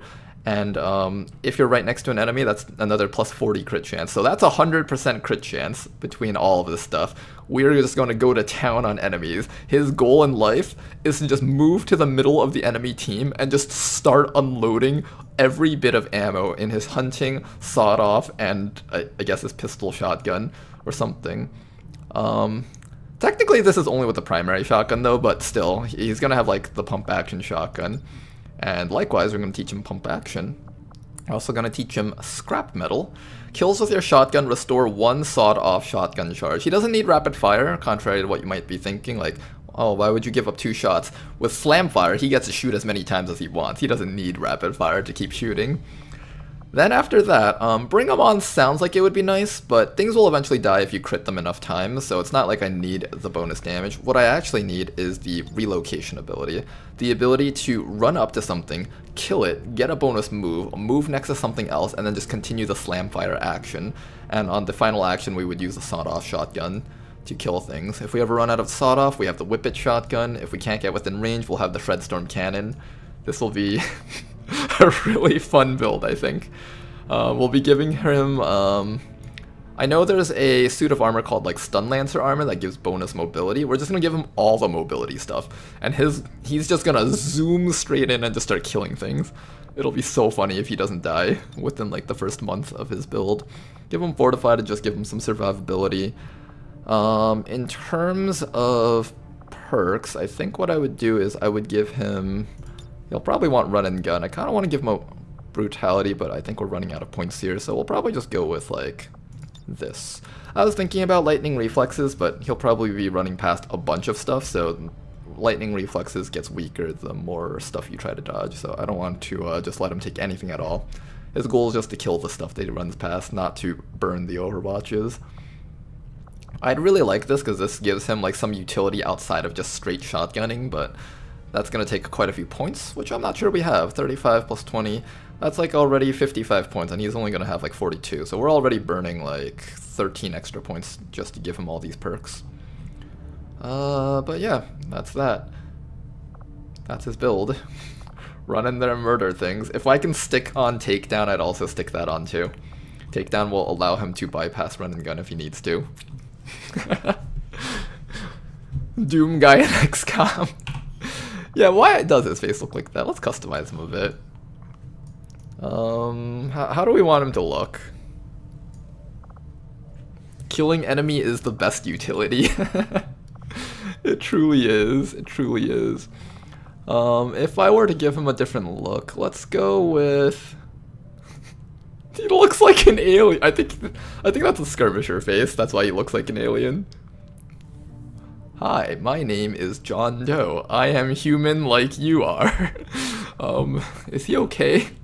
Betos, is this one of your people? Well, he was kind of rejected from the skirmishers for being too weird. No, I am human, believe me. I am most definitely human. I too like to partake in McDonald's burgers and Coca-Cola. Alright there, Danny. I guess you're human, yep. We believe you, I guess. Alright. What kind of soldier would use a bunch of shotguns? You know what kind of soldier would do that? I think this is the kind of soldier who would. Where is it? Where's the arms that we're looking for? Arms.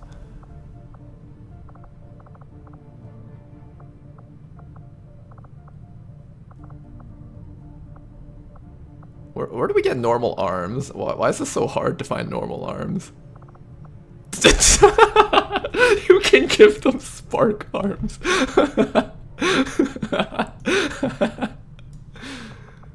If I can find something that doesn't look too ridiculous, I'll consider leaving that on him.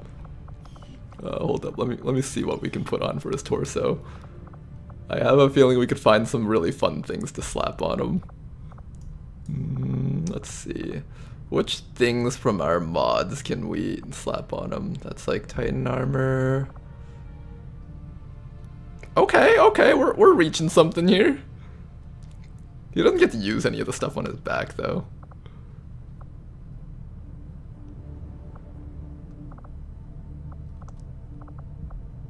I'm considering to give that to him though. I'll consider it. Floater armor. Why is this called floater armor? That actually doesn't look too bad. The sawed-off shotgun slots really nicely into the backpack, honestly.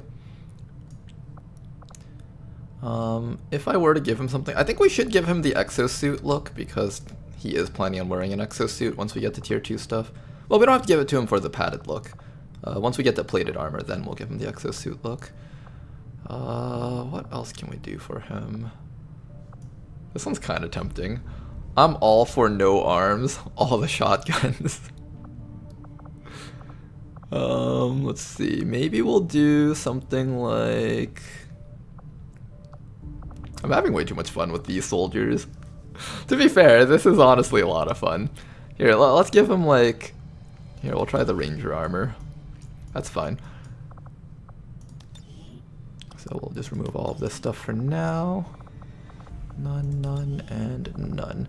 And when we get to level 2 armors and we put that on him, then we'll give him a different look with the exosuit. But for now, let's see. Yeah, that strap looks like it's holding the shotgun. That looks nice. Shotgun on the sides. I think what we're going to do though is... Alright, what color would a guy like this be wearing? Well, this is the original XCOM colors. I'm fine with like the dirty brown color, but then we'll make his shotgun stand out, because that's kind of like the whole thing about his character, right? His character is the shotgun, so they should pop. Maybe red? Ooh, red doesn't look too bad. Or just make it pure black. I think we just like make it some sort of red.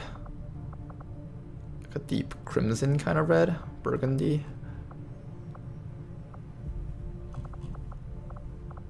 Yeah, I think we'll go with that. Okay. And you know what? Let's give him a weapon pattern. He seems like the kind of person who'd take really good care of his shotguns. What patterns do you guys think should go on his... Ooh, XCOM. It's cute, but you can't... Wait, Star-Spangled Look! Wait, that might actually be it! United States? Ooh, oh, it doesn't look that good though. Yeah, it looks kind of iffy. I think the stars looks good. Oh, he looks so patriotic with those. This is the kind of person who would have these guns. Oh, he looks so patriotic with that. Wait, hold up. I have a better idea. What if we just change his entire character color to just be red, white, and blue? Oh, man. This man is going to exercise his right to bear arms. Oh, shit. Wait. This is a great idea. Oh, my goodness. Wait, where's the white? Where's the white? Red, white. Oh my gosh, he looks so patriotic. Look at me. I am human. I also salute the flag every morning. I pledge allegiance to the flag. This is what humans do, right? They pledge allegiance to the Star-Spangled Flag. Yes, Danny, that's exactly what humans do. Well, as long as he kills aliens, I'm not gonna complain. Danny, the American alien. That looks so weird. Beautiful. Is there actually bear arms as an option? There isn't, otherwise I would have at least put him on there just for a few seconds to make that pun. Our cooperation nice. has proven to be a boon to the Resistance. Looks like we've got some new information on the Chosen after our last covert op. Okay then. Still can't locate the faction over there. We can recruit rebels for Western US, but Western US is already fine. Engineer's not a bad pickup. Our influence with the Resistance Hunt the Chosen isn't bad either. We do want to just get that out of the way as soon as possible, so that's one of the things I'm considering to do. Superior PCS, quite interesting. Recruit engineers. The earlier we get our engineers, the better off we are. We have 3 NGs. Maybe we do the NG. The intel's also not bad either. This one does require 3 soldiers, so maybe, I don't know, getting the early NG is going to be really helpful though. I'm going to do the early NG. And what we'll do is we'll train up some of our squaddies on this mission. That's not a bad idea.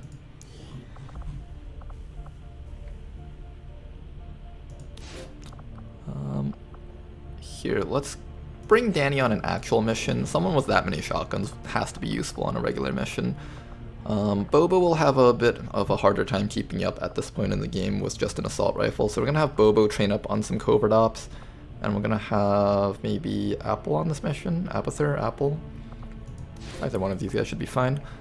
And, ugh, the failure chance is really high though.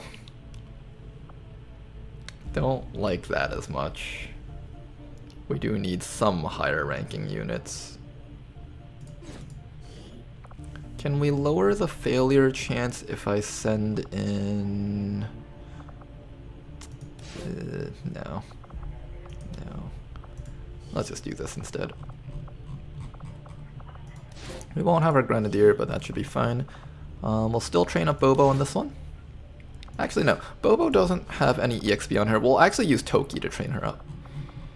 What we'll do is we'll train up, I think Apple can go on this one, because Apple's been on a few missions, same with Apather. I think Apather and Apple are both about to promote, as long as we, let's list this by rank. I think Apather has a little bit more EXP than her, yeah.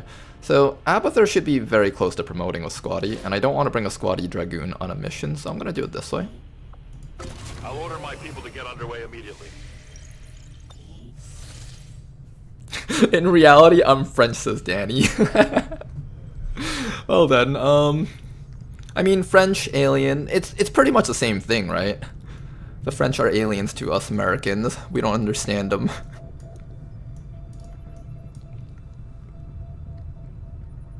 Okay, let's keep on scanning. All the French people are like, we helped you guys draft your constitution and everything. And all the Americans are like, what? Nope. Never learned that in history class. Okay, what do we got here? That's all dug out. That's really good. We're going to dig out this side next with our gremlins. And actually, we have quite a few slots left open. We can actually slap a gremlin in there. Ooh, beautiful. Red, white, and blue isn't even wrong then. I guess that's true. If he's French, then red, white, and blue isn't wrong.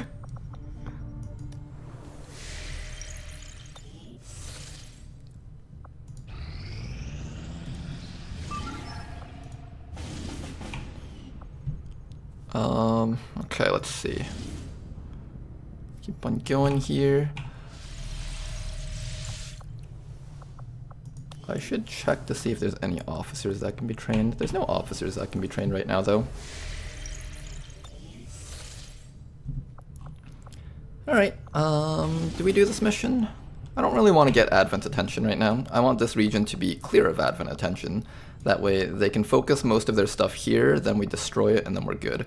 I really should be doing this troop, or not troop column, what's this called? Network tower mission. I really should be doing that network tower mission, but I want to wait until I have a strong team ready. Oh, you know what I'm forgetting? I forgot we have more people to train. Alright, Ebenino and Big Smoke. What are we doing with you guys? 73 aim on Big Smoke, and you're just about... You're solidly average. You got the mobility, and you've got the accuracy. What classes do we need? We need Tedster to make an Advent Burger mission. 7 days... Honestly, I think we can start doing the network tower mission as long as I bring, I'm actually not sure. Oh yeah, we also have Den Mother. I should look at her. There's so many things that we have to do between missions right now.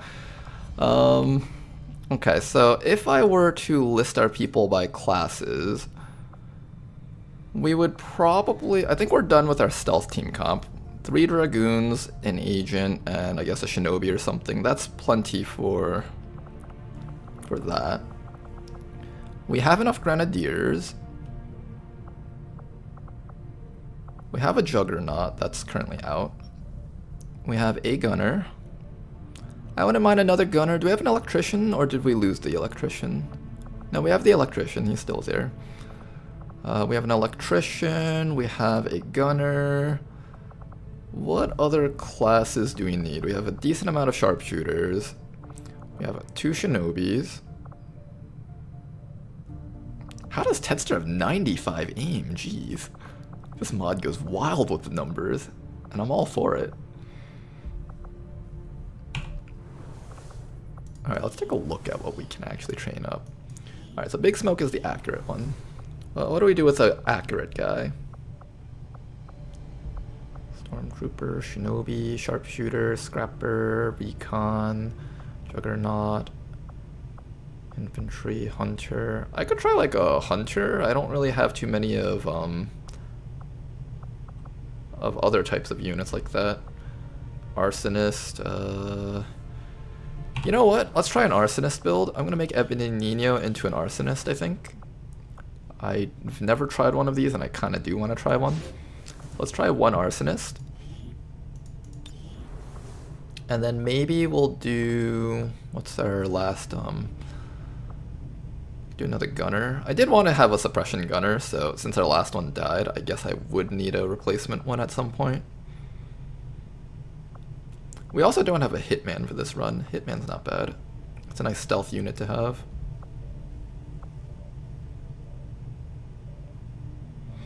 You think you can beat this game, streamer? I think so.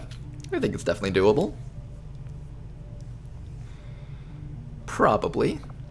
I mean, I do have quite a bit of experience with XCOM. More than 7,000 hours. I think it's 8,000 hours at this point. 5,000 hours of XCOM 2, 3,000. Yeah, more than 8,000 hours. So I think I could do it. The aim would be wasted on a Hitman. It's true. It's true. The aim would be wasted on a Hitman. I think like Survivalist or Hunter, because we don't really have any of these other classes, and it would be fun to try them out. I could also use a Technical. We really badly do need a Technical on this team. Oh man, we really don't have a Technical, do we? 8K hours? That's a whole year of playing XCOM straight. I've played XCOM for a long time. I actually took a long break from streaming for a while, Lemmy, so it's actually been a while since I played XCOM, but a few years ago, I played like so much of all the different mods of XCOM, all the hardest stuff out there that you could possibly imagine. All the extremely niche stuff, like, you're thinking like, oh man, so I guess this guy's beating Long War, right? Oh, I didn't just beat Long War. I played a harder version of Long War made by this one other streamer who's completely masochistic. We've done so many things with XCOM. We've played Long War 2 while liberating every single region. We've done that type of run already. And right now, Mod Jam's going to be our next big thing. Are you the commander? I'm the real life commander, guys. We could try an akimbo. Like, I already have one akimbo, though. I don't really need two, do I? I don't mind running two akimbos. I don't know. What do I do with Big Smoke? I really don't know. Heavy? Maybe we run a heavy? You know what? Big Smoke with a rocket launcher? That sounds pretty funny. I might go with heavy.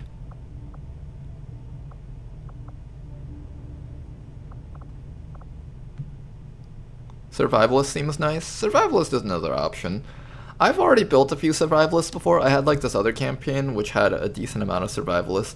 I wasn't the biggest fan of their single target kind of marking strats, but I also never got so far in that campaign that I got to see what they could do endgame.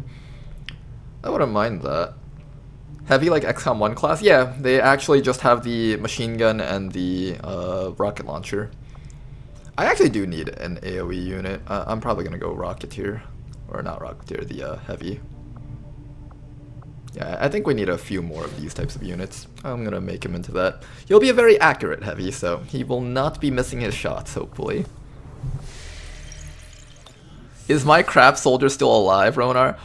Halshin, you missed your soldier during the last stream that we did. Your soldier did this really cool thing where they like whipped out a knife, whipped out a pistol, and a machine gun all in one turn. It was actually really cool. Okay. I guess we just scan for a little bit longer. I'm just gonna wait until these two missions are complete, and then we'll set up for the network tower. You've chosen our failures. They're just here to like shit talk me over the phone.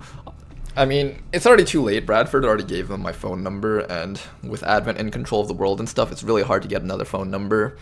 So yeah, we just have to put up with the Chosen constantly calling us and shit talking us and everything.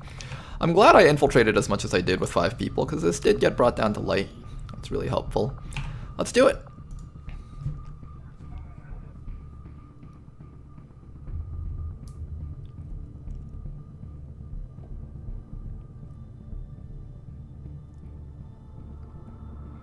Daker Dude says 2 more episodes. Wait, really? 2 more episodes? I wasn't actually sure how many more episodes were left because I don't remember much about the Liberate All Regions campaign. So we actually have enough content for 2 more episodes. I'm surprised by that, actually. That's wild. I'm gonna leave you guys alone. I'm scared, says Lemmy. Don't be. We're very casual around here. Or I try to take the game casually, even though I've been playing all these like really hardcore mods. Because I think overall, like, you'll see me doing things that other like hardcore players might not do, like customizing my soldiers and having fun role-playing and stuff. Mostly just because I think if you don't do that, what's the point of playing a game, right? You gotta have fun with your game. Every part of it, right?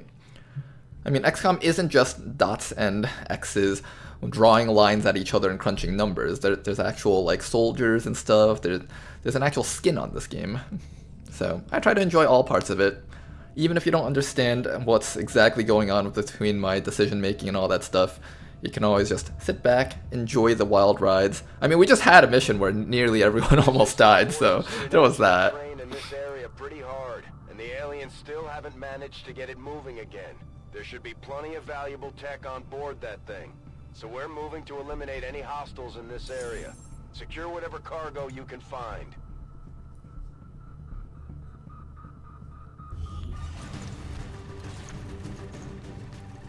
Okay then. Well, coordinates of the Advent train are locked in. Move to secure. The soldier that shouldn't exist. Don't talk about Halshin's soldier that way. Halshin's soldier is actually really cool. And I bet that soldier is going to be really good by endgame too. Like, if that soldier makes it to endgame with all those perks, he's going to absolutely dominate everything.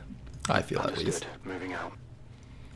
Alright, this is a train map, so as every XCOM player who's played train maps in Long War 1 knows, fighting up the train is a massive pain in the ass.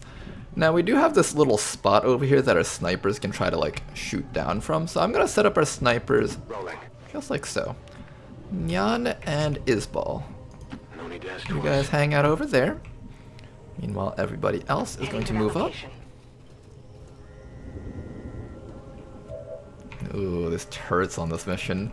Turrets are like an extra body that you have to deal with like 6 HP and armor, and if you don't kill them, they can squad sight you from across the entire map. They're super annoying. Anytime a turret shows up on a mission, I immediately just say that the mission is just much harder than... Like, even though this mission is listed as light, the fact that there's a turret on this mission kind of just implies that it's a light moderate mission. Overwatch. My perfectionist actively loses me campaigns because I drop them when losing soldiers, even when it's easily playable. I used to be like that, and I'm still like that sometimes too with other games that I play, although I find that once you get to be a good enough player that you can play through the losses and that you know that the campaign isn't just a 100% loss just because you lost a soldier, once you've reached that point, you'll be able to play through the losses that you suffer, and it usually tells pretty good stories too. Moving on target. And I think the only way to really be able to do that is just play your Iron Man campaigns through till the end. Also playing Long War helps too, because on Long War you get so many soldiers, so losing a couple soldiers doesn't actually entirely tank a campaign. Ooh, I heard a mech foot. Did I know? What the heck? This is a new asset. I wonder if Tedster made this map also. Oh, that's cool! There's an actual facility over here.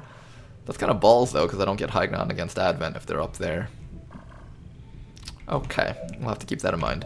Now, this is a light mission, so aside from the turret, there is going to be around 13 to 15 enemies, so just be careful about this, guys. Closing on target position now. Scout down here with Halshin. Got a group of hostiles over here. Fire Viper! My worst enemy. My sworn nemesis. I will kill you where you stand before you even get to act. Everyone, loop back around. We're killing the fucking Fire Viper. It dies now. All snipers, steady your weapons.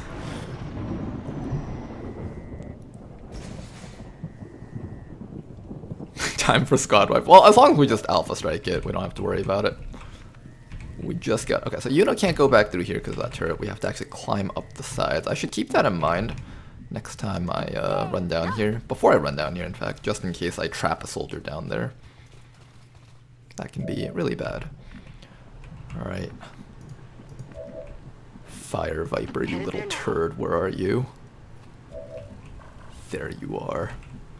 Flame Viper. Oh, look at me, I'm a Flame Viper. I get the most OP status condition on every single shot. You know, XCOM also gets the ability to light things on fire with their shots, but it's like ultra late game tech, and it's only a 50% chance that it works. The fact that you have an enemy that has like guaranteed dragon rounds this early on is just so damn busted. Eyes on the prize.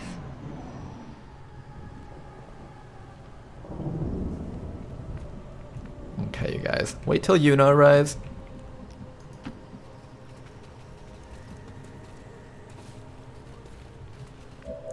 Good. Patience. I see the Flame Viper, and I'm so tempted to take the shot.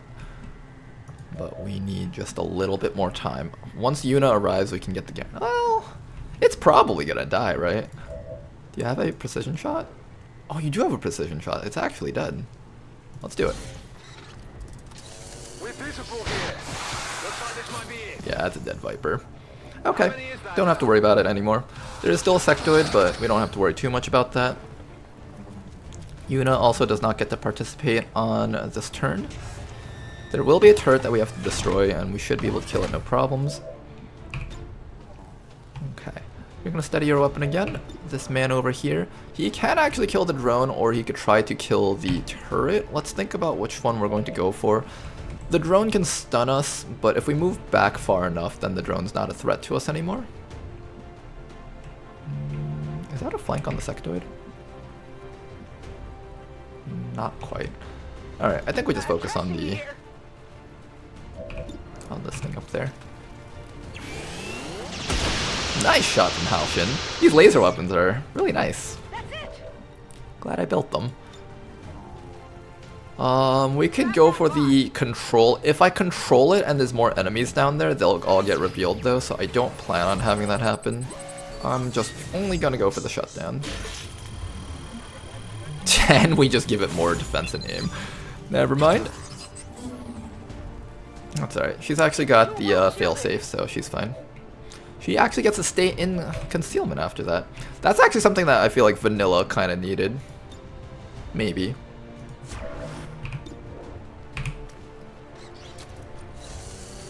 Our snipers are doing good work right now. Good job, you guys. Alright, Kokolo is just gonna stay in stealth back here. Maybe even peek around this side. There is stuff back there. Okay, be very careful about this. Stay safe, you guys. Oh, that's a frost mech. Wraith Commando, Advent Sniper, all these nasty things out there. Spooky. We get it? Okay, that sectoid is going to run away and call for help. I need to get vision on these guys without getting you revealed. Where's the best place for you to stand without getting revealed? I guess like back here. I need to make sure that you can actually see them though.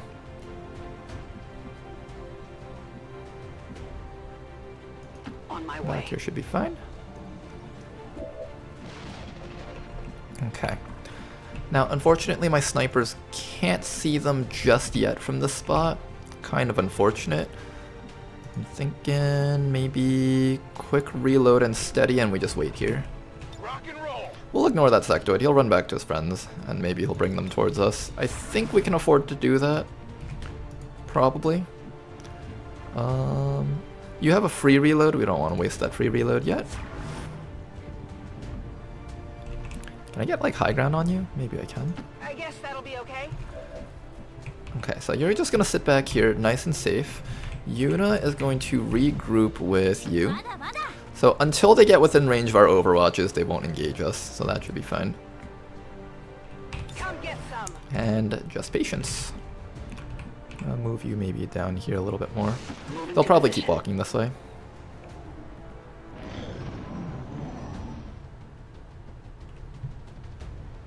Wraith Commandos are super spooky. They look really cool. They're actually not too threatening though. I've noticed that they don't do too much damage, and overall I'm not too worried about them. Anything? There it is. Okay, that's perfect, that's perfect, that's perfect. Right there.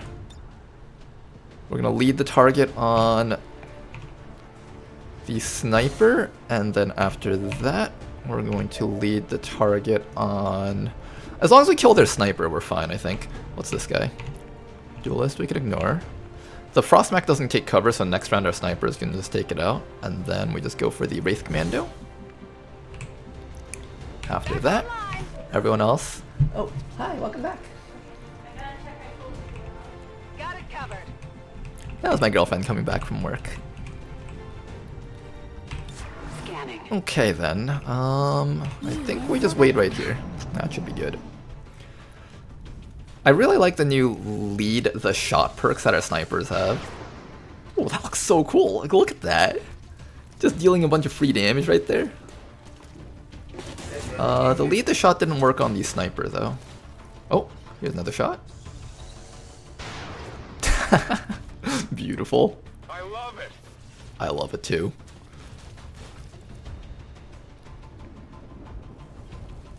Unfortunately, we miss out on the loot, but it's not like we could have gotten that loot either way.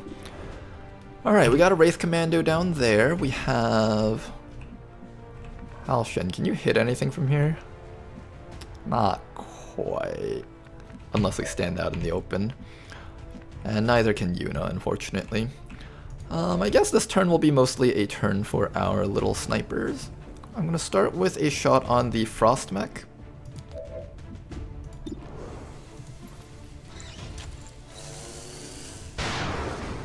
Clean 5 damage, not too bad. And after that, we can finish off the Frost Mech, hopefully. Can you not min-roll? There we go. You're nothing to me. Alright, and with that, we can run Halshin up here to try and hit that guy. I guess he has Shadow Step, so it wouldn't work anyways. Overwatch is kind of pointless at this point. You can actually pop out of concealment just to take care of this guy. We got like, what, 7 more enemies? 1, 2 plus sectoid. So yeah, we got like 7 more enemies-ish. That's about half the map.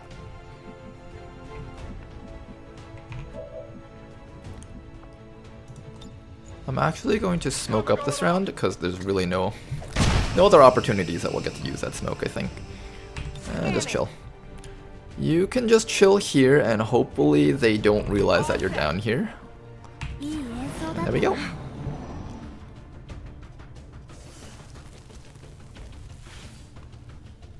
They don't even know where we're shooting them from. That race commando just ran out into the open.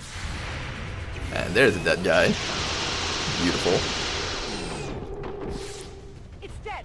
It has to be dead. And with that, we could either feed the weaker sniper kills or we can give the kill to Halshin. I think snipers will get many chances to get kills on this mission, so we'll try to give more kills to the people who won't get those kills as often.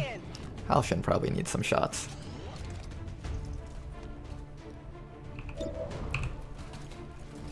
I guess Majam got rid of the ice shield on the early Frost Legion enemies. Oh, ice shields! I don't know what that's all about, but it sounds really cool though. Well, I guess we are giving the kill to one of our snipies. Take the shot. That's a dead guy. That all you got? Okay, take this time to reload and reload. And you guys can just overwatch. Or not overwatch, steady your weapons. There we go.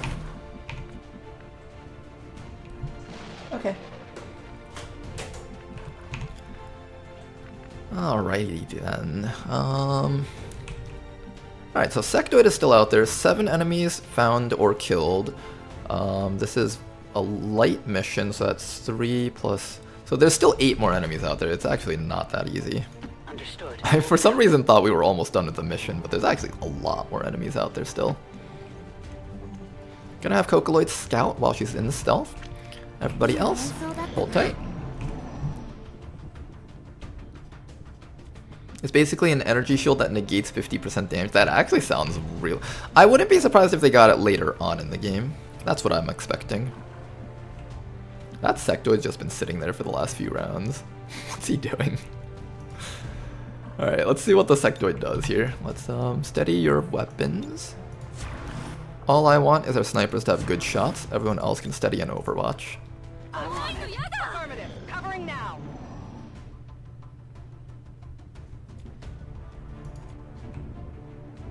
Let me reload you before we move up. Is that Sectoid just broken? I don't think he's moving. Is he actually there or is that visual? No, he's actually there. He's just not moving. Heading out. What's this guy doing? Alright, next round we'll just run our guys up and shoot them.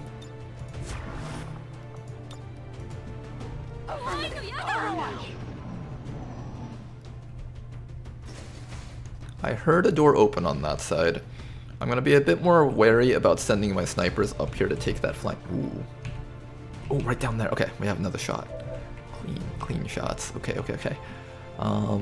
Come back around the sides where you won't get detected. Stepping off.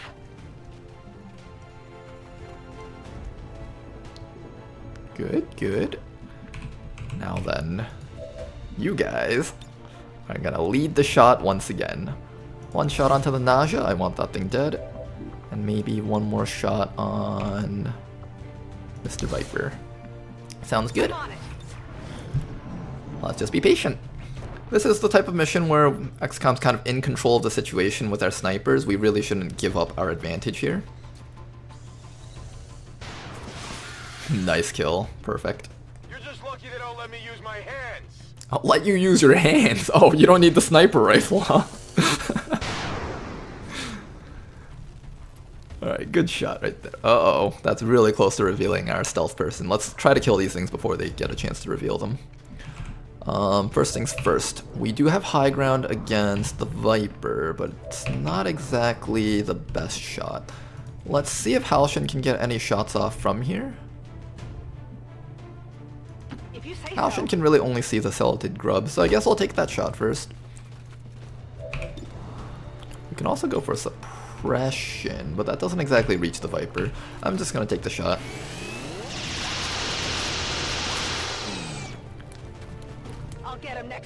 Okay, I really don't want you to get revealed, so I'm hoping... I think we should kill the Viper. The Viper might choose to come up to here and take cover, and then move up to here. So if that happens, then you're gonna get revealed. So we should just take all our shots on the Viper if we can. So, Viper, you wanna die? Beautiful. Nice job to Nyan over there.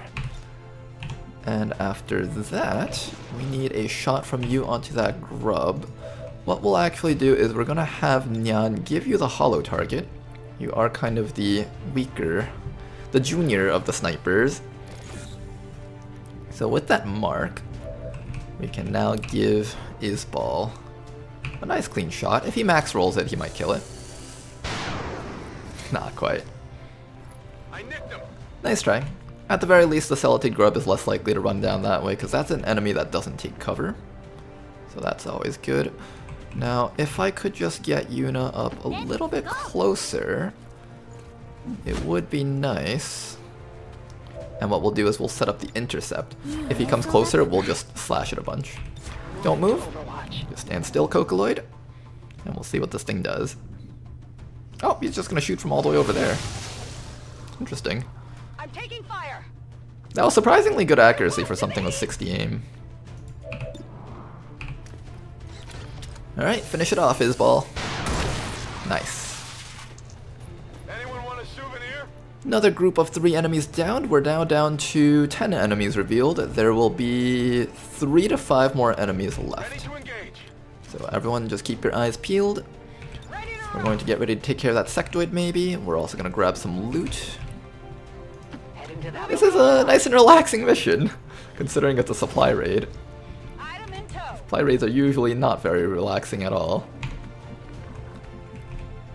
But I'm down for this. Nice and chill. We're going to allow our snipers to just take their time to steady their weapons if they need to. And just keep on going. I still don't know why the sectoid's standing back there.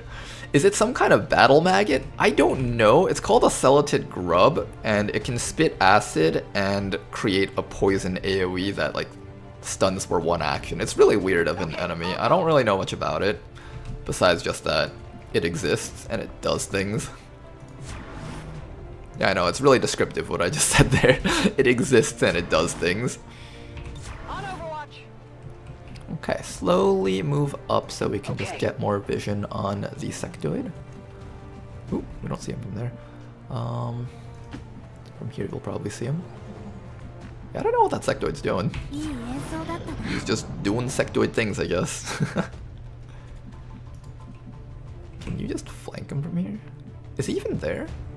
He is there. It's not like he's not there. He is painfully aware of his own existence. It's not a visual bug that he's there. He's actually there. Just that, I don't know. What is this enemy doing? We're gonna relocate our snipers over here. That way they get a better clear view down here. As the battle gets further and further away from our snipers, most of the enemies will be down here now. So it's less danger to them that they're in a flankable position, but it's more important that they get more vision. I'm going. Alright. You guys just chill out over here. And we're just going to wait until that sectoid dies, I guess. I guess we send Yuna up to kill it.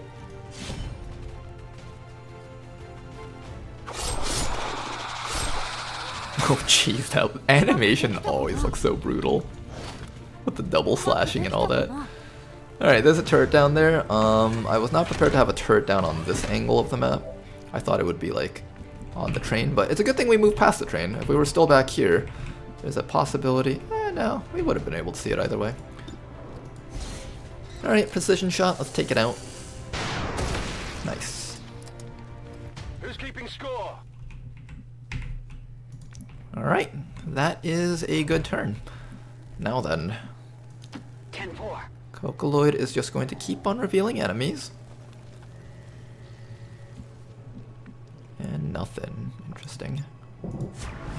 Now, depending on where the enemies end up being, I will either keep my snipers on this side if the enemies are on this side, or if the enemies are down there, I might relocate my snipers up here once I scout up here and make sure that there's no turrets up there. No need to ask twice. We'll keep the rest of our team right behind our stealth unit. You can hear Vipers in the building. Oh, can you? I'm on the move. Are there Vipers? I think I hear it like down there actually. Not necessarily in the building, but we will check the building though. 1, 2, 3, 4.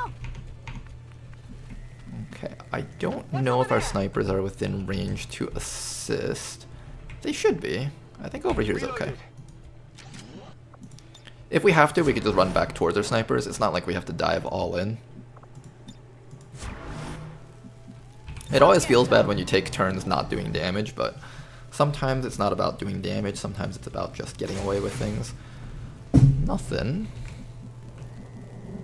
You guys think they're on the roof? Heading there now. Maybe they're on the roof. Nothing, okay. Looks like hostiles. There we go, okay, what is that? Wraith Commando, Frost Legion Hitman, that's a new one. We also can't hit them from here. That's like about 4 enemies. I believe that's all the enemies on the map, so we can now relocate our snipers the way we want. I'm thinking having our snipers up on the ledge over here where they can shoot past the train will be ideal. So that's exactly what we're going to do. We're going to relocate our snipers all the way up this way now. I'm all over it. I'm going to close the door and not reveal too soon just yet. I'll go up onto this roof and just stay in the middle of the roof. That should be safe. Now, Advent does have this bonus accuracy to hit things that are up high on the rooftops. Rooftop combat training gives them bonus aim against us, so we have to be really careful about staying on the roof. And obviously, I don't plan on staying on the roof. I do plan on jumping down eventually. This is kind of spooky. I don't like that I don't see them. I don't know where they went. Our snipers might not be really safe running up here if they're patrolling across. Let's relocate our snipers. Maybe here. That's a bit close though. Like they can still hit our snipers from there if we don't finish them off. Maybe we'll just abandon the high ground and just go down here. That might be okay. Everyone else, just sit tight. Don't do anything crazy. Covering now. Frost Legion Hitmen are something I don't remember. What do they do? I will let you know when I finally get the chance to actually point a gun at them. That's affirmative. I'm gonna drop from this high ground. Just get a little bit closer. Not here. Not there. Okay. What we're gonna do is we're gonna have a team. No, don't move yet. I'm gonna have Cocoloid come back and close the door to keep it safe. Meanwhile, this is actually an okay spot for our snipers if they don't get within range of that. I'm afraid that they might though. Location confirmed. I think the key to winning this mission is really just gonna be positioning for our snipers. Once they're set up, everything will be okay.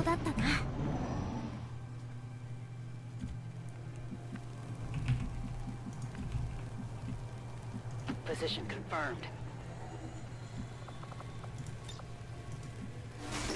Okay, close the door. Don't have to worry about the door revealing us anymore. Still don't see anything though. 1, 2, 3, 4. Okay, you guys go from back here indoors.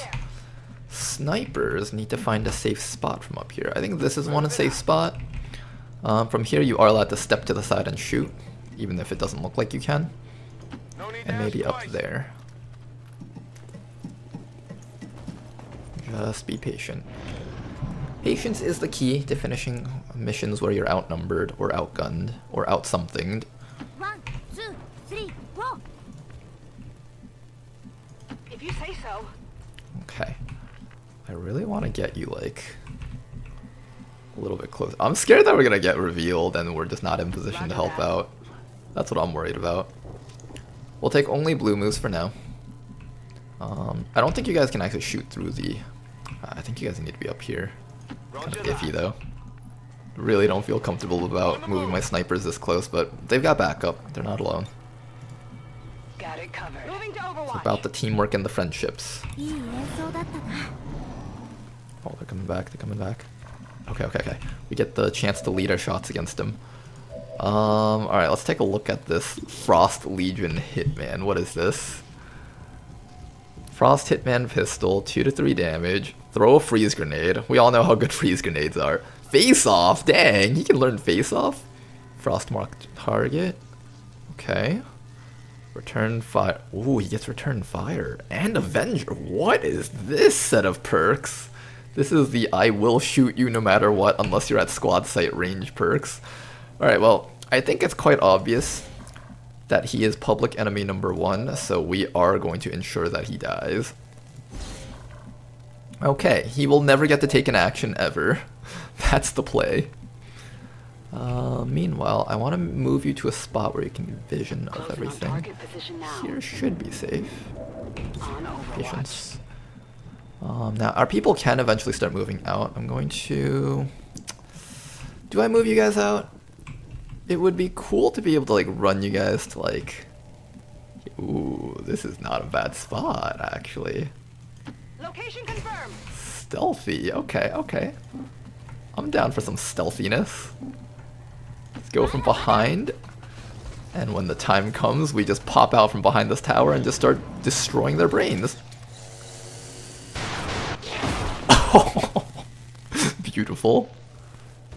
Glorious. I love it. I love it too, man. I absolutely just love it. Oh man, these guys don't even know where we are. They're just taking cover in all the wrong spots. You fools. That's not where the cover is. That's anti-cover. That's the opposite of cover. The nemesis of cover. Alright, let's just clean up. Good mission, you guys. Where's the last guy? Need to find him. He hid pretty well. I'm trusting you here. You know what? We don't even need to expose ourselves to fire. Let's just hide back here until he shows himself. There's really no reason to expose ourselves like this. Moving to designated coordinates. We have a flawless mission here. Let's not ruin it. Alright, Mr. Sentry. I want to try giving the Dragoon a kill, so why don't we set this kill up for him? Halshin, we're gonna start this off with a quick knife fighter to the face. Nice. And with that, Vocaloid can pick up a nice and easy kill. They've got eyes on me. Beautiful. Alright, that was a nice and flawless mission. Very relaxing mission too. Status confirmed. Mission accomplished. He might be just or more dangerous than the Flame Viper. I don't think so. I think the Flame Viper is still the most dangerous one. What is the lead the target perk? It is basically a perk that acts like Overwatch, except it's single target. You focus on one thing specifically, and it doesn't count as an Overwatch shot, so things like Shadow Step do not bypass it, and it can also crit. It's basically the snipers choosing to take the shot on the enemy's turn while they're out of cover, basically, and you also get plus 20 chance to hit on that shot.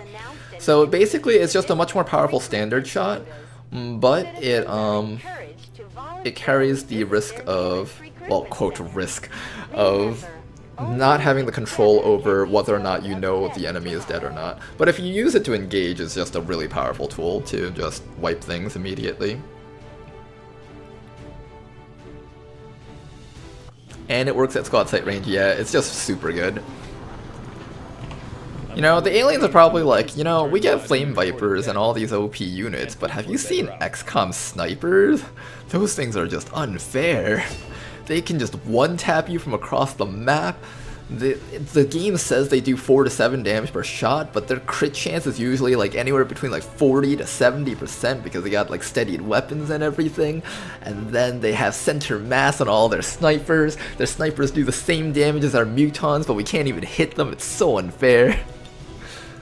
I mean, we always look at the aliens and we're like, oh man, the aliens are so good, but XCOM's really good too. XCOM's like busted if you think about it. Alright, let's teach you how to do the Trojan, I think. You're one step away from ECM. Just one step from ECM. Isbal over here, taking that center mass. Training up nicely. He's no longer a rookie sniper. He's now one of the big boys. We got ourselves hyper-reactive pupils, okay. Underbarrel launcher, psi, Illyrium core, alloys, Illyrium crystals, supplies. Oh, this is good. This is what we didn't have from that tragic mission from earlier. This is what we wanted right there. Even got 15 meld out of that. Ooh, good stuff. Lots of corpses. Did the hitman drop a corpse? No, he did not drop a corpse. I guess he counts as a duelist. He dropped a duelist corpse, I think.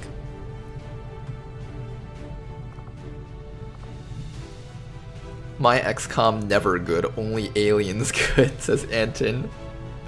Just gotta know what to do with your units. I mean, if you look at your units, they're actually insane. Wow, this art looks really good. Did they hire an artist to make this? This is really good art. Honestly. Let's see, the meld crystal, that's just a lump of rock. I should look at some of the stuff more often, like, I think they changed up some of the colors for these things. Like, I know they changed the color for depth perception to like a light blue color. Okay. That is also our very first skeleton corpse, actually. So we can do some autopsies on that if we want to. I don't even know what that thing does, though. Don't lie to me, you always get the better ones. Well, I get the same, well, in this mod we get a bunch of really cool things, of course, but snipers are always going to be the same in between all the Long War stuff. In fact, these snipers actually technically got weaker because they had serial taken away from them, so you can no longer do chain killing with your snipers anymore. But overall, I just always do the same build. I'm a huge fan of it, and I always make sure to turn my highest aim soldiers into snipers, highest aim and lowest mobility soldiers, so having a good suite of like 75 aim super snipers is just really good, especially if you know how to position them well in a way that the enemies just don't know how to take cover against you. I will say though, the loss of serial isn't actually that bad in this mod, because in this mod, snipers get lead the target. This is a really good perk. This is essentially a multi-shot perk, because if you lead the target on the enemy's turn, the enemy like patrols, they get shot, they can't shoot at you immediately because they just move into position, and then you get another turn. This is essentially a multi-shot perk in disguise, and it's really, really good. It's why I'm opting to take stay on target so that there's no cooldown on this, so we can just keep using this over and over again between engagements. To be fair, I think that is a bonus that the snipers needed to be able to participate on the on the timed missions, basically. But the timed missions, I feel like that was actually kind of a balanced trade-off, where snipers are supposed to be really good by the end game, but you need to baby them early on. I think it was fine that they didn't get an early game boost, but I'm all for it, and this mod is really tough, so it's one of those balance changes that I would say it is what it is, and we'll just see how it plays out. Saddest thing, however, they don't have Hunter's Instincts. Oh yeah, they did take that out, didn't they? Let me take a look. They don't have Hunter's Instincts? No, they do. They do. It's just that it's competing with Disabling Shot, which is really good, of course. But they do get access to Hunter's Instincts if you wanted to build one with that.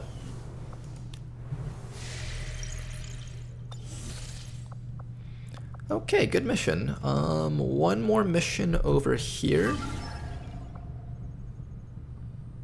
This is already ready, so we might as well launch it. Alright, next mission, let's do it. Alright, let me read some of the YouTube comments a bit. Does the mod pack include playable aliens? I did see a playable alien in one of my in my off-stream run, they are only gotten from a special covert ops where you rescue a person, and that person happens to be an alien. But if you get it, you get like these special aliens that have like really cool perks. I got a sectoid, and we also got an Andromedon once, I think. So I'm really excited to see more of the playable aliens, actually. I really like the sectoid with the abduction perk. It looks really fun to just have a unit that can mind control things permanently twice in a mission. Our Brazilian Andromedon. Oh man, I missed that guy. The Andromedon was from Brazil.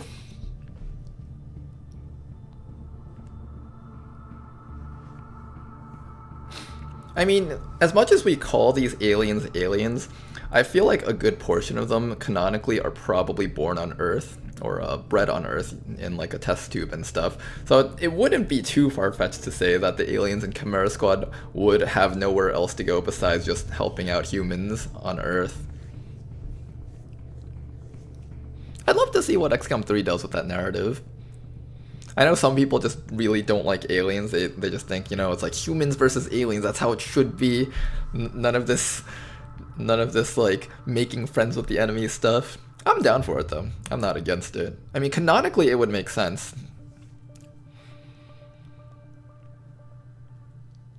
What do you mean permanent mind control? So normally mind control wears off after a few rounds, but if you use you know how like Psy operatives have like a permanent mind control? It's called domination, I think, in vanilla. The sectoid has the ability called abduction, which basically just permanently mind controls enemies, and you can use it up to twice per mission. So you can have like permanent mind control over like 2 enemies and just like puppet an entire map of enemies. It's really cool. Okay. Let us begin. First thing we will do is just run people next to this ladder.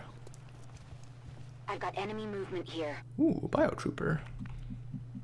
I'm okay if we get revealed by a big pod like the biotrooper, as long as we get to fight stuff. Completely fine by me. Position bestätigt. Rücke aus. Now comes the fun. Now comes the fun. In position. Are the abductors in Majim? Yeah, I saw one of those. It's not an abductor, it's like the perk is called abduction or something. We'll scout with the shield dude. I think he's the better scouter. Ich sehe den Feind. Okay, just a drone. I wanted the biotrooper that was back there. We could also ignore them and just run past. I feel like we could get through this entire mission without actually running into those guys if we manage to sneak past them at this point. Tempo. I don't mind not having cover, as I said before. Cover is optional. Yellow alert is a lie. Cover is optional. I like how this guy can just climb up the wall. That parkour perk is really cool.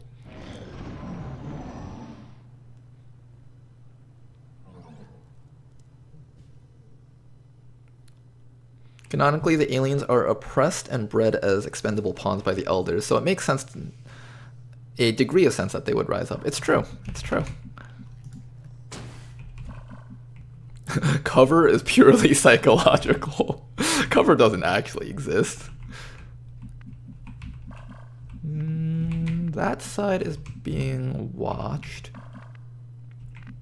There's a drone back here. If we decide to go through with this strat of just running through everything, we might be able to go through the back side and then enter through the back door, because I think that's how these buildings work.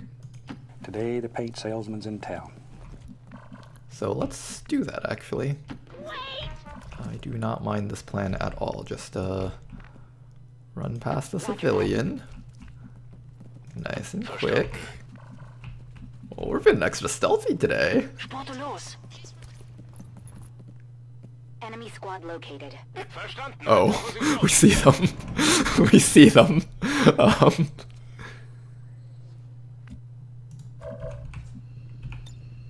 Wait, what? I see the... Oh, he's down there. What the heck? Let's open the door so things stop being so janky. I do need that observer dead.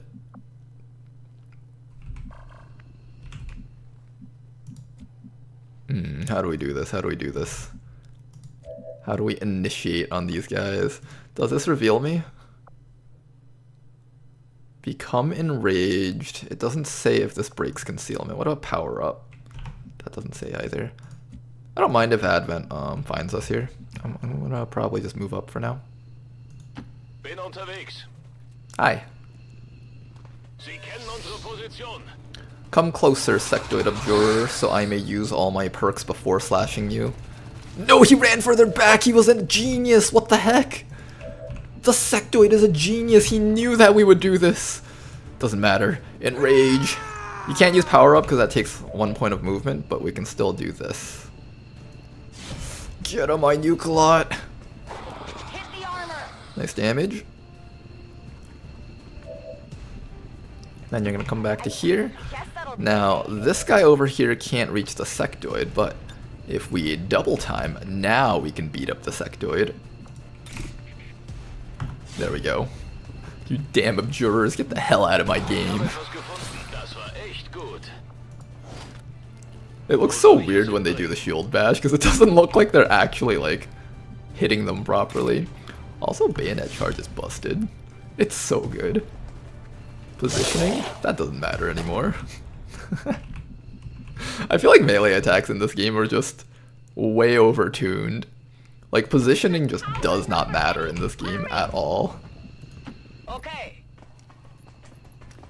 When you can just run up to something and just click it to death, does taking cover actually matter anymore?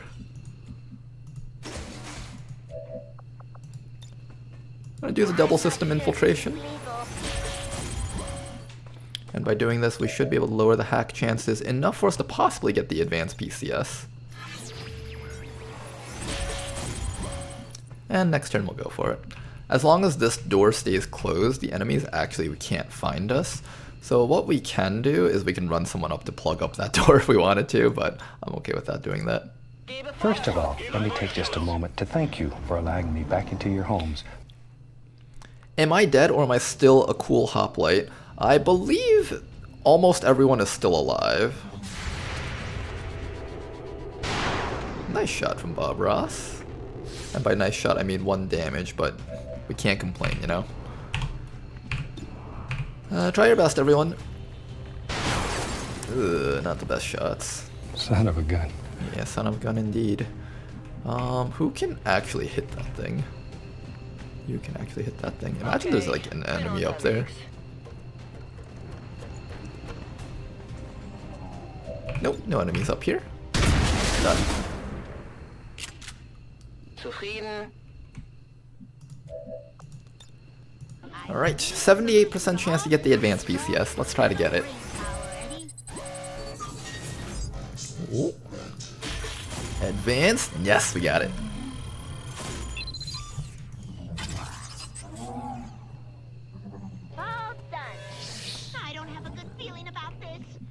Okay then. Oh, this jail cell is crammed.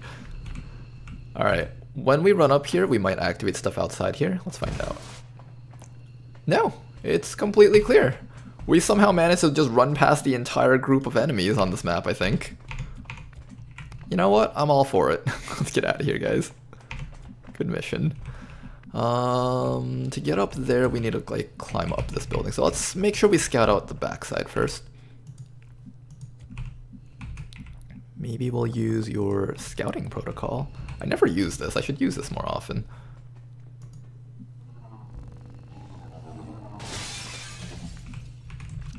Alright, pretty good. I think there's nothing else back here. We somehow managed to run past the entire map. Completely on accident.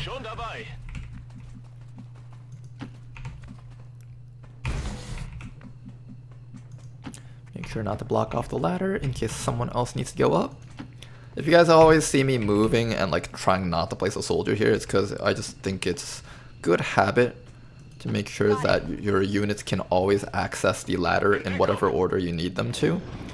Like having to blue move a guy out of the way to get someone up the ladder can possibly cost you like an enemy kill. It's always good to just leave that available as an option. I'm gonna use the civilians to scout this actually. And if nothing shows up, then we are clear.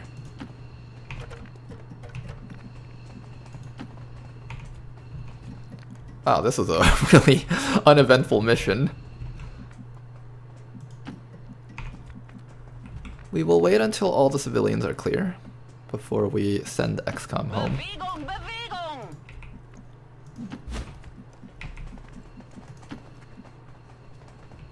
And I think that's everyone in there. Good. Bob Ross, step up. Wow, this was a really easy mission. Just literally 3 enemies. It's all wet and slick and it's ready to go. So let's get ready to go and do it. Oh, I should have sent these guys home. It's okay, yellow alert doesn't exist. Status confirmed. We've secured a civilian It's okay, guys. Yellow alert isn't real. Oh, saying that you'll activate something. It's too late for Advent though, we're already home. I like how the music starts, but it doesn't actually activate anything.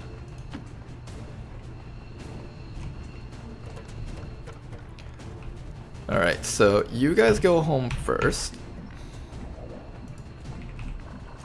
Then I just need to make sure that everyone over here can get out of here, so let's start with MMC on. I like how you can just like climb up the walls. Although you can't climb past these little scaffoldings. Ooh, Frost Mech. Don't go on Overwatch, don't go on Overwatch.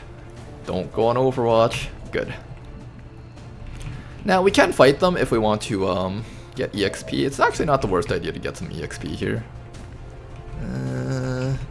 The wound times if we get hit, I'd rather not risk it.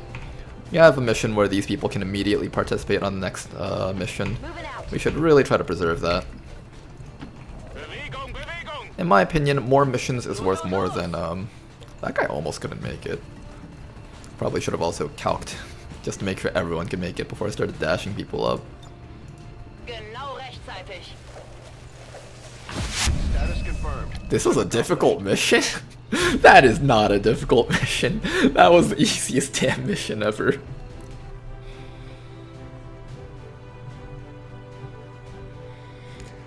We had all the ways to sneak around covered, sir. He just went straight through the middle. If I'm not mistaken, most XP goes for participation of mission. Yes, you're right. We do have like wet work and all that other stuff, so kill XP is like... It's not worth nothing, but... It's not like the end of the world if you don't pick up all the mission EXP. Quote, difficult. Oh no, such a hard mission. This was so difficult. There were so many enemies in our way. Probably just needs the maps to update where enemy spawns can happen, I guess, maybe? I don't know. I think this is one of the unique map packs, so it's possible that enemies spawned out of the way and the mod makers might just need to update that. I don't actually know, like, do maps have specific spawn locations for enemies, or is it like purely random? Because some of the maps are really big. I find it hard to believe that it's purely random. I'll give you that resupply. Alrighty then. An advanced defense. That's being sold for 10 credits, unfortunately. But oh man, look at all the people in this region now. We even got some rookies too. Check out our rookies.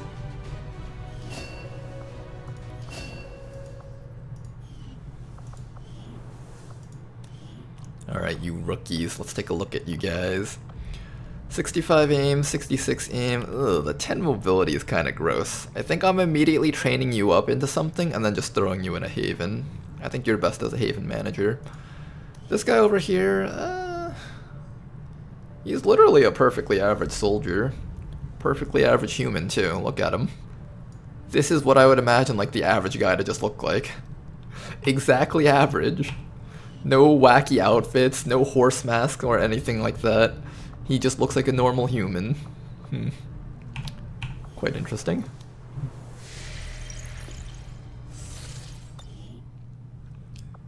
Alright, what do we got here? Not doing that mission. I think we should just get ready for the network tower. Before we send out a squad for the network tower, one thing I want to do is I want to start setting up squad management. So we currently have some squads over here. This is our starting squad. I'm gonna delete this squad right there. Okay, so this right here is the XCOM Covert Ops. For this squad, we want all of our Dragoons and everything that uses Phantom and stuff. I think we're going to send even one of our Shinobis. I think it was going to be Tedster on this one. And I think I had a third Dragoon around here. Let me find him. Dragoon. Where's our Dragoons? I know we have one more, right? 1, 2. Yeah, we have like 3 Dragoons on this team. Or so I thought. Oh, you're out on a covert action. Okay, so when we get the chance, we're going to put this guy onto the XCOM Covert Ops. Then after that, we have X-SWAT. Now, this team is going to be a team with a hoplite on it. Which one was our hoplite? I think, it was one of these. I think it was Thackboy. Alright, so for this team is going to involve having Thackboy patrolling around with all of our rangers and specialists and all those other units. Let's see.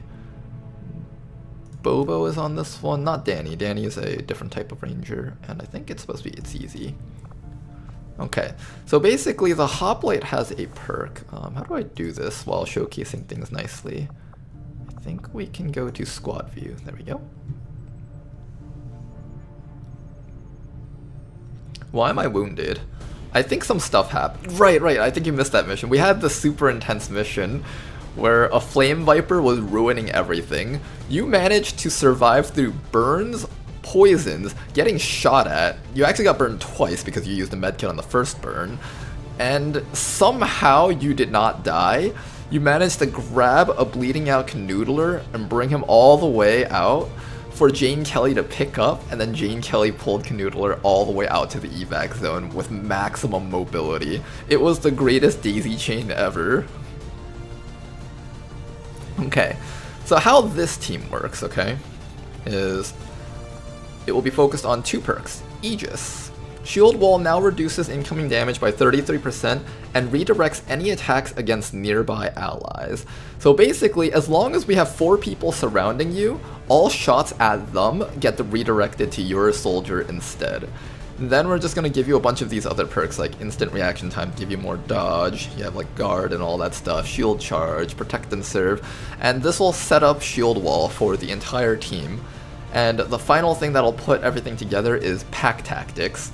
If Shield Wall is active, then all adjacent allies will enter Overwatch at the end of the turn.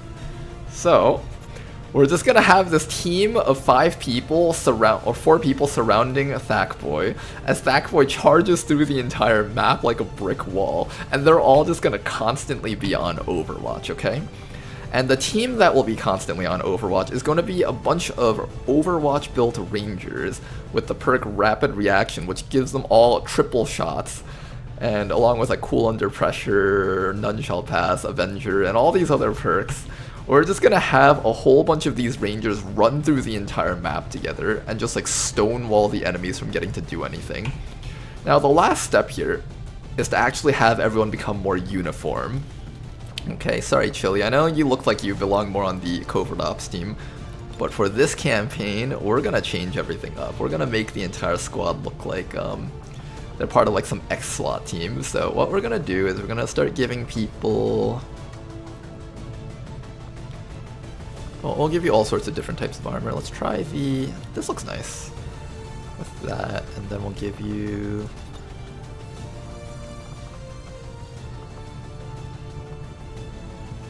I'll give you guys like shin guards and stuff, and then arms. I want you guys to look like you guys are properly like set up for tactical engagements. I forgot what color we chose. What color blue was it?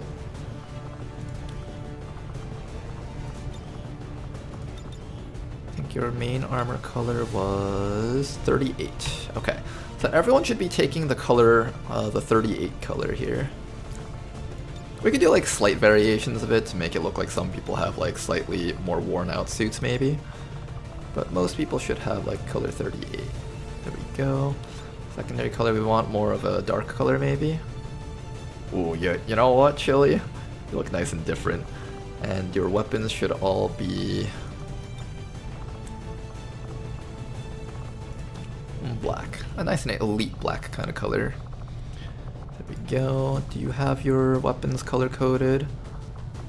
Customize weapon. Let's make sure everything looks nice and properly colored. That's a nice riot shield look. Okay. Yubnub over here is going to customize.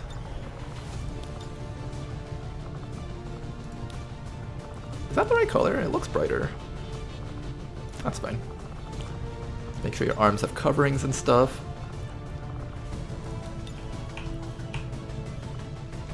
There we go, and Bobo.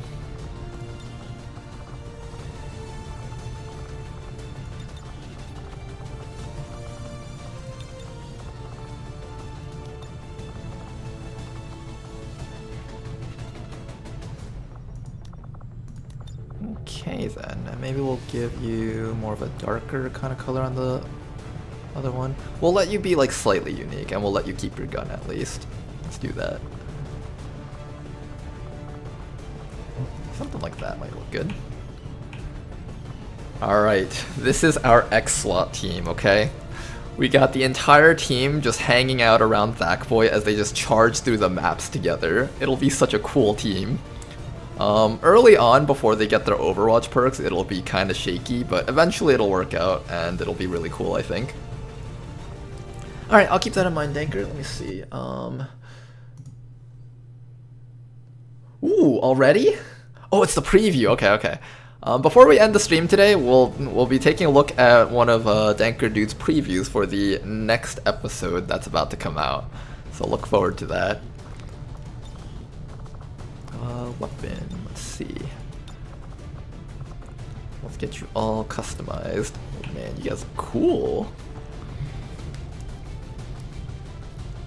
This is a really cool team, actually. They look really, what's the word for it? They just look elite. They'll have like the cool XCOM emblem on their chest pieces. You know what? I should give them all armor that has the XCOM emblem. That would be kind of neat. It doesn't have to. You know what? Just the officer should have it, actually. The officer will have the XCOM emblem. Everyone else will have something else. Let me change your body to be something else slightly different.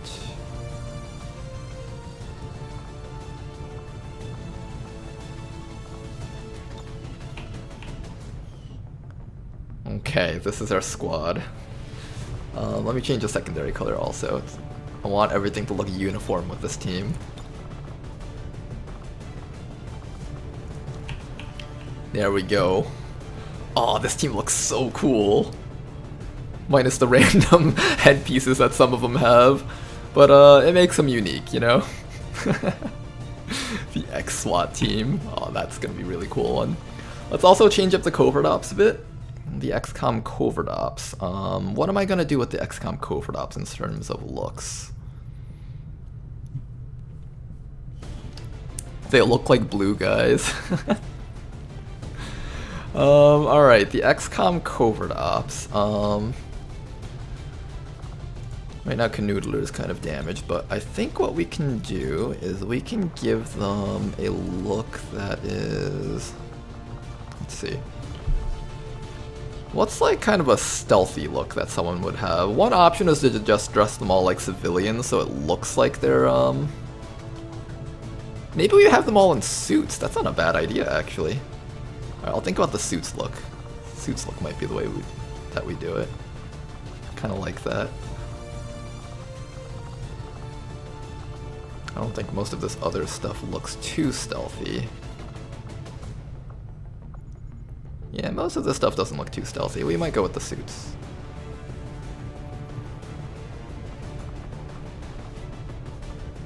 I wouldn't mind doing like dressing up like Advent kind of look also. That could be neat.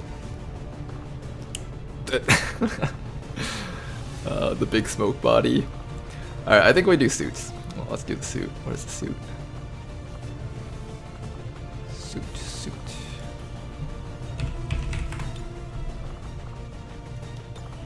There we go. His arms look kinda janky. Let's set that to none. Set that to none, and I think if we set the legs to none, it already has a suit. Oh man, looking good there, man. Oh, that looks good. Canoodler looking like a true agent. Alright, we'll keep you the way you are, Tedster, and then we'll change all of these people over here too. Okay, do we prefer the suit look for you? Like, alright, do we prefer the actual suit? Oh, that's like the suit for the females? That looks kind of bad. We'll go with the Hitman suit. So we'll do the Hitman suit, left arm. I'm okay with you having gloves on. That actually adds a bit of character to you. Let's do that, and then legs. Suit pants. You know what? Is this okay that we just leave you with like shorts like that? That's a look, I guess. Adds to the sex appeal for XCOM. Alright, let's do you. Hitman suit. I think the Hitman suit looks really cool.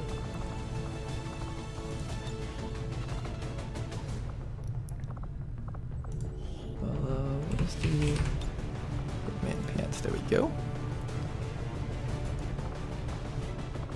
So arms are none, and you have belts. Yeah, the belts look like combat material belts. Yeah, sure. Let's go with that. We'll probably change the weapon colors to be black also.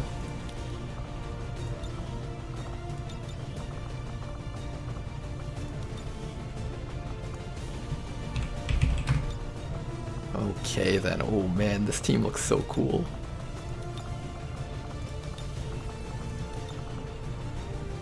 Beautiful. Minus the random face mask and hairstyle thing. That's a stylistic choice that we allow our operatives to keep on. Let's just color you guys so that you guys match. Let's do weapon coloring. That should all be black. That will allow everything to look nice and uniform. Looks nice and stealthy.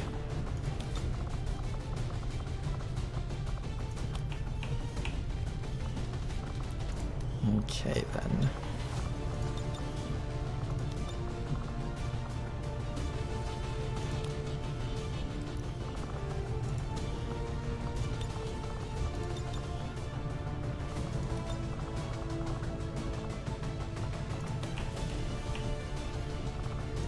Alright, and I think the secondary armor color does affect like the color of their ties, so let's just mess around with that just a little bit.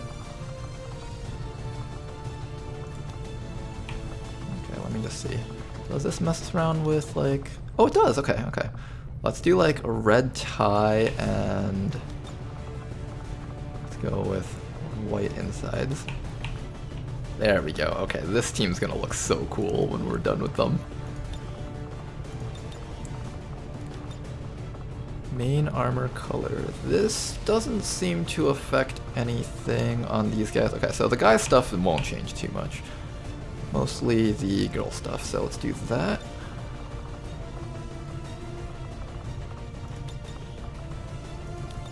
Secondary armor. We'll make all their suits white, I guess. And then we'll allow them to color their ties whatever they want. Maybe since you have purple hair, we'll give you a purple tie. There we go. Just give them a little bit of personality.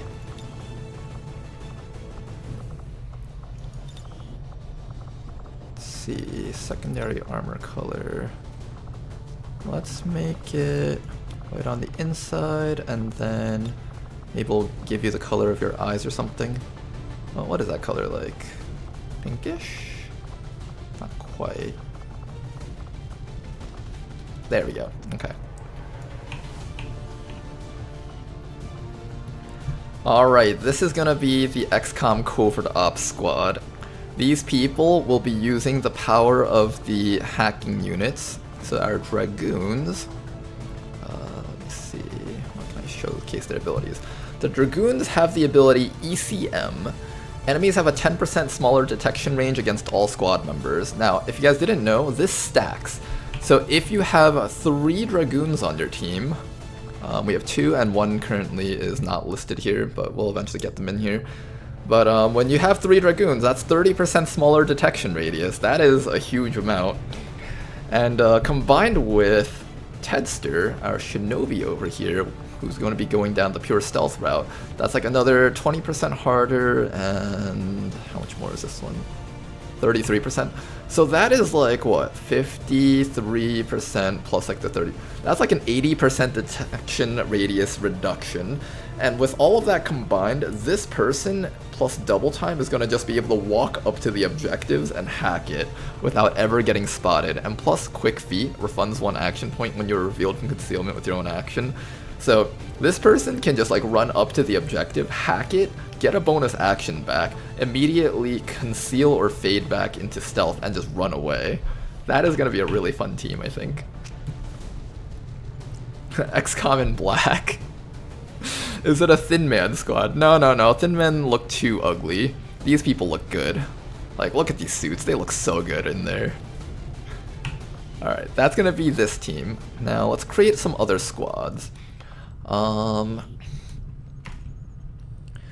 One squad idea I had in mind was the Chosen Hunters. Okay, these guys are gonna have a job to hunt the Chosen, and they'll be in charge of missions to defend our bases. I'm still not quite sure how I want to build this team yet, but this team has access to, what unit is that? Where's that unit?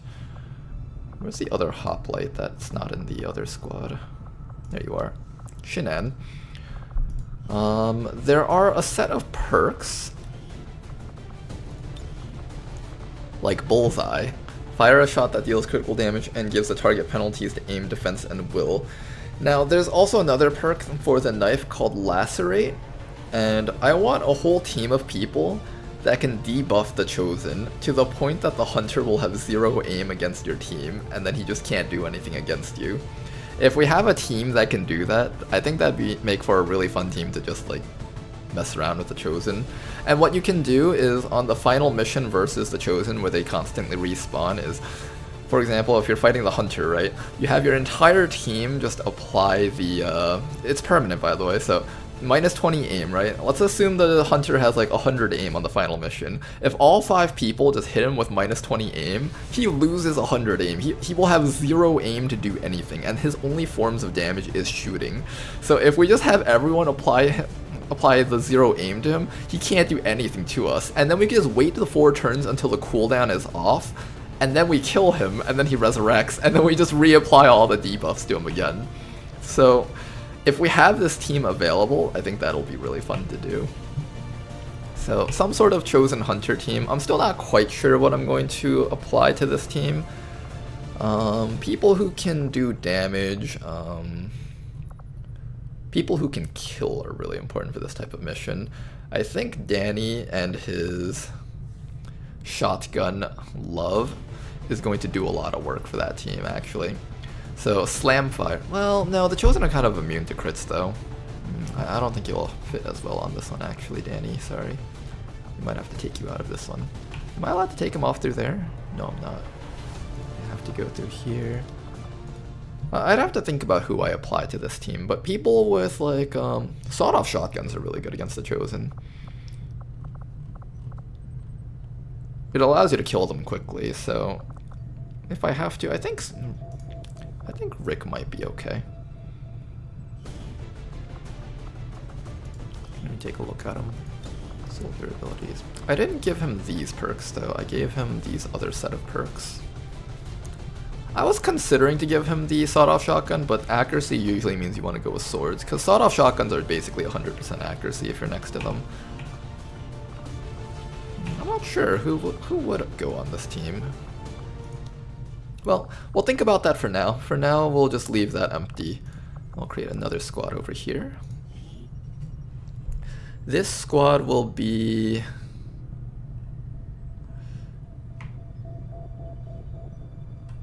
Oh, you know what? We need like an elite marksman squad. Like...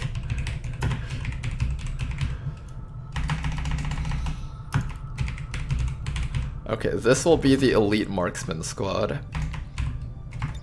This will be a squad of people. This will include the recon as our officer and then just a bunch of sharpshooters, I think. Ooh, that might be cool. So we'll do this and we'll just slap in all of our sharpshooters. Okay, and then maybe like what would be a good supporting unit for these sharpshooters? Juggernaut wouldn't hurt.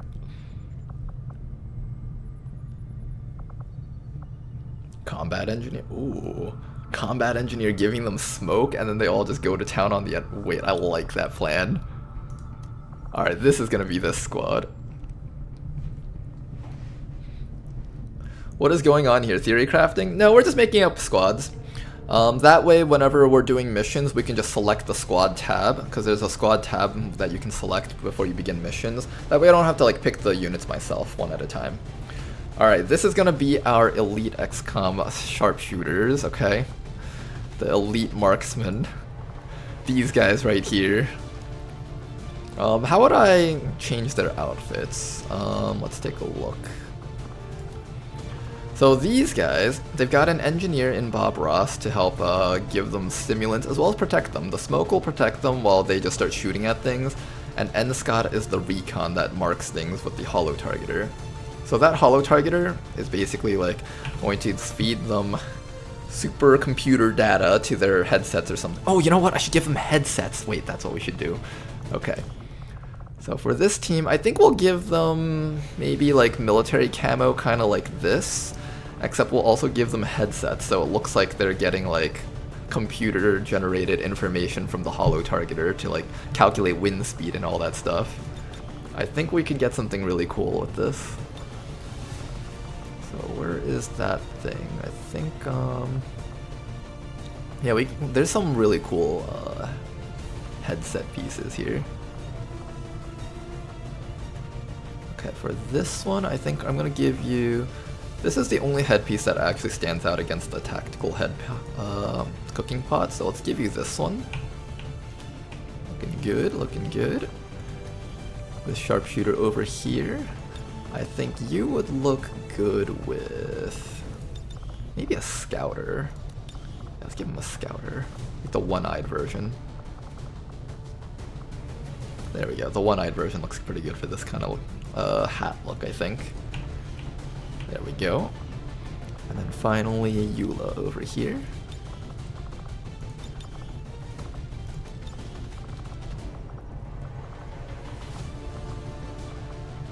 Alright, let's see. Which one do we go? Scouter visor. That one looks kind of cool. I feel like you need a good helmet to work with that piece, though. Although I don't exactly have anything better. Do you have anything else that might work with that? Or is that it? I think that's it. Okay. Then we'll give her... I guess we'll give her this one. Doesn't look too bad. I just wish that her hair was a little bit, maybe a little bit darker so you can actually see the scouter, but that's fine. Alright, this is our squad right here. This is our sniper squad. We'll give most of them some sort of camo kind of thing, so let's see. And we'll make sure that most of them are maybe like that green color. Like that dark gray or green color, it doesn't really matter which one we pick, but body, I think it's here, and then is there a pattern? Armor pattern, yes. None. Okay, let's go with classic. Classic 2 or classic 1? Go with classic 1. Change you to that kind of stealthy color. I think this is more of a stealthy color. Let's go with that. Alright, and then we'll change up your coloring a bit.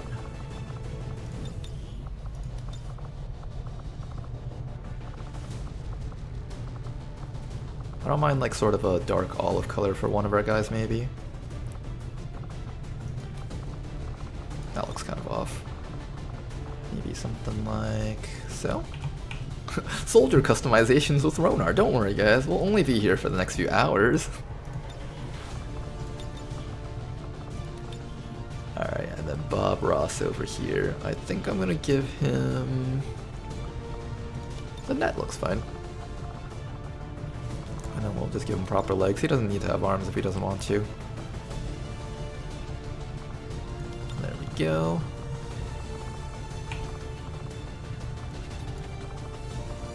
And color. Color and patterns.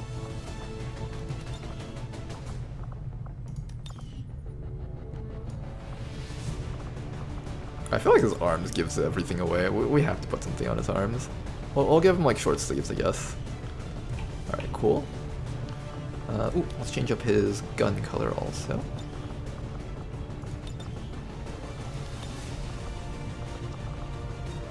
I wish everything by default was more of a darker black color. It doesn't have to be exactly black, but like more of a gray color. It would just fit a bit more. We'll leave Eula alone, give her her own bit of personality. That is the character from Genshin Impact, so I want people to recognize that. And then N-Scott over here. What would a recon look like? Definitely the recon would be the stealthiest looking one of them all. So let's go with... Soldier customization is why I'm here.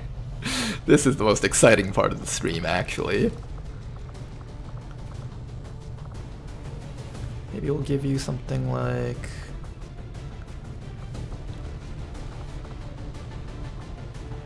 I'll give you this thing. I like the little XCOM emblem, and you'll probably end up being the officer of the team, so it wouldn't hurt to just let you have that. Okay, we'll do that, and we'll change... I find that I think the recon could look cool. Like, you could recognize the recon if you give them less weight to them. So maybe I'm okay with letting them have like a lighter looking outfit without sleeves. Yeah, I think I'm okay with that. We'll give them like kind of outfit that looks like they'd be running around a lot. That should be okay, and then...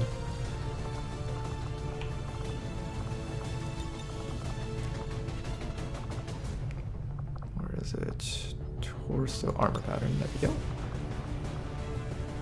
Yeah, that looks good. And then we'll just color your weapon to be more dark, just like that. Good. Okay, that recon is super stealthy. No one will ever notice that the person is wearing a horse mask. I like how I'm trying to be serious with my units, but they still wear all these really janky pieces of equipment on them. Alright, so we got our holo targeter on the squad. Eula is actually also a holo targeter. She's not a traditional sniper. She's also going to be using holo targeting and stuff, but she'll be more in the back line of the team. So that should be fine. I might actually turn Eula into the officer just so we can have the higher accuracy with lead by example. That might actually make more of a difference. We'll see what I decide to do, but for now, I think this team looks pretty good.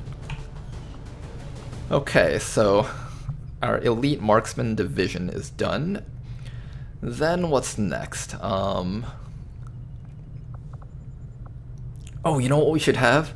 We should have a superhero team. Oops, not this one.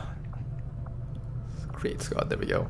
Alright, do you guys remember from our previous campaign? The Ronar League. They will be back. The Ronar League will consist of our Warden Toki. Both are Storm Riders. We'll have both our Storm Riders. We'll also have... I guess the hero classes would fit perfectly. They're kind of goofy enough. The Anchor Dude will be like the Batman of the team. He'll be like the one guy who doesn't have like superpowers to run in there and kill everything, but he's just smart, you know. He's smart, he's stealthy, he takes good shots and stuff like that. Yo, let's go, Ronar League. Everyone's so excited about the Ronar League. Alright, so the Ronar League will consist of just superpowered soldiers. We'll probably have our Psyop unit in here also. We got like Yuna in here. Why does Yuna look so weird with her weapons? Do you have like a better pose? There we go, that's the proper pose you're supposed to have. We got like the anime pose on I Nuke a lot, with like the I'm about to draw my weapon and kill them pose. Yuna with the double swords. Palebrooke is currently injured, which is why I think he's leaning over like that. Is he injured, or is he just naturally like that? I need to fix that if he is. I think he's wounded. Yeah, I think Danker Dude's also wounded. But yeah, we got the super cool team right here. Who would be the leader of the Ronar League? Ronar's not in this mission, in this campaign this time around. I wanted to give more of our viewers a chance to be in the character pool. The Ronar League is, like, I would be like the Xavier guy who's like sitting in a wheelchair, telling people what to do rather than actually participating on missions. But man, we got some really edgy looking soldiers here. I'm okay without changing any of you guys. You guys can just dress however the hell you want. Your head just twists backwards. Jesus. What's that neck? Oh my goodness. Okay, well, as we get more super soldiers into the team, we will fill that up with more super soldiers. So like if we have psyops, we can do it. I think the akimbo person should be a part of this squad also. The akimbo person can be in there. I think that's fine for now. We'll leave that. And then after that, we need to come up with one more squad. Alright, this one will be the XCOM. Oh man, okay, so the XCOM Chemical Division. This one is going to involve both Grenadiers. You're currently on a covert op, so I'll put you in later, but we'll have the Grenadiers, and we'll also have, when we get a technical, we'll finally put in the technical, but we don't have one for now. We have a Juggernaut. That guy has the flamethrower thingy. And the... Where's the Arsonist? Once the Arsonist is done training, we'll throw him in there, and maybe we'll have an Electrician in here too. Okay. This team we will need to customize a bit once they come aboard. Since this team is so burn-oriented, it's not even burns, it's like just DOT overall. Like the Grenadiers are all using all sorts of like acid, poison. They go for some sort of radioactive, like yellowish green color, I think, for their team once I finally put them all in. The Ronar League, there was an idea to bring together a group of busted soldiers to see if they could break the game so they could win the mission. Alright, this is really fun though, just thinking of all these fun ideas. Oh, you know what? Halshin actually would fit in the Ronar League. With the way Halshin's build works, it's gonna look really cool with Halshin in it. Okay, we'll have Halshin in the Ronar League. The Chemical Division is kind of just what it is. We'll figure out how to deal with these guys when the time comes. Yeah, we got the soldier that's missing an arm. We got the flamethrower guys over here, so people who have like the flamethrower wrist-mounted things can be in on this. People with chemical grenades will eventually be in on this also. We'll fix them up to make them look more uniform later also. Man, this is actually really fun. What else do we have? Like, what are the remaining units? We got like Jane Kelly here. Jane Kelly... Ooh, Dead Mother. I never looked at Dead Mother actually. Let's look at her.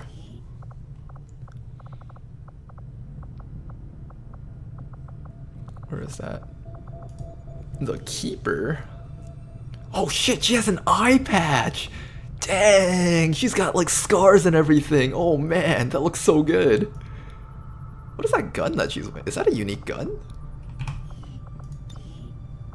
A marksman carbine. 5 to 7 damage this early on? This prototype weapon was taken from Argentinian Weapons R&D Division by Reina Denmother before she went into hiding with her unit, 601st Commando Company, shortly after the First Contact War was over. It packs quite a punch due to using magnetic assistance technology and high caliber caseless match rounds, high velocity soft point bullets. I can't read that fast. High velocity soft point bullets have excellent stopping power but lack penetration. To help maintain accuracy and conserve ammunition, the carbine is rigged to fire in short bursts. Overcomplicated internal mechanisms and the rarity of employed ammunition makes it impractical for replication and mass production. This weapon is ineffective at delivering critical strikes but high damage... let's wait for it to scroll back up.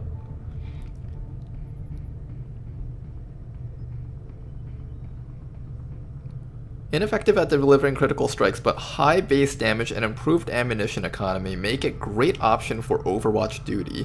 Firing the primary weapon ends the soldier's turn in the absence of special training. The upgrades looted from the enemies provide... Okay. So, she comes with sawed-off shotgun. That's one of my favorite secondary weapons, because it just does so much damage when the battle gets close. This gun looks really neat, though. I like it. Alright, let's read the abilities of the Keeper. This is a unique class. Trained Sniper. Grants the squad sight ability, but only when a sniper rifle is equipped as the soldier's primary weapon. Sounds good. Fire your sawed-off shotgun at a nearby enemy. Okay. Grapple gun. Ooh, okay. She comes with a grapple gun. One good eye. Gain bonus 5 aim and 5 crit when taking multiple primary weapon shots against the same target in a row. Stacks up to 3 times. Okay, so that would make her good for fighting against things that last for a while, like the Chosen. Otherwise, I don't really see this perk getting used too often. Maybe against other boss units that we find later on. I used to be one of the best shots out there. Losing an eye knocked me down a peg, but I can still dish out the pain as long as I can focus on one target at a time. That sounds so hardcore. Okay then, let's read her ability. So, we have lead the target here.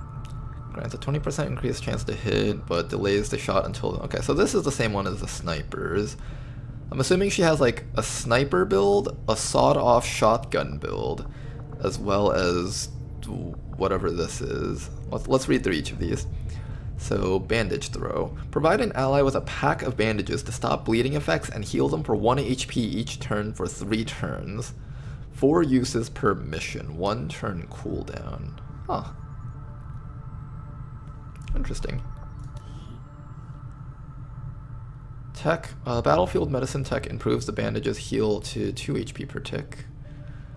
Target has to be conscious. So this doesn't help people who are unconscious. So this is just like... And bleed isn't too common either. I don't know if I'd ever take that.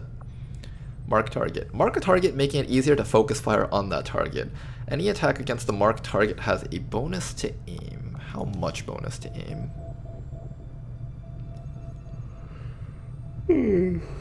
Marked target can be used at squad sight range if the user has squad sight ability, but it will not break concealment when used, okay? None shall pass. Ah, this is a classic. Basically Bladestorm, but for the sawed-off shotgun. Reload the primary weapon of a targeted allied unit.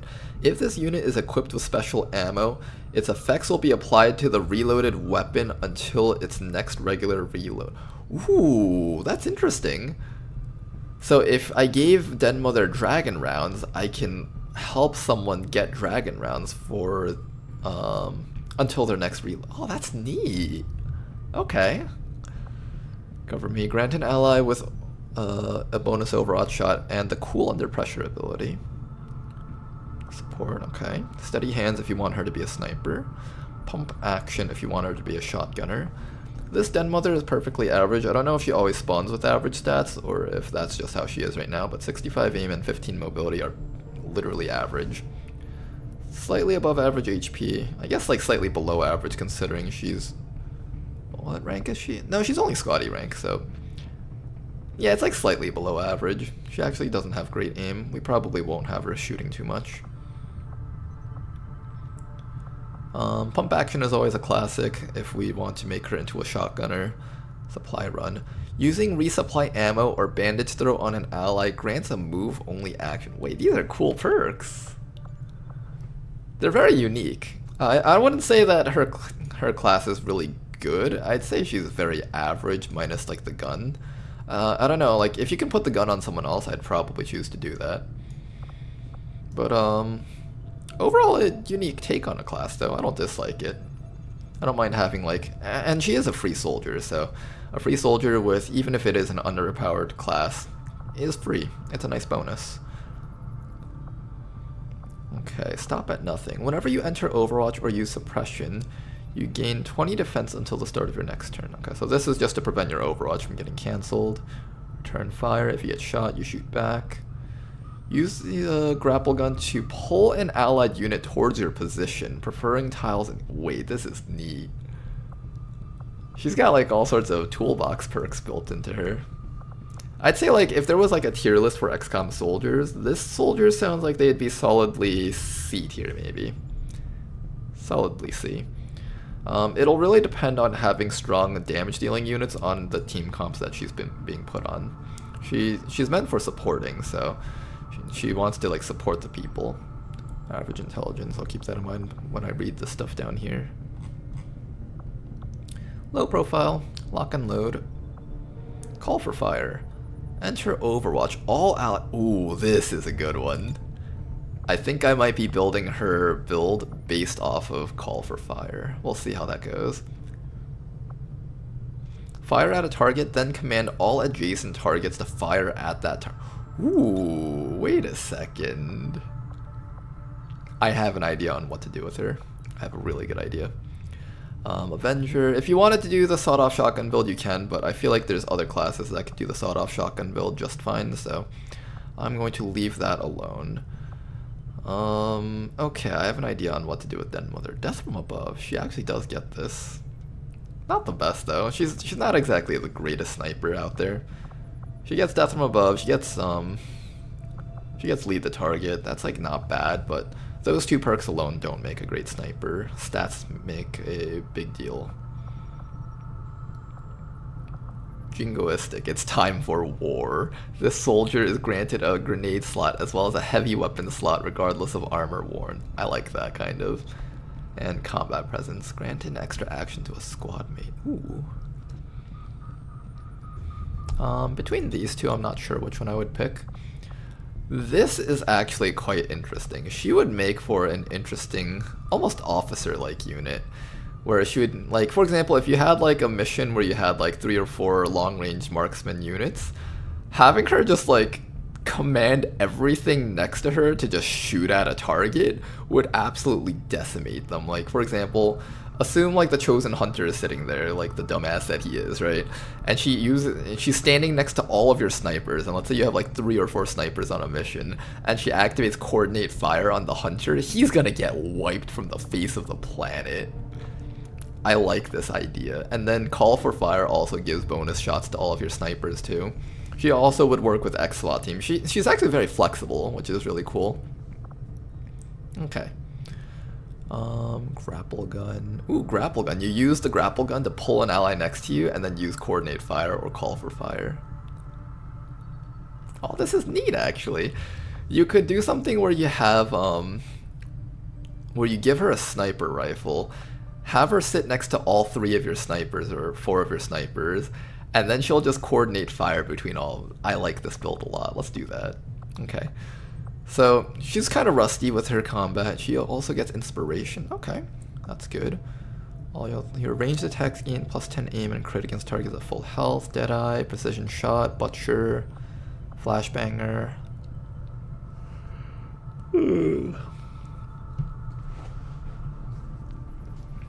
Let me read some chat right now. I'm having way too much fun with this.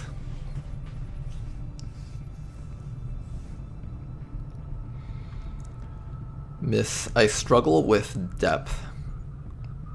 I don't know what you mean by that. I love how you bully the poor Hunter. I mean, if Hunter didn't make himself so bullyable, then I wouldn't make fun of him all the time. But, you know, he comes over to the Avenger, fails to sabotage the Avenger multiple times. He's constantly calling us on our comms trying to shit talk me, despite the fact that he's lost every single engagement that he's been in. You become a really bullyable person after the first few encounters like that. Reyna, depth perception morals. She could do something like that, depth perception maybe.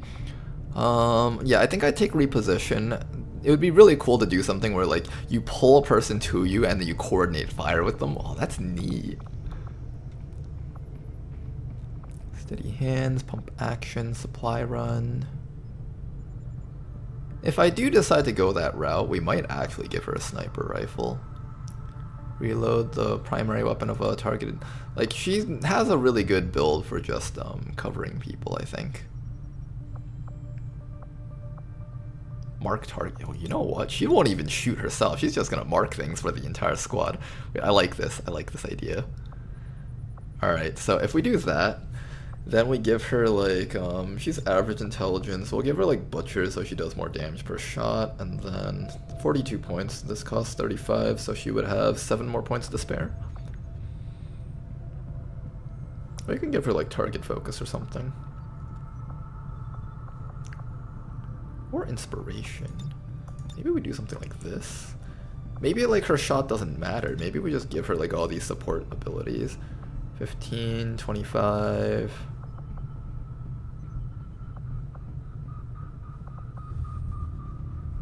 45. Yeah, that's fine. Make her more supporting of a unit. Giving dodge to your nearby allies. She'd do some really cool things. Let me see. So if I give her like a sniper rifle, let's say, right? So she has a sniper rifle. Does someone else get to use that carbine effectively?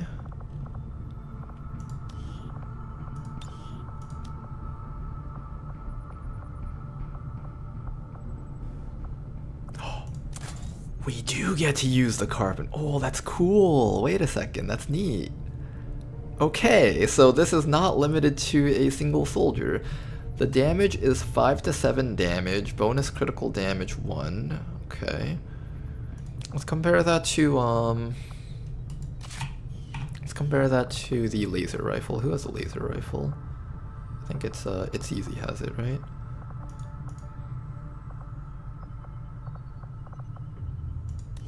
I think it's easy has it. Okay. So let's just slap this on for now. Okay, so the laser rifle does 4 to 7 with a 2 bonus crit, 3 clip size, and 5% bonus aim. Compare that to the carbine. That's also is 1 more point of minimum damage, but it loses out on critical damage. So if we're not planning on critting often, this is not bad. This also comes with a clip size of 5, which is somewhat interesting. Can we mod it?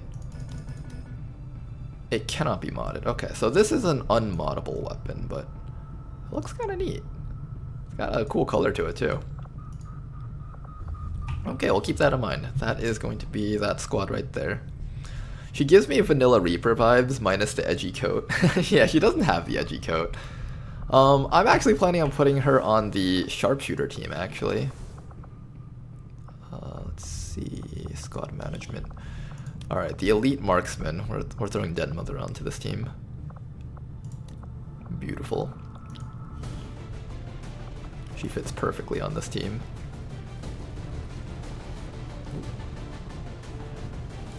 Alright, so this will be the full 6-man team, and her outfit kind of matches them too. Looks a bit more ragged, but checks out. Doesn't look too clashing with this squad, and after all, Eula looks completely out there in terms of outfit. Okay, that's pretty cool. Now then, what soldiers do we have left to assign? We are left with this Dragoon's going on another squad, the Grenadier's going on the Chemical squad. So we got like a Crasher, a Buccaneer, a Scrapper, and a Shinobi.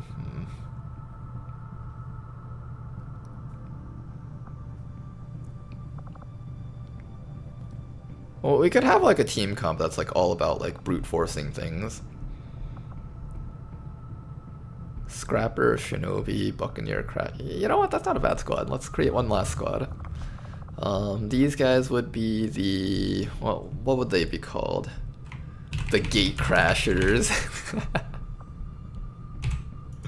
Alright, there we go. I like this team.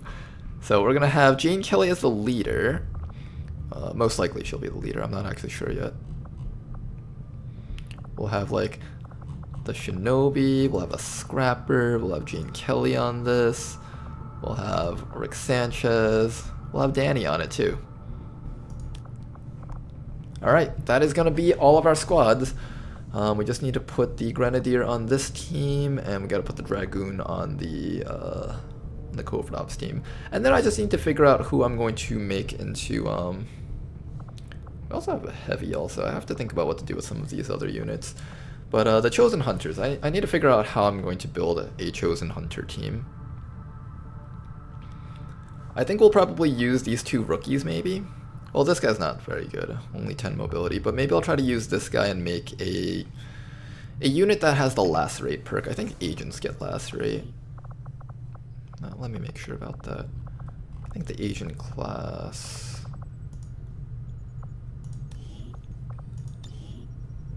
Yes, or not Lacerate, it's called Hamstring. A crippling knife slash. What's lacerate? Oh, lacerate, it's the bleed one. Alright, so hamstring. Crippling knife slash applies a permanent -7 movement, -30 aim, and -50 dodge debuff. Resets run and slice. This is actually just insane. Like, could you imagine we just have 2 of these guys chop like the assassin's legs, and now she's down 14 mobility, and then we just like get them out of there? That's actually brutal. Like, if you manage to pull that off against the assassin, she's just not moving ever. Do we have any other classes that learn hamstring? What other knife classes are there? I know the scrapper is a knife class. Does he get hamstring? No, he gets run and slice. Does not get hamstring, unfortunately. Nope. Okay, we'll have to think about that. Wait, no stream crash so far? WTF, is this madness? I know, right, Alshin? We managed to stream for an entire 6 hours and the computer has not crashed yet. Honestly, I'm impressed by that. I'm incredibly impressed that we have not had a crash. I'm pretty sure Assassin can't go below 11 mobility or something. Really? Why not? Is there a reason for that? Code reason, or...? Ooh, we get to train our people. I need another officer. Who's gonna become an officer? Maybe we'll turn... Chili, Fazgort. I want Jane Kelly as an officer.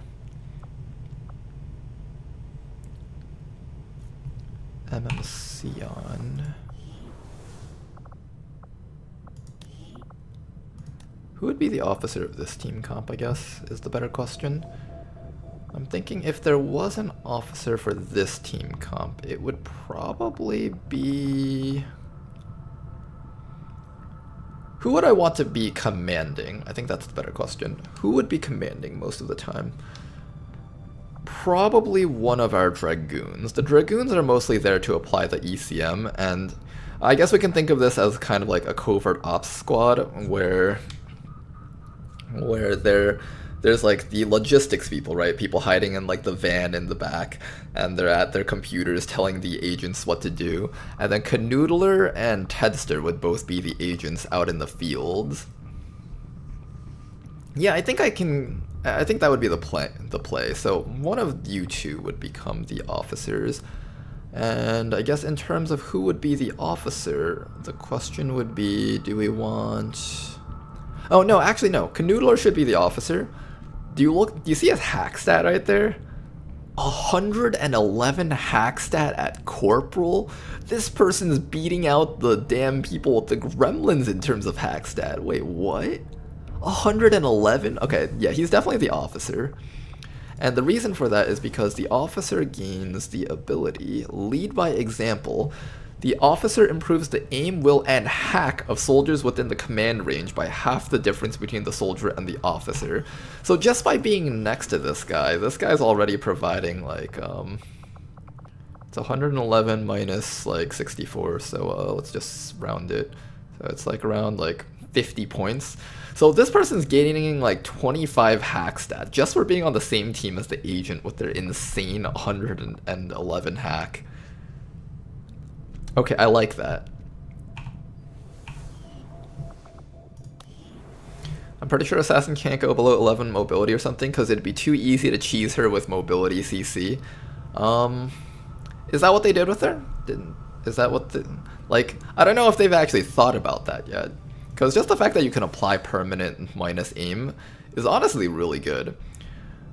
Like, if you could apply minus, like, 20 aim to a sectopod with one shot, right? Like, a sectopod has, like, what, 70, 80 aim? So if you hit it, like, 2 or 3 times with bullseye, it's already got, like, not enough aim to overcome low cover. It's actually really, really good. I feel like they haven't thought about everything so far.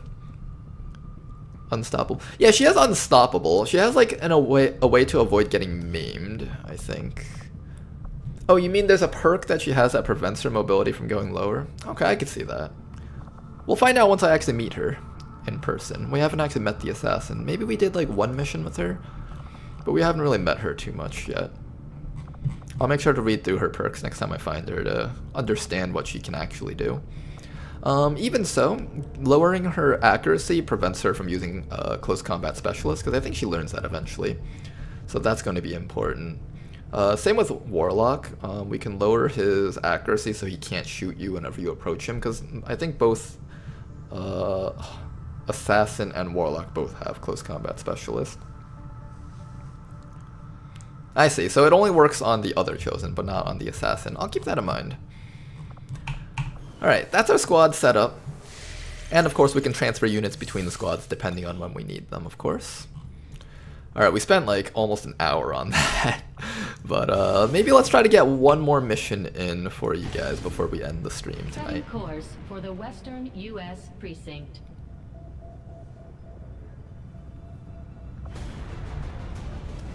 Okay then, for the network tower mission, what units do we have? We have a scrapper. This scrapper does actually have access to some stuff here. The shredder gun might be helpful. I'll consider using you. Ranger is there. We're not using X-SWAT. You're not particularly good for this type of mission. Neither are you guys. Ronar League's probably not bad. They don't have a lot of AoE though. They could do damage to single targets, but we need like the ability to hit multiple targets if possible. I'd love to have the chemical division on this one, but everyone is out or injured. It would be nice to have our grenadiers for sure. This ranger does get a multi-shot with this shotgun because of light 'em up, so when the hack happens we can run him into a group of enemies and just start shooting like crazy. I think this ranger is going to be on this mission. The scrapper is okay because the scrapper actually has access to an AP grenade slot as well as the strike module. We're going to go with the shredder gun for the AoE. Strike module is not bad though, for sure. But I think we're going to go with that. Hunting shotguns. What else do we need? I'm thinking we bring in... Yeah, this team's kind of lacking on AoE. You know what? We'll just bring a bunch of multi-shot perks. Shooting twice is basically AoE in its own convoluted way, if you think about it. So that's not too bad. We just need to make sure that we have one good stealther unit that can make it up to the objective. And in terms of stealther units, we have none. We actually don't have any, huh? I kind of wanted a shinobi on the team, but if we don't have that, that's fine.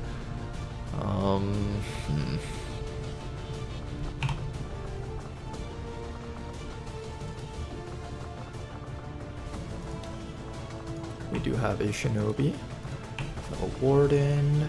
We do actually have a grenadier. Let's take a look. Is the grenadier still tired? Oh, you're no longer tired. Welcome aboard. Okay, so you're going to be on this mission, followed by one more person. I guess Toki can be on this mission. Toki has the trial by fire perk. I actually kind of want to see if I can bring a corporal unit, that way we can get the automatic promotion. Trial by fire makes it so that any soldier below the rank of sergeant will automatically be promoted after a successful mission with this officer. I do want to promote more people if possible. And auto-promoted corporals are a really good value.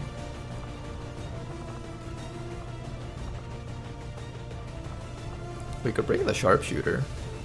I actually don't mind the sharpshooter. Yeah, let's do that. Let's do the sharpshooter. Okay. Having one person that can just like instantly one-shot things with their steadied weapon crits, that's going to be very helpful. Make weapons available, alloyed sword, laser weapons, hunter shotguns. Do we want hunter shotguns or do we want... I think I want actual shotguns on you guys. You're fine with a hunting shotgun because even though you can't reload quickly, you got like every other type of shotgun on your person. So I'm fine with that. I do need to make sure that you have armor though.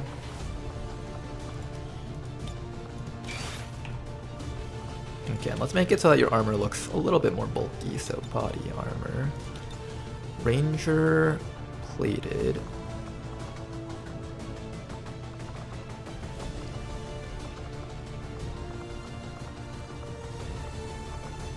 Wait, is that one already plated?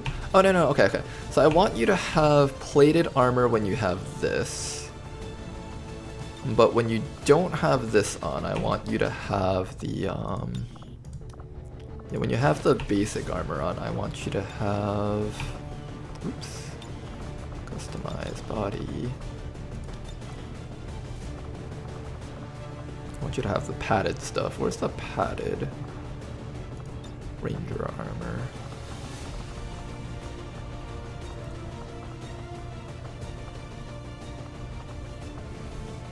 Yeah, there we go. Okay. So when you don't have the good armor on, you have the padded stuff. And then when you do have the good armor on, I want you to have this kind of look to you. Okay, there we go. That looks better now. Okay then, that guy is set up. Give him a bit of HP and armor. I think he also needs a nanoscale vest to make sure he doesn't die, because for a person who's going to be right up in the enemy's faces, having that much, having only 6 HP at this point in the game is kind of questionable. And by kind of, I mean like incredibly questionable. There we go. Make sure our team is nice and healthy. Toki over here probably needs slightly better armor too. Toki's got like 6 HP. If I give him the nanoscale, it should be fine. Let's build one more of these and 2 more nanoscales. Alright, so he's got 8 HP. That should be fine. I'm mostly concerned about... I think 8 HP at this point in the game is pretty healthy. Maybe I'll give you an extra Predator. There we go. Alright, you guys. Let's get you guys out there. This is the Advent Network Tower. This being revealed is going to give us so much more information about where the Advent HQ is. It's very important that we complete this mission with minimal injuries to this team. So that way we can have our sharpshooter participating on the next mission. It will be kind of tough without like the usual stuff that we're used to, like technicals with flamethrowers, trench gun assaults, things like that. But I think this team can do it. I trust you guys to handle this mission, so get out there, do your things, do your best. We're in the pipe, 5x5. I'm probably gonna skip that mission down there. I don't really need the intel. I'd actually rather have, well, it might be nice to do it. 28 intel. We don't really have any other missions to do right now. Although I kind of don't want to like gear up a team and then not actually end up doing it, because I'm pretty certain I'm going to be taking that team. Well, we do have a lot of people. Maybe I should just do it. Back in the field. Yes, you are, Toki. You are definitely back in the field. And you're going to be doing good stuff for our squad, hopefully. Is there anyone I can train up right now? I want to like train people up.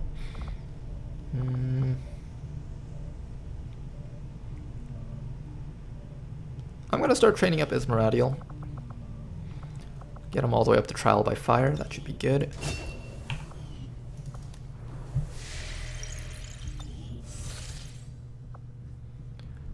Yeah, I'm going to pass on that mission. I'm going to look for other things around here.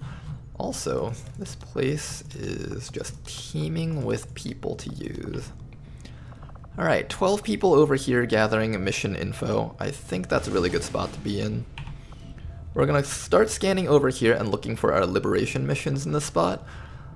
This place's strength just went down by 1, which means Advent's in the middle of transporting it somewhere, most likely over here, although it's a possibility they're also moving it down here. I'm not really sure where they're planning on transferring, but it's good that we have another place that we can get ready to liberate.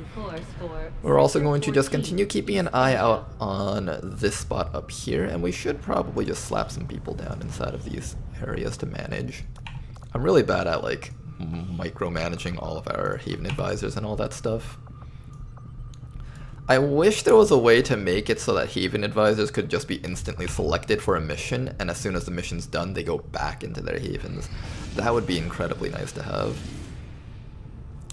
Nope, only 3 days on that. Not enough. Alright, so there's no liberation mission to be found here for a while. We have made a number of new discoveries, Commander.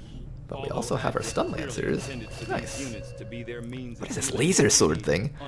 Named the Krieg Messer. It's the result of our best effort in the field of projected blade technology. Modulated pulse emitters generate a nearly solid cutting edge. Shape of the blade is optimized for both. The shape of the blade is optimized for people to feel as weeb as possible when they slash with it.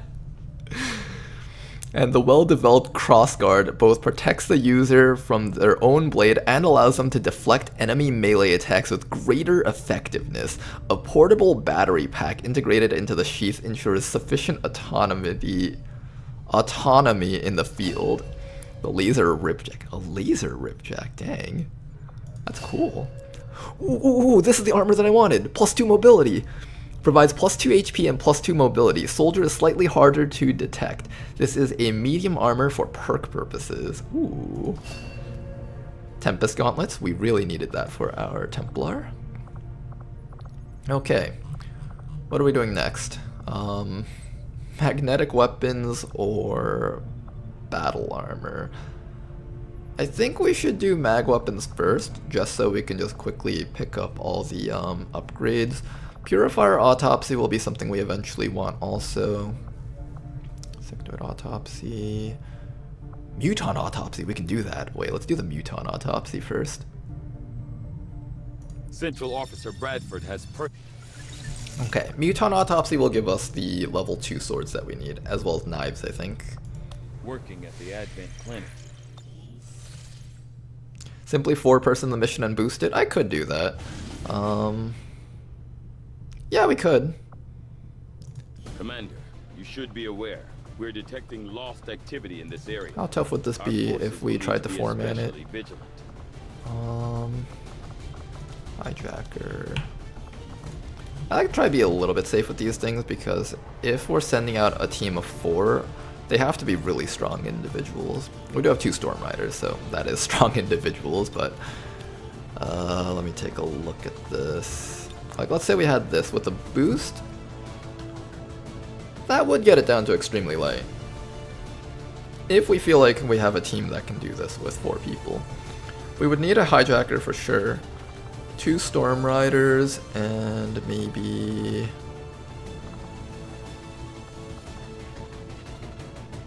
kind of an iffy mission for sure. Very iffy mission.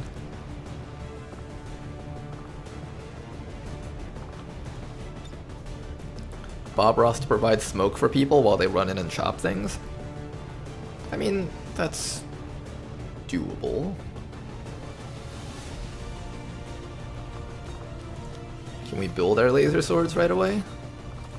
That's the best question to ask. Where's our laser swords?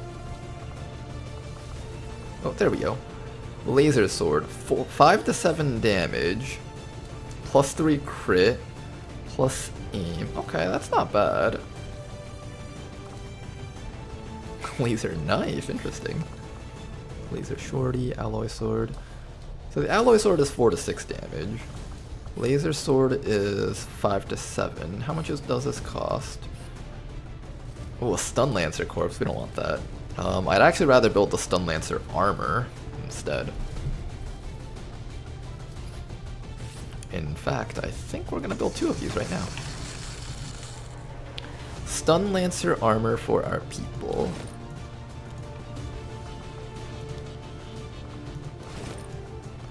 Give them that extra bit of mobility. Okay. And then do we have enough alloy swords? I guess we can still try to make a laser sword. How much does it cost? No, we can't build the laser sword. How much was that, the laser sword? I don't know, I don't want to take too many risks if I don't have to with our soldiers. 4-man's not impossible though, extremely light. Let me think. I'm trying to evaluate what could go wrong rather than what could go right. If we come across a Muton, this team is screwed. I don't have any way of bypassing Muton defenses. Yeah, if we come across a Muton, we literally can't melee it. It'll just murder us unless Bob can get in position and shotgun. Do we have something else to replace one of our Storm Riders? Gunner, Electrician... We need like a shotgunner to take care of Mutons. I mean, we could send in Boba with the sawed-off shotgun. That's one valid way of doing it. I'm not feeling it. We're at the stage of the game where Advent's going to get ready to start enabling things like Advent mechs, Mutons, and some really heavily armored and high HP units. Or if like the Advent Pathfinder Hunters show up. There's a lot of armored enemies in Mod Jam right now that we just don't have the damage output to overcome without higher tier equipment. I'm going to probably pass up on that. Oh nice, we finally got this going. Oh, we needed this so badly, yes. Yes! People that aren't wounded forever! Oh my gosh! 30 days of wounds, now like 17 days of wounds. Oh my goodness, yes! This is what we needed, oh my gosh. We needed this for our squad so badly. Oh, what's this? Purchase upgrade. How much is that? Aw, 80. No, this is only 40. Wait, we could do that. We could do that. Do we have the power to support it? What else would I want to build? This is a power coil. This should actually be a laboratory. I'm actually gonna do something right now. This is something I should have done a long time ago. This is just me being a bad player. Lots of management right now. I know a lot of you guys want to just see missions, so sorry if we're taking along with this, but it's important to set up your squad back at home well.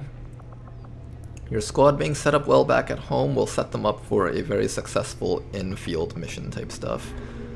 We need to sell some things. I'll sell one more bayonet.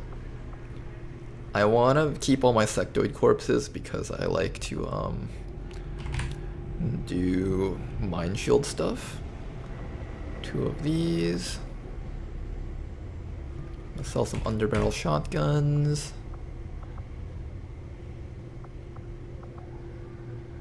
Maybe some trooper corpses. We'll sell the Psi. Sell the advanced defense. I've been using my keyboard to actually hit this. I should probably just use my mouse, it's easier. 1 turret rack, we just need 1 of those for now. Hyper-reactive pupils can go. I think we need officer corpses for skulljacks, I'm gonna keep that. Laser pistol, depth perception. I keep saying I'm gonna use my depth perceptions and I keep forgetting. I'll remember it one of these days.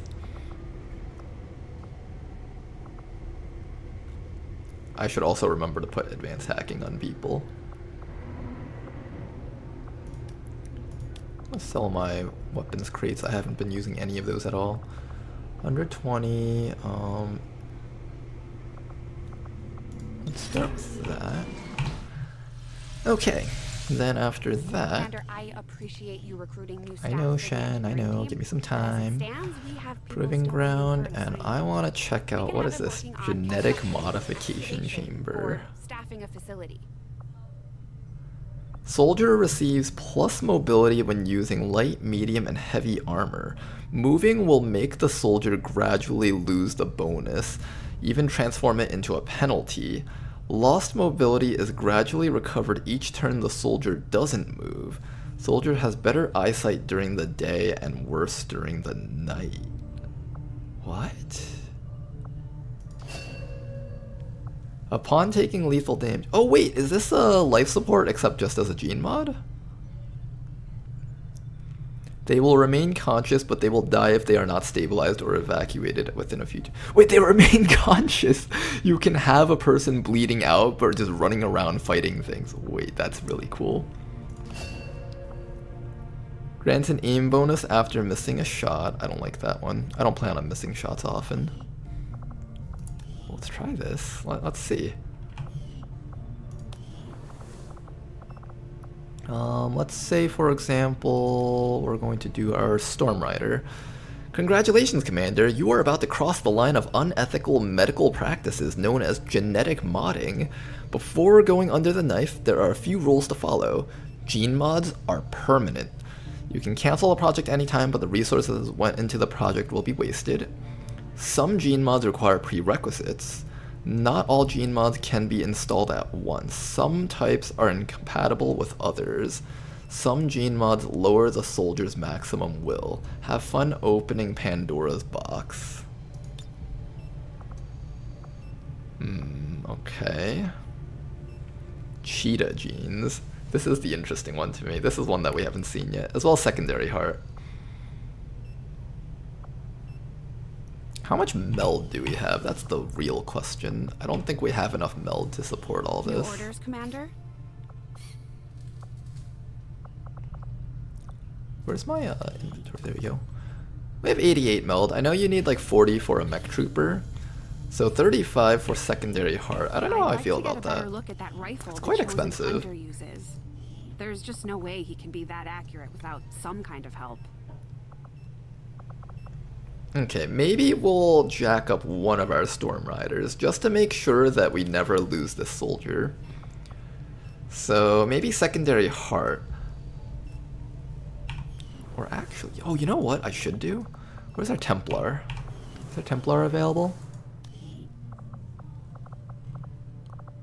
Okay, in 4 days, we'll put Paled Brook under the knife. He is our tank, so if he ever gets shot so hard that he dies, I want to make sure that he has a way of staying alive. That's who I'm going to put it on. So that's that. After this, we need our Proving Grounds. We also need a laboratory. 150 supplies. Okay, so I'm going to actually sell a bit more stuff so I can get my supplies. I don't have enough scientists, though. Well, I should start building it at least. The extra laboratory is very important. Okay, so let's see if we can get a few more supplies. I think I'm going a bit too hard on the Illyrium core sales. I'm gonna pull back after this. But having this laboratory though. Laboratory construction initiated. I think that should be good. Alright, hopefully we can get some more scientists. This means that the maximum amount of scientists that we need to run would be 1, 2, 3, 4, 5, 6, 7. We need like 7 scientists for this laboratory, so keep that in mind. We need to hurry up and liberate some spots so we can get more supplies and just buy more stuff from the black market. That's what we need to do. Setting course for East Asia. I don't recall if Disorient disabled combatives. It doesn't work on Mutons because the thing about Mutons is that how their ability works is that there's a passive really high chance to be grazed. They get like bonus dodge chance against melee attacks, and if the attack grazes them, then it gets downgraded into a deflect where they just deflect it and then kick the crap out of you.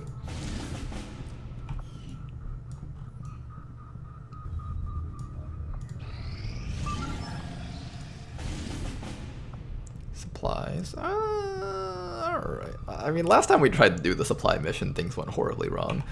I'm gonna wait until we find... Well, what mission am I even looking for? That's a good question. I have to ask myself. What missions am I looking for? Supplies, right? That is supplies. 7 days, in fact. Setting course for I'll try it again. United States. And hopefully this time we'll actually be able to win the mission with a full squad taking out the supplies.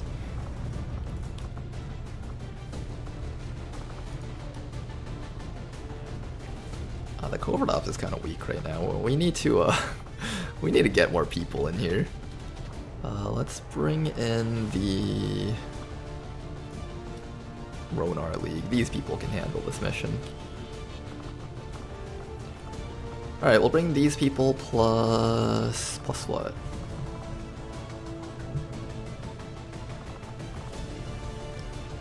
I'll bring Bobo on this one. I want to start training up Bobo, and I want to start training up maybe a recon. We do need a stealth unit on this team. If I can fit in one more person, but then it would be a very light. Well, very light with 6 people is doable. We'll bring in Bob Ross. If we do get the 6 crate mission, I wanted to have 6 people available to grab crates.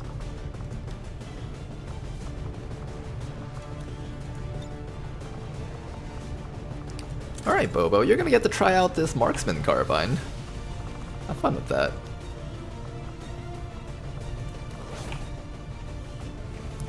Now, the problem with this team is that we don't actually have a lot of armor left to spare, so we need to put it on the people who need it the most. I know for a fact that Bobo probably wants armor, so we're gonna give Bobo some armor. Gonna customize her a bit. Let's change the stuff to become plated medium. A. There we go. And legs should also be plated medium.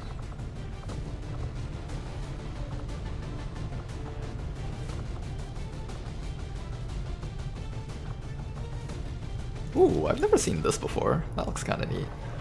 And then of course arms. Arms plated medium. I'll go with... this one looks good. Alright, let's go with that. Alright, let's make sure our people with armor look slightly different. I'll leave the Stun Lancer armor people alone. It'll look like they also have unique outfits, so it'll keep their identity, I guess, in a sense. Okay, Bob has 7 HP, that's fine. You're gonna be in stealth most of the time, that's fine. Halshin has 7 HP. I'll give you the armor, Halshin. If Halshin has armor, what do we do with Halshin?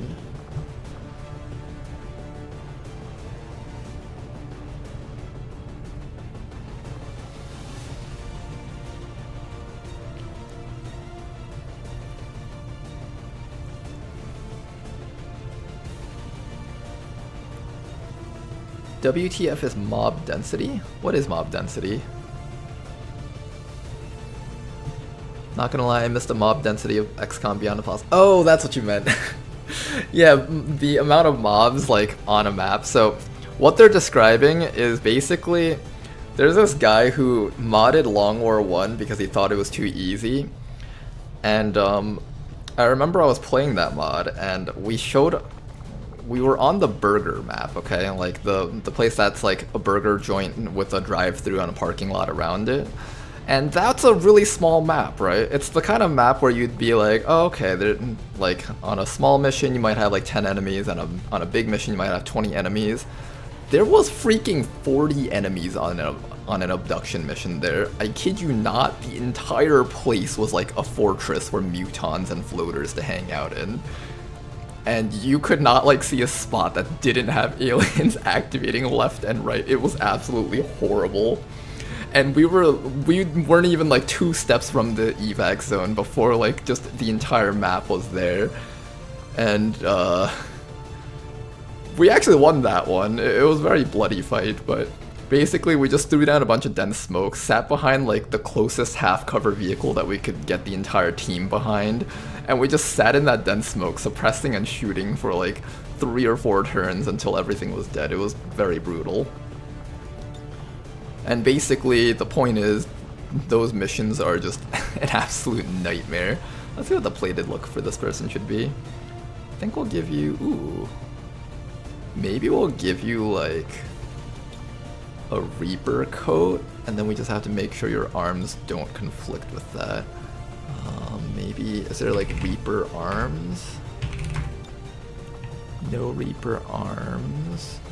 What about single arms? None. Okay, so this just looks weird. Well, no, it doesn't look too weird. It looks like a coat that just has like a stylistic choice of something sticking out over there. I wanted to make it look like this person at least has some sort of armoring inside of them whenever they wear the plated stuff.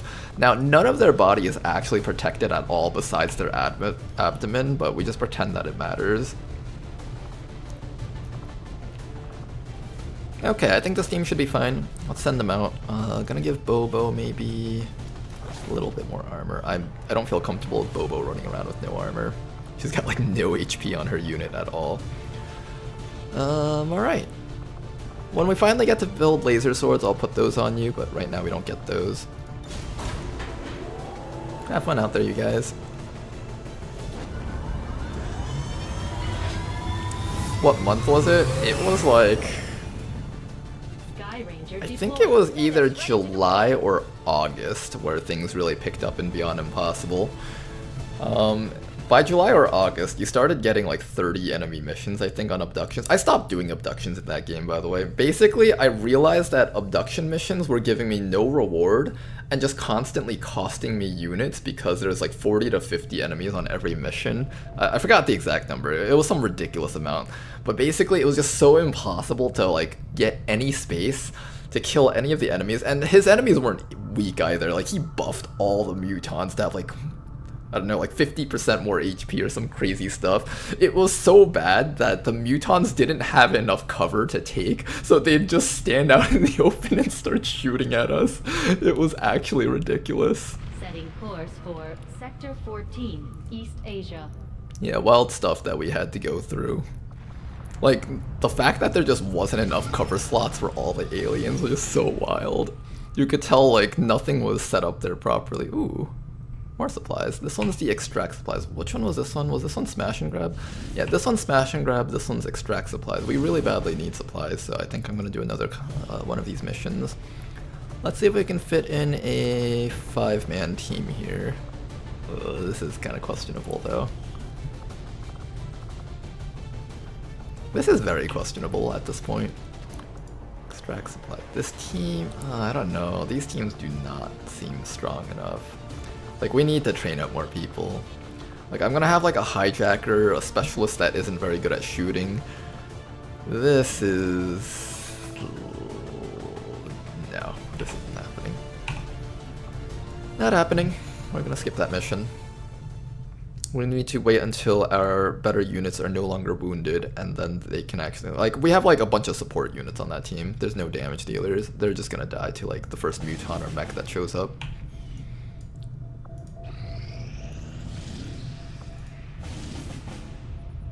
Oh, that would have been nice to do.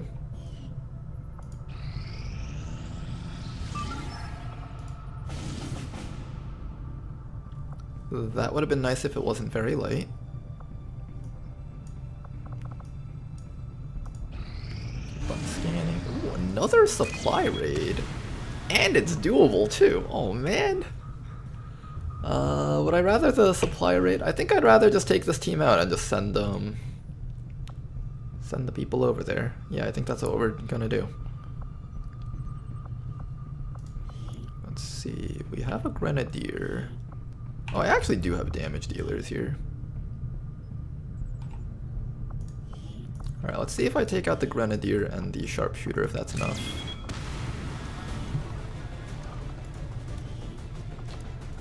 For supply raids, we usually want to have our sharpshooters on this type of mission. I only have one available.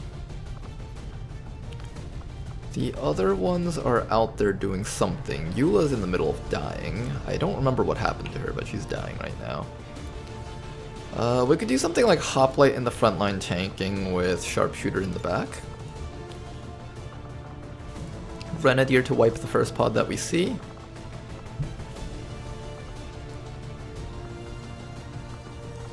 And then...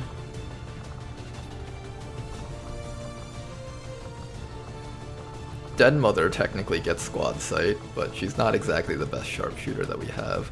We also don't have a lot of weapons for her. We have one more laser rifle. Okay. Dead Mother, you're gonna practice sharpshooting for a bit. Might be a bit awkward, but we'll try our best with you. So Den Mother, Liu, we got a tank in the front lines, and maybe one support unit. Hijacker. I kind of want to train up Apple just a little bit more. I might take Apple on this one.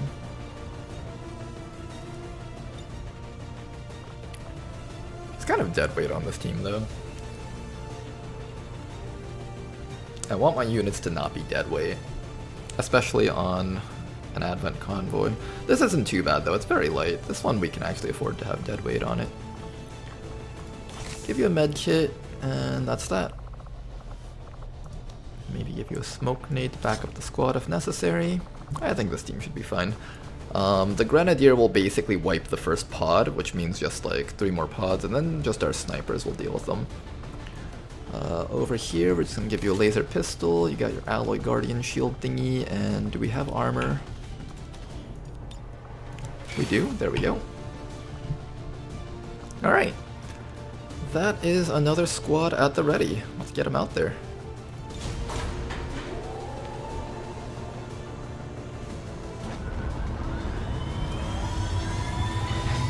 Either you're misremembering or Arvius nerf. This was a long time ago, by the way. This is like many, many years ago.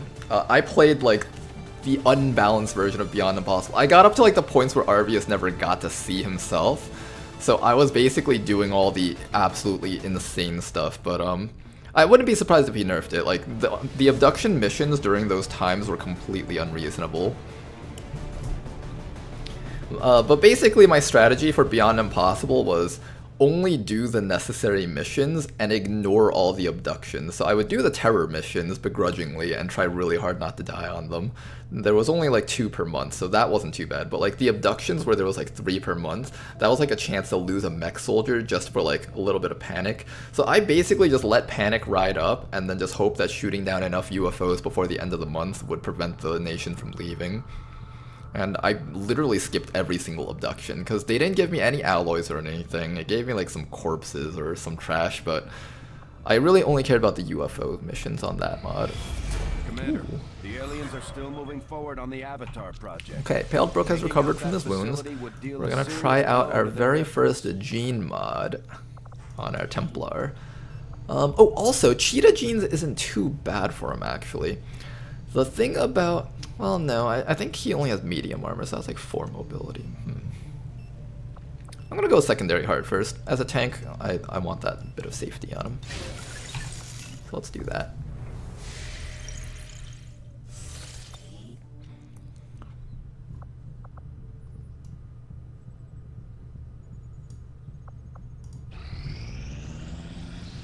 Crash the Muton rave. I don't know, I just remember the missions being so absurd. I might have gotten the time frame wrong, so maybe it was more of a late fall kind of mission thing. Ooh, Plasma Edged Sword. That's a good weapon. Laser Edged Sword. These are the good weapons that we want to build. Grants a combat pheromones boost. This is possibly really good. We're gonna probably put that on someone. Okay.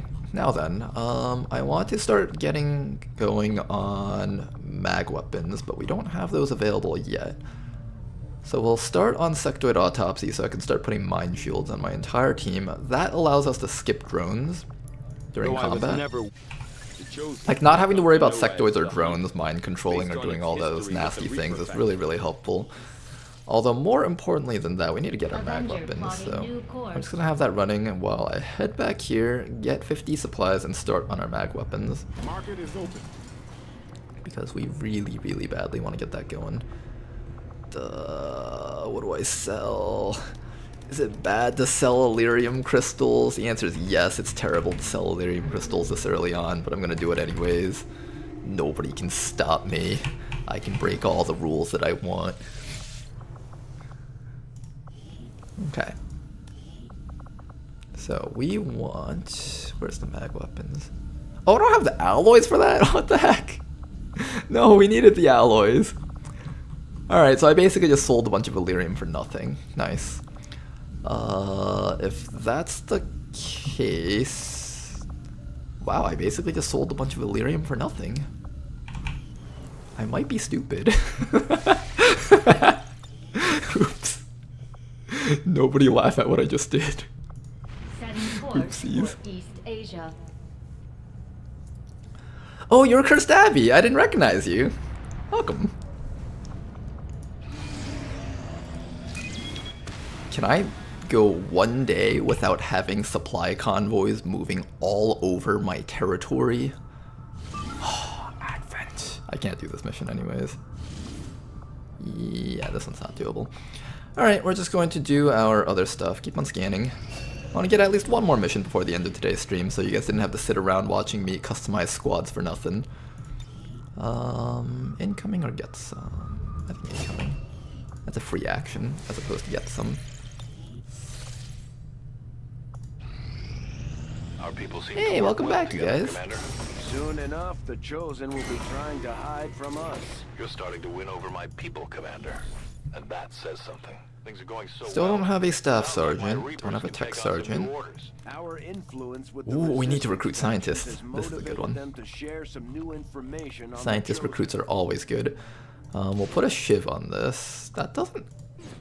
Okay, that kind of reduces failure rate, but we do need a, like, high-level units on these missions. Maybe I'll bring, like, the ranger... How much is, like, 3 corporals? Is 3 corporals good? Not bad. But what if I can get a sergeant in here? Okay, that's better. Let's go with this. It's kind of hard to find engineers and scientists in Long War of the Chosen, as well as Mod Jam, because the thing is, you have so many different mission types, you need to get the supplies to build all the new weapons and tools that you want to build. But not only that, you have so much more research to do, so you need like so many more scientists, and you need to dig out so many more of the things and build so many more different facilities, so you need more engineers. It's really hard to like just set everything up to begin with. So it's really important that you try to get as much personnel as possible, even more so than just base vanilla. Covert is our specialty. Let's just hope your people can Or keep base up. vanilla Long War, that is.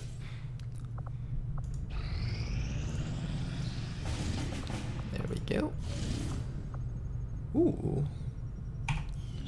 More missions. Can we do this one? Light water. I'd rather wait till this one goes down to light. Alright, we're gonna wait till that goes a little bit lower. That's a good mission. We could do that. Can I pass on this? I could boost it to just do it faster. And it would technically refund me the intel if I did that. I do want to do this liberation. Let's see if we have a team for this. Oh jeez, we do not have a team for this. We could try to stealth it, of course, but that obviously puts people at risk. What are we doing here? What are we doing here? We could use a shiv. If we sacrifice Blade Walker, it's kind of okay. The shiv does also come with a gremlin, I think. So if we really badly wanted to, we could just do the hack and then is it recover item? Oh, it is a recover item, so the shiv needs to get out safely, it is the issue.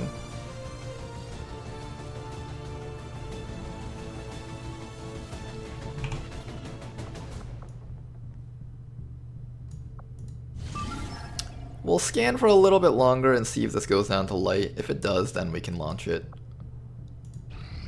Next month is here. Or it's not month, but next bi-weekly thingy is here.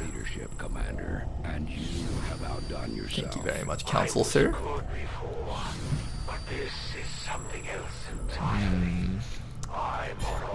Okay. I don't like that one. I don't like that one at all. I think during one of my previous Long War of the Chosen runs where I had to fight like a bunch of 4-man very light missions, it was because specifically like all the Chosen were bringing down reinforcements. And oh my god, can we stop getting attacked for like literally one day? Oh, it went down to light. Nice. Okay, we can launch this mission and bring them onto that next mission. Perfect. And also, we can wait until the smash and grab is done too, if we really want to. Ooh, this is nice. This is nice. I like that. Alright, you guys. Let's get ready for the last mission of today's stream, and then after that, next stream we'll be doing the HQ assault, so look forward to that. I know for a fact on the HQ assault we're going to be encountering our first few Requiem enemies, which will be really cool. And that includes things like floaters and seekers from the old games and stuff. It's really neat, actually.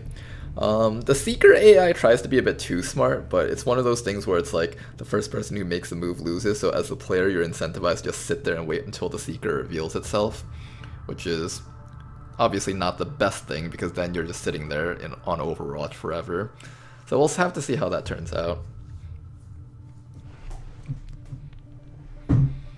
But let's get ready to do our network tower mission. This is going to be a tough one with this team, I think. And it's also light, so that means it's not too bad, but it's not easy either. But I also wanted to get this mission out of the way before Advent started putting too many convoys in that region, because if Advent puts too much strength in that region, I'm going to have to do this at very light moderate, regardless of what happens. And that is not an enemy count that we want to deal with.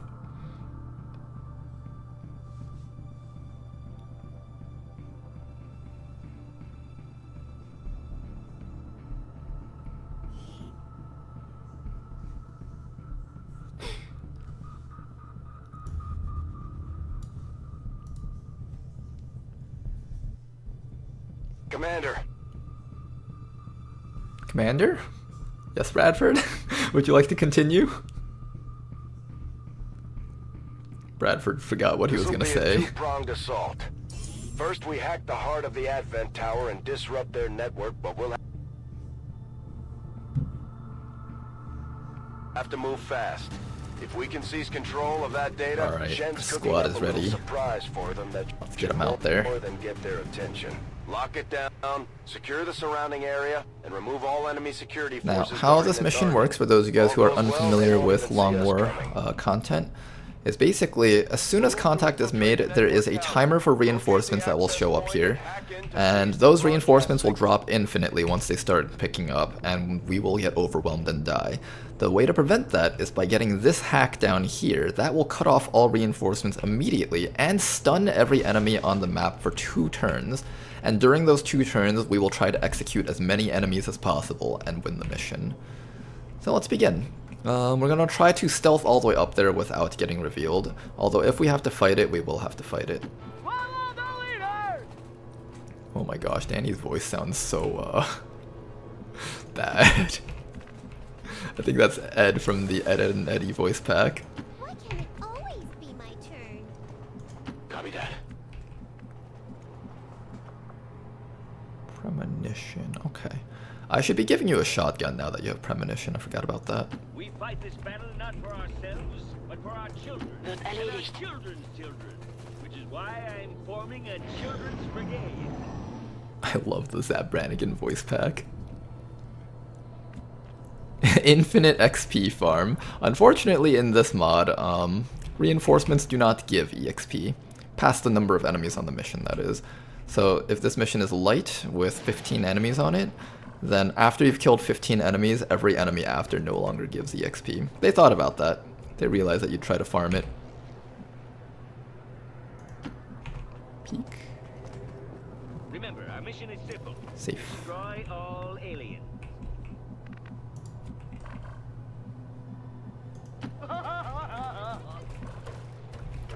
Alright, you guys, get up here. It is very important that we do not get discovered on the way up. That is top priority. Nothing else quite matters as much. I'm going to show my stuff.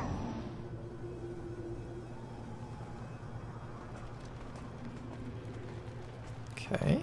There's a cryo rocketeer in that group. I don't know what a cryo rocketeer does, but it sounds absolutely devastating if you get hit by that. Cryo launcher. So he gets 2 cryo launchers, keep that in mind. Unit has free reloads on their primary weapons. That doesn't matter too much. Okay.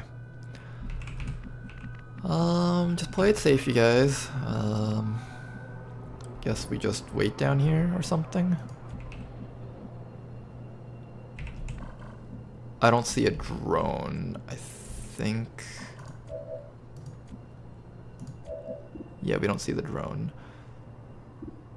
No, we see the drone. We don't see the biotrooper's vision radius. So what you have to do when stealthing is look at which enemies your team can see.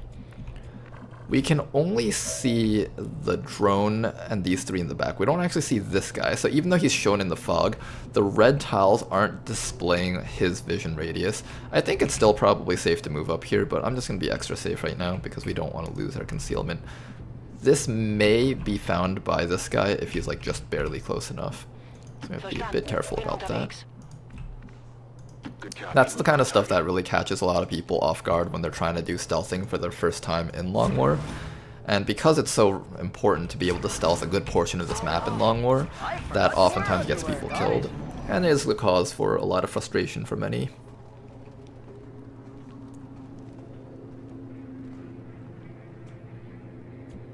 I am sure if the cryo shooter shoots at you, you will cry. Probably, Anton. Probably. So, a plan to assassinate a weird-looking alien with scissors. Okay, we're gonna wait for them to go all the way down there. I was hoping they'd go side to side here, but if they don't go side to side here, we might have to send a group down to the left side instead. And I don't like going through buildings because there's lots of walls to get detected by if you don't like see the enemies as you're going through. So it can be kind of sketchy doing that. There's also, this is a really tough map actually. Damn you, Tedster, for coming up with good maps. Yeah, this is a pretty tough map to actually sneak through. They took out the little... Wait, where are you going? Where... Okay, good. For a moment I thought he got detected by running that way. So it seems like we can't easily go through either side. I miss having these little railings here because these railings let your soldiers hide against like these walls and then just wait for Advent to walk through. Unfortunately, we don't have that, which makes this a little bit more difficult. How are we going to get through that? First things first, I want to get my sniper all the way up to the high ground here.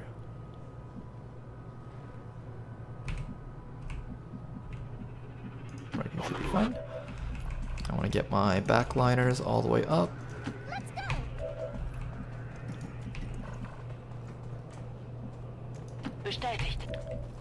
We're just gonna take our time, be patient. What we got here, boss? These mission types are an exercise in being patient. And we're just gonna end our turn a few times.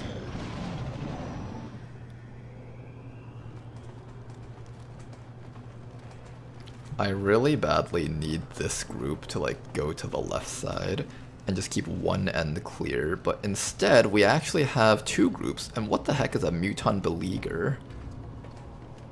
He's hiding so we can't look at his stats. We'll wait. These mutons seem a little more agile than the ones we've fought in the past. It looks like they're still serving as the aliens' front line. Looks a little bit different from the usual, Bradford. Looks slightly different from the usual Muton that we're used to. Muton Believer? It's a Beleaguer. I don't know what that actually means.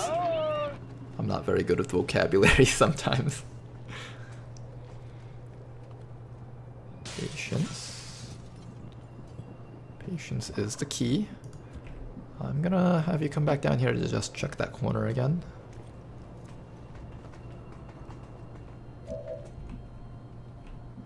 Doesn't look like they're moving. What's a hardliner? Frost hardliner rifle. That's a lot of damage. Ooh.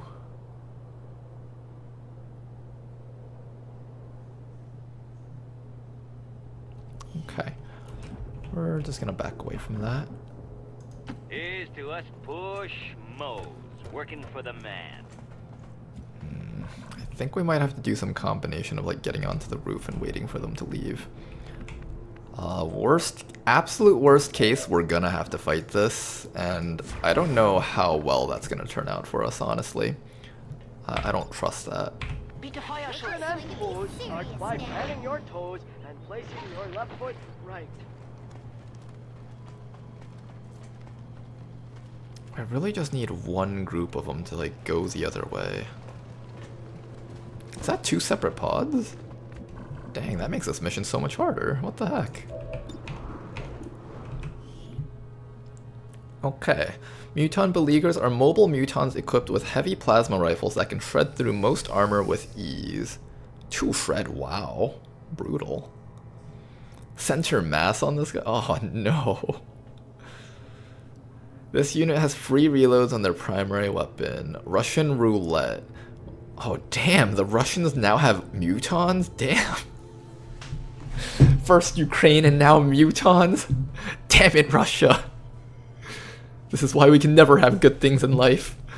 When on Overwatch, if a shot misses, another shot will be taken at the next eligible target as long as ammo is available. Only affects the primary weapon, not secondaries or pistols. So basically, running Overwatch on this guy is impossible because he's just gonna keep shooting. until he's out of ammo. I don't know how much ammo is in this gun. I'm assuming like 3 or 4, maybe. Okay, good to know. Okay, I know. Let's change a light bulb. Just wait until you see the mutant believer. Oh, baby.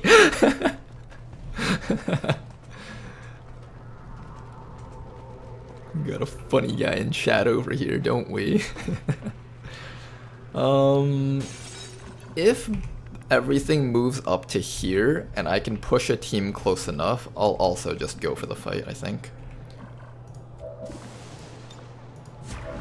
But we're just gonna be patient right now. In the game of chess, you can never let your adversary see your pieces.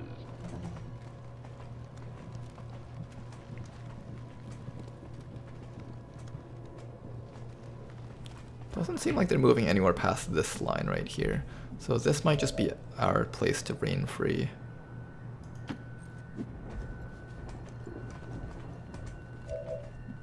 I really don't like the fact that these guys are just stuck here and not moving. Is there a way up here? Like, ladder? No, there's no way up there. We have to go right side, I think. Fly the white flag of war.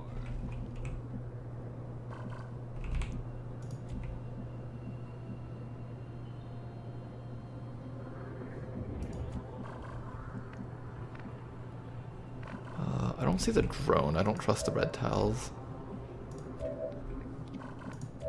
Yeah, I don't trust these detection tiles. I'm gonna wait another round here. It's really important that we're really careful with all this. If I have to, I'll lead off with the Shredstorm Cannon as my initial fire. If we can Shredstorm Cannon like 2 pods at once, that will probably set up this mission for a victory. So I see a couple of conditions. One condition is just to stealth all the way up there, but the other condition is if this pod and that other pod group up together, and we can just Shredstorm Cannon them all at once, that would also set us up for a victory. So yeah, that Shredder gun could do a lot for us if we set this up correctly. Cielos. I don't want to get too close. I'm still not sure. Yeah, like those red tiles, once we saw the once we saw like half this group, suddenly the red tiles appeared. You gotta be really careful about that kind of stuff. There's all sorts of janky things that they can do to screw you over.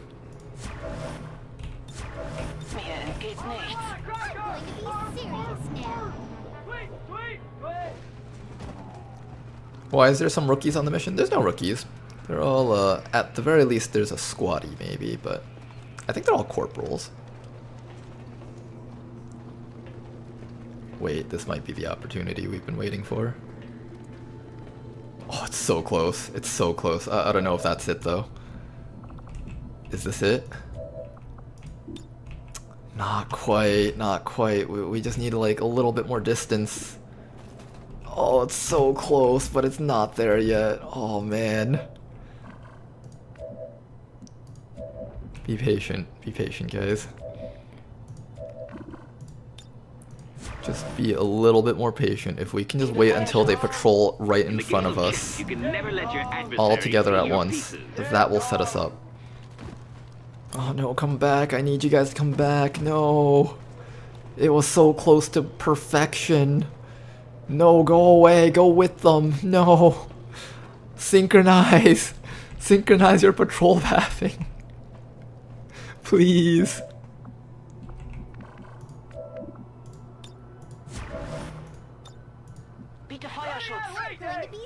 AP nade isn't bad either. Yeah, it's not the worst.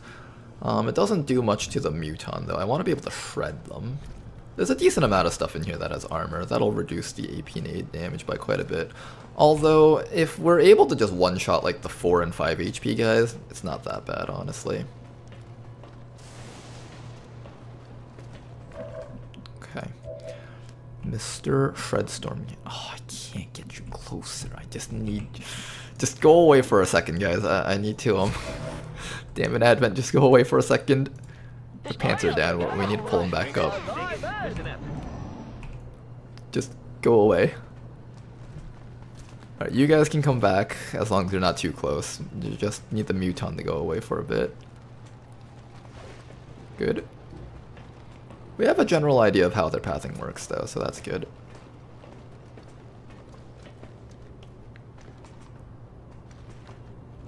Ooh, this is the clearest it's been. Oh, I can't get up there. I can get inside of here if I wanted to play the brave game. I can sit you right here. I think I saw them patrolling in here before though, so it's not safe.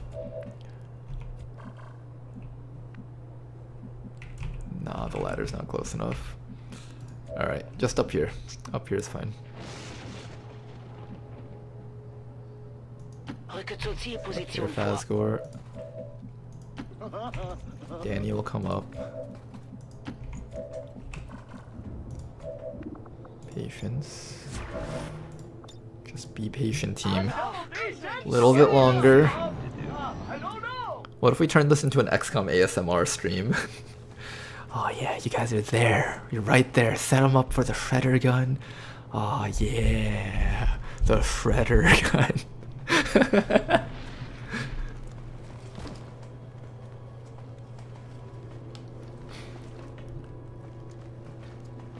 Okay, they've split up completely.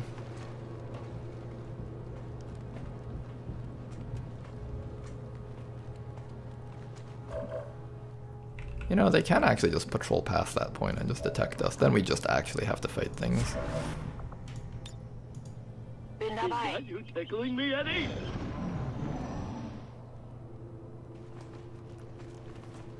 Oh, this pod's finally moving. That pod wasn't moving earlier.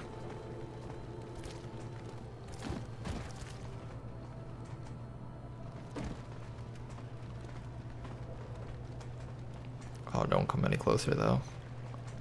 Don't do it. Don't do it. Don't come any closer, otherwise I'm gonna have to kill all of you guys.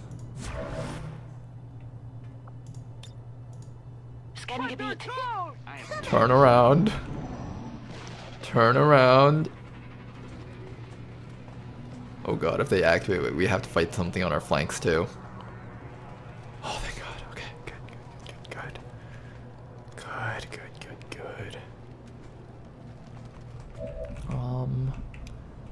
There's a door here, but there's no door on the other side. That's somewhat problematic.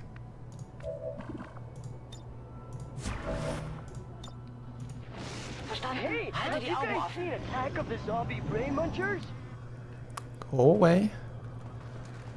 Just walk all the way down this way, and maybe the Muton can stay down there for a round.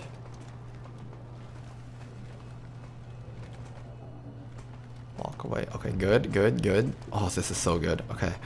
These guys can go away now. Oh my gosh, yes, thank you. Oh, but these guys are coming back now. That would actually be a really good Shredstorm cannon if I could get it.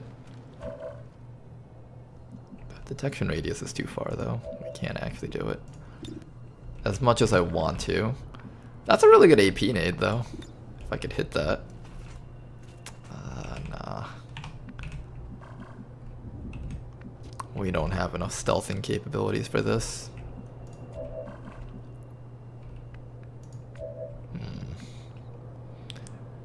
It would be nice if they did that, like, over here. If they were right there and we could just, like, slam them all with that 4 to 9 damage shredder gun, that would be so nice. But right now is just another turn of do nothing. Hey, let's pick a pie and hit me with it.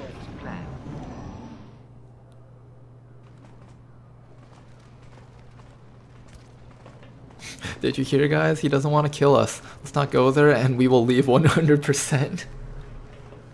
Good job, Advent.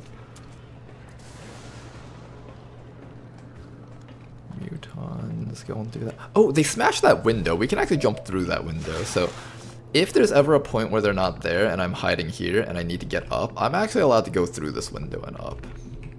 As weird as that sounds. Could you imagine that's just how it works? Like, imagine, like, in the White House, alright? The president has, like, all these Secret Service members patrolling the place, right? And then just randomly they'll smash windows in the White House to just go through.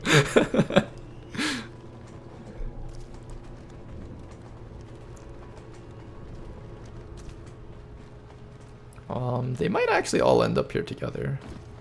Ooh, that's an awkward patrol path. None of them have climbed up onto the roof yet. If climbing onto the roof is safe, I'll consider it. It definitely doesn't look safe. We don't see the group in there, so we don't see the red tiles, but this is probably not actually feasible. Here's what I'll do.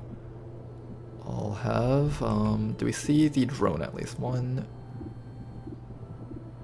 2, 3. Do I see the biotrooper? Someone should see the biotrooper, right? Probably you. Yes, okay. So we see all 4 of them, which means these red tiles are accurate. So if I sent you up to here, just to provide vision on those guys. Okay, so you do see the Muton, you do see the Celatid Grub. Okay, so we see all of those things now. Is this actually... Oh my god, it's saying it's actually safe. This is sketchy as hell. I don't know how I feel about taking that move, but this is our best chance to make that run. I think we're gonna have to go for it. Let me just check to make sure that I can see all of them. Most of them, at least. We see the grub. Okay. We see most of the stuff in that pod. This is as safe of an opportunity as we will get to make this run all the way up to here. I'm gonna take it. Red or tan or Chinese. You're all going to have to learn to die together. Good. Okay. We made it through there. Now, if I were able to get this guy up here... no, that's pushing it. These guys, they're wielding shotguns, so their detection radius is much higher. I think there's a 4th person in that group, or there may be a 4th person, I forgot. But if there is, and he sees that tile, then we're in big trouble. I'm going to just back off here. Pushing that one soldier up is already a huge step forward. I'm also going to bring this guy down right now. The high ground accuracy isn't as valuable as the ability to get in there and use the sawed-off and the bayonet.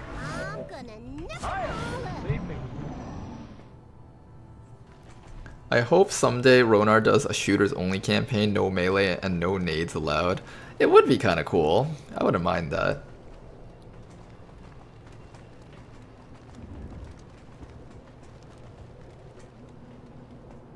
Okay.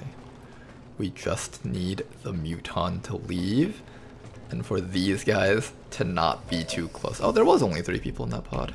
Interesting. Okay, okay. I don't think they could see above them yet. If I get spotted, it's the end. If we get spotted, everyone here is probably going to die.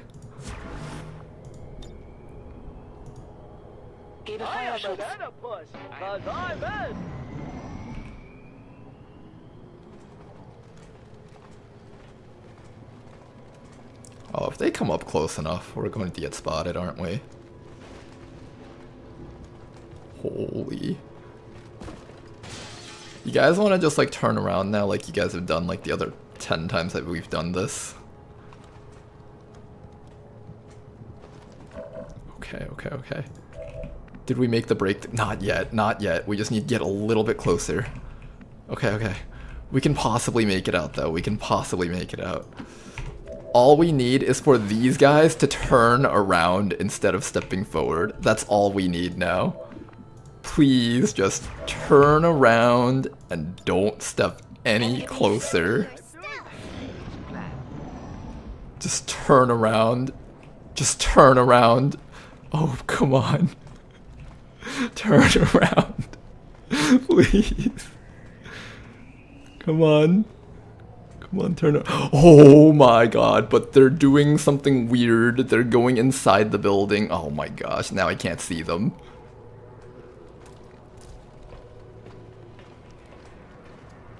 This game's always gotta be, the game always has to be uncertain, doesn't it? If I could see the drone, this would be okay, but the drone is the thing that has the highest detection radius. And it's like right there and we don't see it. That is a problem. I need to see the drone before I take this charge. I'm gonna bring you down to here. Heading to that location. You're gonna show me that drone, right? Where's the drone? Where's the damn drone? I have to see the drone! If I don't see the drone, nothing is safe. It's like over here, so we have to like be here, but I don't know if that will reveal us already. That's already cutting it close. Step to the corner. Affirmative, moving out.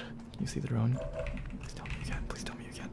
Yes, okay, we can see the drone. You can see the drone. Let me just make sure. 1, 2, 3. Okay, we see the drone. We see every enemy in this pod. So these red tiles are properly displayed now. And oh my goodness, this is... What? Uh-oh. Alright, this is kind of gross now. This entire mission just got really gross. Oh boy. Turn around, bright eyes. Okay, that's alright, that's alright. We're very close to the hacking objective. We can still do this. We just have to kill 11 enemies and stall for that guy to finish up what he needs to do. Easy. Okay, easy. This isn't hard at all. This isn't hard at all. Okay, there's probably a pod either in there or up there. That doesn't matter. Your job right now... Okay, Toki, your job is to get in there and hack that before everyone here dies. That is going to be your job. Now, you guys just need to hold out for... how many turns is that? 1, 2, 3 turns. You guys need to hold out for 3 turns for Toki. That's not happening, is it? Oh god, no. There's Mutant Beleaguer in there. How many actions does Beatdown take? That takes up an entire round, okay. Let's list our threats here. There is a Advent Duelist. The Shredder Gun is unfortunately no longer in position to hit like everything on the map. Sawed-off shotgun to kill the drone is probably top priority. You're out of actions in the corner just to detect that drone. Somebody might be going down from here. If we kill everything around here, so let's focus on these ones first. These guys might be too far to actually reach. The Advent Sorcerer is a bit of a problem. The Hardliner, I'm assuming, is going to be a brutal threat to take care of. And we also have to pray that there's nothing in here. Most of the time they patrol down here or up there, so I'm not too worried. And this door isn't opened yet. So I think you'll be fine for a round if you just walk back here. And I don't think anything in here can get you. But let's first make sure that we're not dead if I run in here.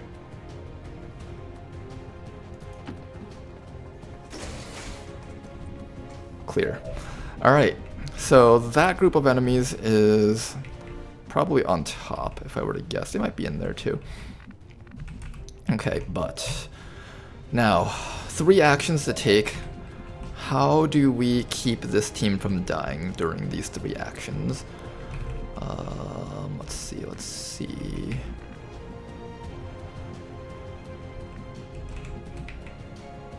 We should deal with the Cryo Rocketeer. He's probably one of the bigger threats here.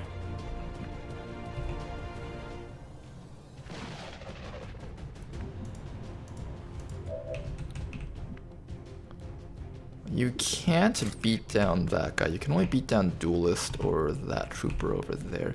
We can Treadstorm Cannon here. It's just kind of a waste.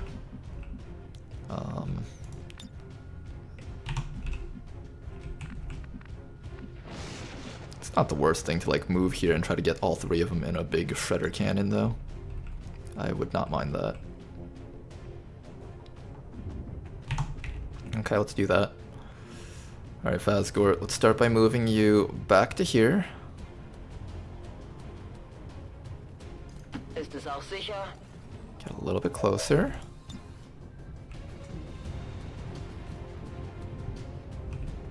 Okay, and then we have to get all 3. All 3. All 3. Clear. Komm schon! Beautiful. Oh my goodness, that's exactly what I wanted to happen. Okay.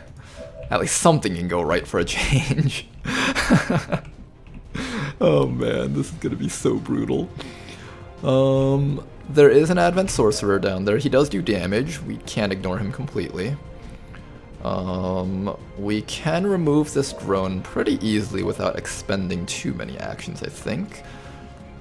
There's a hardliner down there. I think what we're going to do is we're just going to come back here and grind this thing up. We should be out of range on that side. Okay, and I just need to guarantee that this drone goes down.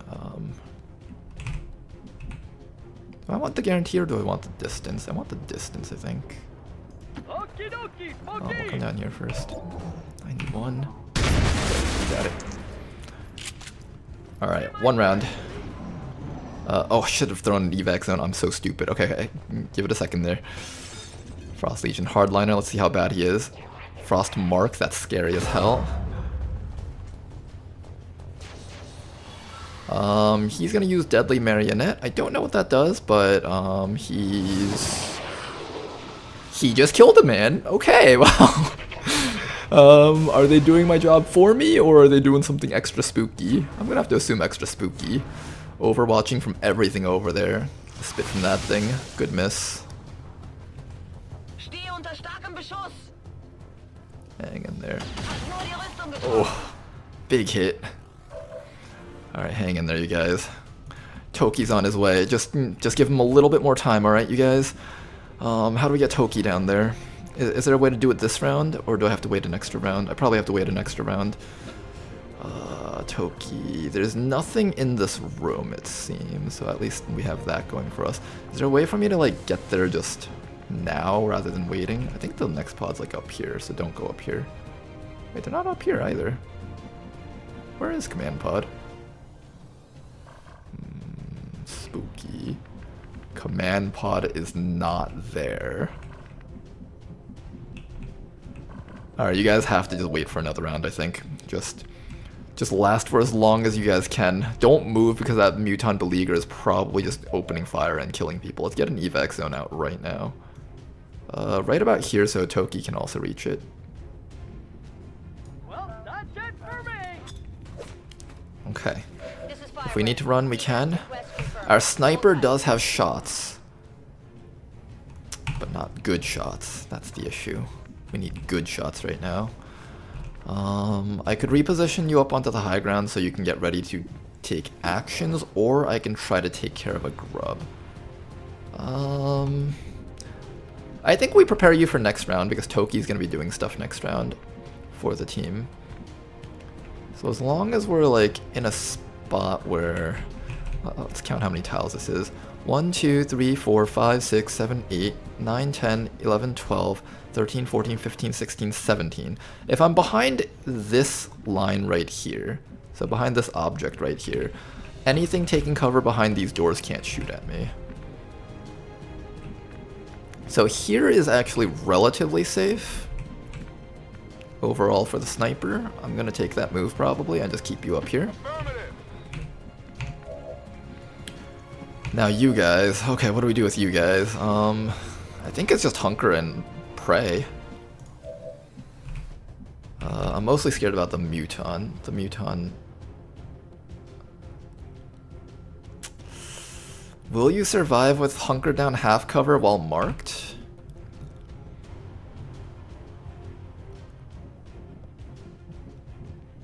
Hunker down half cover while marked with 8 HP and a point of armor. Versus Heavy Frost Droid, Frost Legion Hardliner with 75 aim. Muton might just keep overwatching, which is actually not bad for us. I'd be okay with that. Grub will probably not be able to hit us. Trooper might be able to hit us. He had like a 50% chance to hit from his shot there. So I'm assuming this 30 defense from the half cover minus his 65 aim, 35 plus 20. So it's like probably a 20% accuracy bonus against us. If we hunker, defense increases by 30, so we only get 10 bonus defense. So it's like we're in full cover if we do this. Plus some dodge, although that dodge is kind of negated by by the chilled, which reduces our dodge. But I think we just take a round here to do nothing.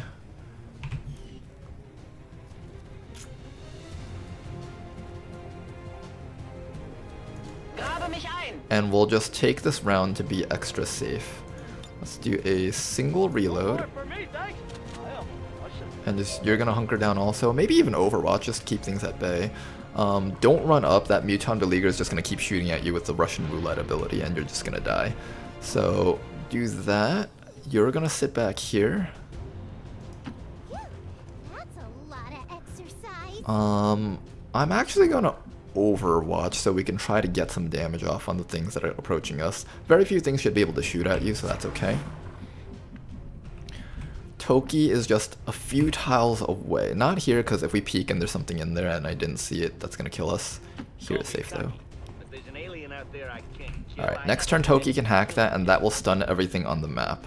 Then we can just go to town and finish off the entire map. Okay, that's it. Just gotta make it through one more round, you guys. Do your best. Since you're basically only in half cover with that mark, I think it's better if I Overwatch with you so you can at least provide him some company. Is that you tickling me, Eddie?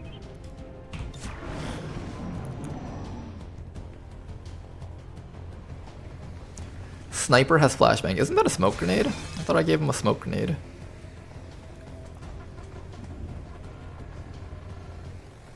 Okay, we're good. We're good.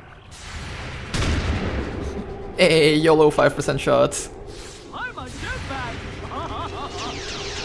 Well, we got some damage off against it. Oh, is it gonna do that stun thing? It is. Oh! Did you get it? Useless. Useless. Hang in there. He's hunkered. He should be relatively well defended. Psionic miasma. I don't know what that thing does, but it looks really nasty. Oh, hi there.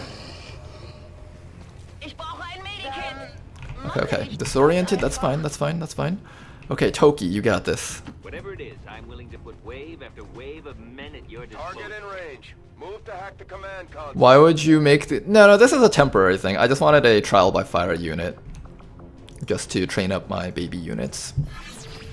I'm not planning on making him into the full officer. Obviously, I know that.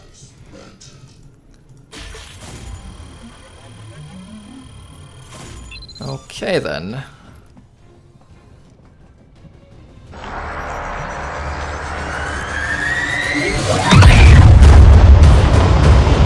Also, how's it going? Here? Back there.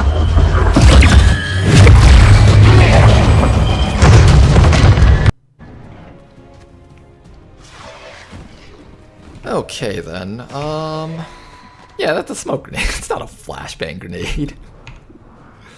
Alright, so, let's see, what do we got here? And if you're wondering why I have a sniper on this mission type, it's because I literally ran out of units to use. Not because I'm actually choosing to use a sniper on this mission. First shot from you goes onto that guy, I guess. And then you can steady and deal with stuff next round. This guy is literally... Oh god, what happened to you? Poisoned, disoriented, chilled, literally incapable of doing anything. Well, he's not gonna be very helpful. This is a really bad stun turn. It might have actually just been better to kill this thing and stall another round instead of just going all in. Oh well. What do we do here? What do we do here? We don't have a lot of turns. The hardliner is just sitting back there, just chilling out, having a good time. This is not a good turn for us. I probably should have stalled one more round, honestly. Because both of these guys are rangers, or one of these guys was a ranger, so I could have just like shot this thing down and then hunkered down for one more round. I definitely should have done that. That was a big mistake on my part. Oh well. Work with what we have here.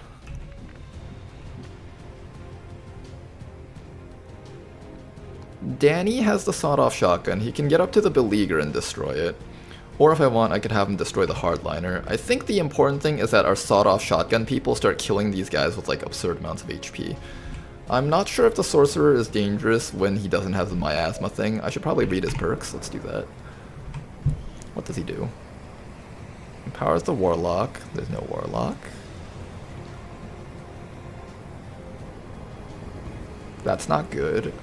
That's like the sectoid version of the thing, I think. Free action, send forth a frigid thought. Okay, so we should probably take care of this guy. Yeah, we should probably take care of that guy. I don't want to deal with mind controls. Heavy frost droid has cryo grenade. Let me check out the hardliner again. Flashbang resistance, alien equipment, freezing micro missiles. I don't like anything in this group. Everything here sounds terrible to deal with. Alright, here's what we're gonna do. Chili is gonna come over here and get ready to deal with the sorcerer, probably with the sawed-off shotgun. Danny over here is gonna come down to here. I don't know which one he's gonna deal with. It's either the beleaguer or the hardliner, but he's gonna deal with something here. So let's just bring you all the way down that way. Phasgort's in the middle of his brain damage, I guess is what you would call it. Poison go away, please. Good. Poison goes away. Now you can actually be relevant. Except you're still not relevant because you can't actually reach anything. God damn it.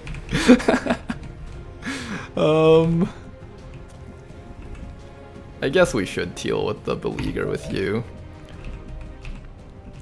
I could go for the hardliner if I don't like him. I kind of don't like him more than the sorcerer. Do I? What can a sniper hit? Yo, sniper, you want to hit something? Hardliner, beleaguer. I guess start shooting the frost droid. It's the best he got. Gotta do better. He could chill you, big aim, and it has the minion he creates. Yeah, I think I'm gonna have to deal with him. I could also try to just deal with the beleaguer. No, I should probably kill it. Right behind you, Eddie. We should definitely kill it. Oh, hi. Well, aren't you here to make everything much harder for me than it has to be? Okay, one less beleaguer to worry about. Hey guys, I may have already Now won then, $10,000. hardliner or sorcerer? Tough question. I have to think about this one. You know, Phasgort can actually help deal with the frost droid.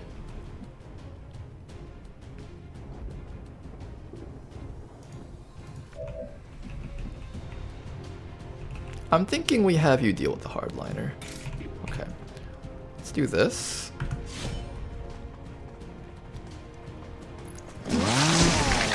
Okay, remove his armor. Okay. Now, Toki. I know there's another pod somewhere up here, I think. Because we've activated 12 enemies. I think there should be one more group. I just don't know where they are. Oh, I think we found him. Right there. Okay, there's a guy right over there. So I don't know if Toki puts everyone in danger by running up to here. And I'm trying to think whether or not Toki just needs to be present to help out the team, or if I can just keep those guys from being active. Do we need Toki for this? We might. We may or may not need Toki for this.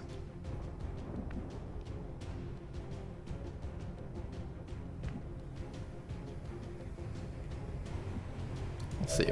You can come over to here and shoot this guy next round. You have 14 mobility. That's pretty good. You can probably get up to him and just shoot him in the face. So that's fine.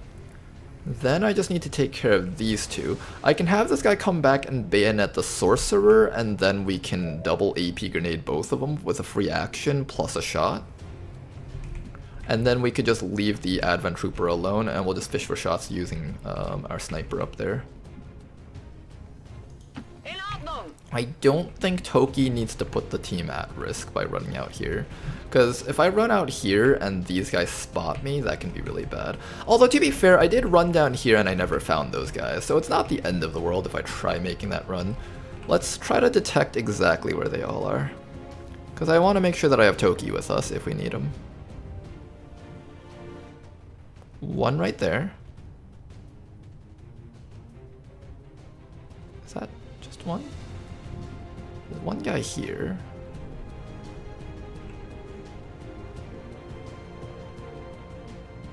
Okay, well at the very least nothing's up here. I think Toki should be clear to run up here. Toki, your team needs you. Get in there. Yeah, it didn't pan up the camera over there. Okay, so we're good. We're good. Now everything's gonna stand up this round, but they're not active just yet. They will fight us next round after this one.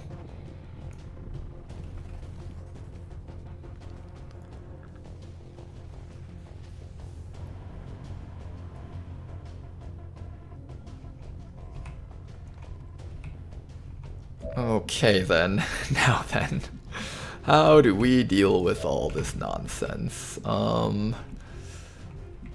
So I need you to deal with Mr. Frost Legion Hardliner. Try your best. Nice shot. Okay, Frostliner destroyed, then we can just go back and deal with the rest of the guys. Advanced reflex stock. So we can shred this guy. And then we will... Yeah, okay, we can shred this guy. Then the AP grenade will actually be able to hurt him. Ooh, nice crit! Okay, that makes everything so much easier then. Alright, so I was originally planning on having Fazgor just activate fastball and AP grenading and then shooting something to death, but if that's the case, I don't mind that. I guess we just finish off this Frostroid over here then. No need to use the AP grenade for now. 48. I could try to throw the AP grenade across the chasm. No, I can't. Okay. Dead.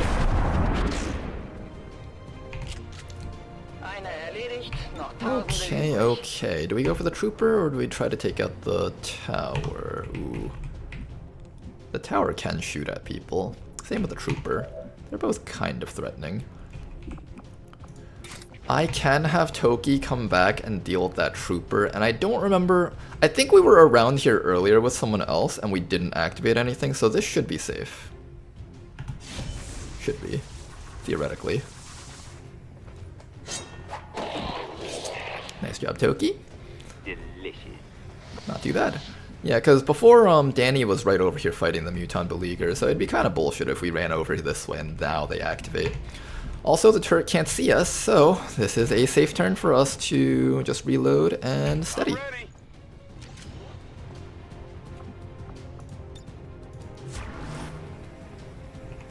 Alright. Okay, I was a little bit worried earlier when everything went to shit really quickly and we couldn't actually stealth up to here. But I think we have the situation under control now, so we're good. I smell waffles, guys. Turret right there, and where are you? Death from above. Easy. You're just lucky they don't let me use my hands. You're a sniper, you don't use your hands, damn it.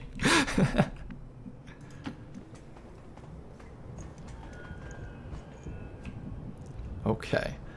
They're probably activating really soon, so we have to prepare for yellow alert. As much as I like to pretend yellow alert doesn't exist, it does actually exist in this instance. Especially because we're at the point in the game where there's some really dangerous enemies on the map. So I'm just gonna have you guys hunker down. My instinct is to hide in this barrel, like the wily fish. Chili should also just run up. You may not have a sawed-off shotgun, but you do have the bayonet, so no matter what, you're going to be relevant in that regard. Hi there. A Muton Hunter. That is a name that strikes fear in my heart. Also, that's a damage output that strikes fear in the... in every gamer sense of me. He jumped down to the bottom floor, which is kind of helpful. Overwatch. Good thing we hunkered. Alright, Firebrand. You're here a little bit late. Better late than never, I guess. Now then, we no longer have sawed-off shotguns, so how do we take care of this stuff? Let's first read what the Muton Hunter does. Implacable. Oh, the mod maker is very confident that this guy's capable of scoring kills. To be fair, 68 damage and 99 shred probably does score kills quite often. All he does is shoot And that's it. With 80 accuracy, of course. So basically just a slightly beefier regular Muton. If I hunker, we risk the chances that the Stun Lancer tags us and knocks us out, but hunker does also give inherent defenses against melee attacks. I'm mostly concerned about Phasgord like randomly getting crit by the Stun Lancer, because they do have really high inherent crit chance. Also, it's really hard to like get up there without our team getting shot down. We also have this guy up here who can just take shots against these guys for us. I'm thinking, actually, we can lead the target on Mr. Stun Lancer, who will almost definitely try to rush us, and we can just stall around with hunkering down, and that will force them to move up. I'm gonna take one step to the side before hunkering down, just so he... I don't think he has a plasma grenade. It's not listed in here. Just to be safe, though, it might be better to take one step to the side before hunkering. We'll think about that for a bit. Chili's gonna move up. Chili has 10 HP, 8 plus the 2 armor, but this guy, I don't know, 80 accuracy is a lot, even for a full cover unit. I think we just hunker everyone. I want to overwatch, but I don't think it's safe to do so.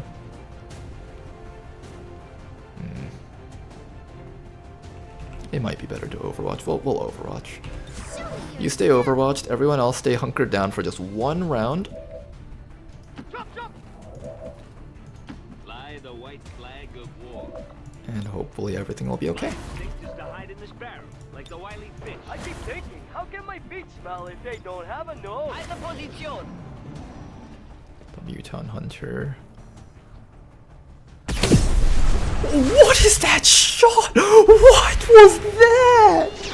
What was that? He just created a mini nuke there.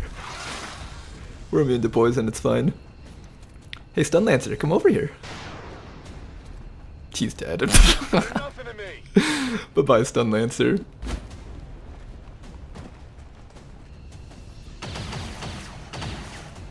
Yeah, well, what are you gonna do about it, Shribby? Interesting, the poison didn't affect you. Oh no, the medkit doesn't give poison immunity, I forgot. I guess it just missed completely with the poison. I actually don't know why. That's actually really bad for us. It's kind of crowd controlling us in a sense. Now my attacks against the Viper aren't actually safe, and there's still the Muton Hunter just like ruining our lives. Don't want to go through the poison. Maybe we can go up here? No. Ah, shoot, we can't deal with the Muton Hunter yet.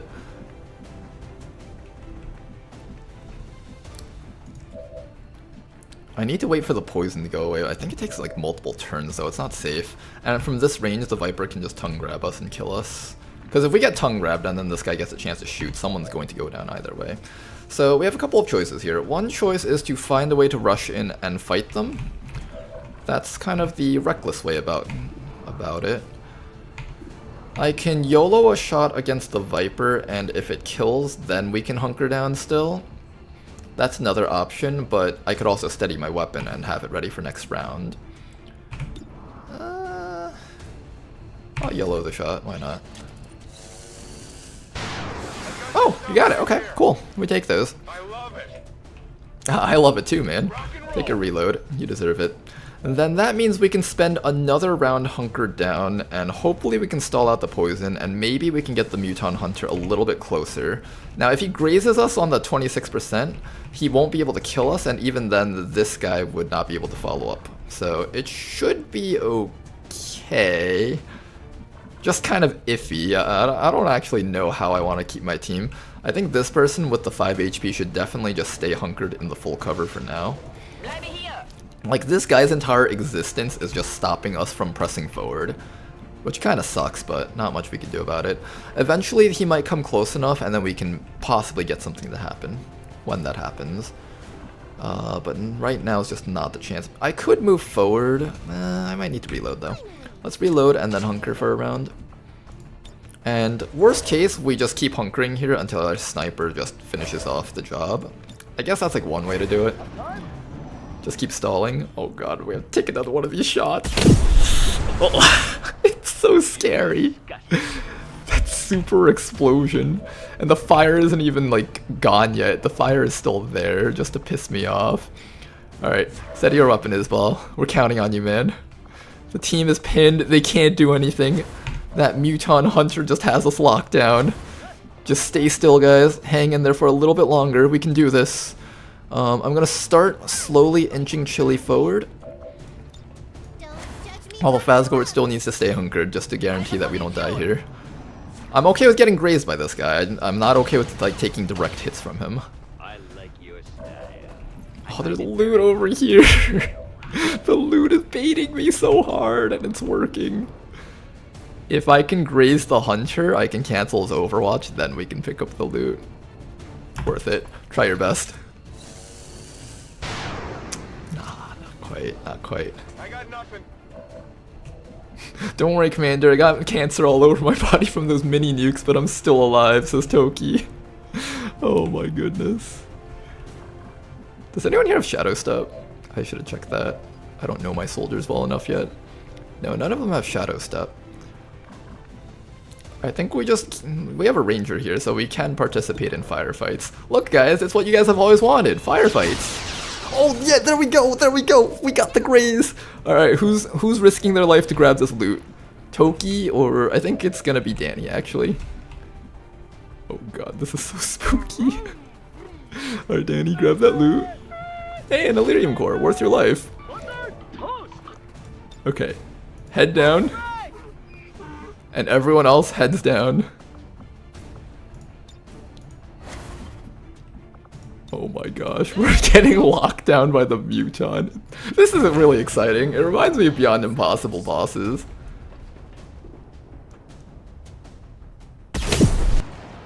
Okay. Okay, we're still good, we're still good. This damn Advent Trooper's ruining our day. Oh my god, this guy's a genius. He made sure that I couldn't have a good shotgun shot against him. Okay. Let's see if our sniper can once again do anything relevant. We have a lead the target. We could try that. I think we should try leading the target against, honestly, the Muton. The Muton's top priority right now. Everyone else just stay hunkered. Don't do anything that jeopardizes your lives. We've gone this far on this mission. This hell of a mission. You can take one shot and then you have to hunker. Oh my god, we're landing shots. That's good, that's good. Keep your head down now. Oh my goodness. Don't graze Toki. Oh, Toki, hang in there, man. Oh my gosh. Stay alive, Toki. Okay. Now then, we might have a chance to go in there and fight. Now first of all, let's see if this Muton has... Oh, this Muton doesn't have counterattack abilities. We can actually chop this guy. Interesting. Something to keep in mind. We can chop this Muton. Oh, he didn't move though. I didn't get a chance to shoot him because he didn't move. I'm gonna steady my weapons. Give us better chances to hit. Alright, are we just gonna slowly inch our way up? I think so. I want to keep Fazgord in full cover though. I feel like a graze from that gun would just do enough to put him in danger zone of that trooper's graze, which I don't really appreciate having to deal with. Toki, just get a little bit closer. This is safe, I think. We're just gonna inch our way up until we're right up to that Muton. Hunker your way up, guys. Move up little by little. Do your best. 12%. No, that's not worth taking. Oh, he had to reload. Interesting. I think he had a free reload, though. That was a graze. That was a graze. Oh my gosh. Or was that a full hit? I can't tell anymore. Was that a graze or a full hit? Oh, jeez. Please just get some damage off Isbal. We need something here. Come on, man.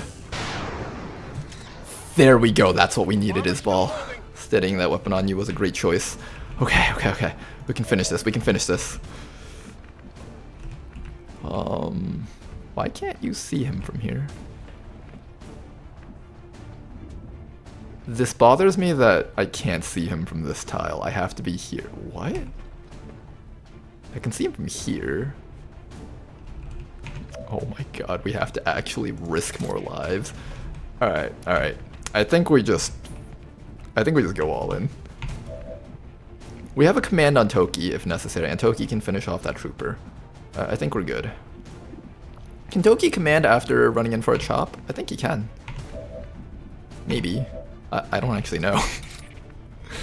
I don't actually know anything. Alright, go for it. Get in there, Chili. Don't die. Nice, okay. That was a graze. We needed more than just a graze.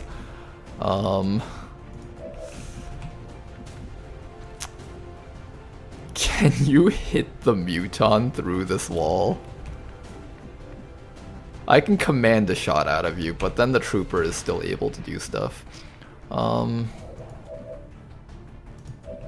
Here, let's have Toki run in. I feel like we can still command after this.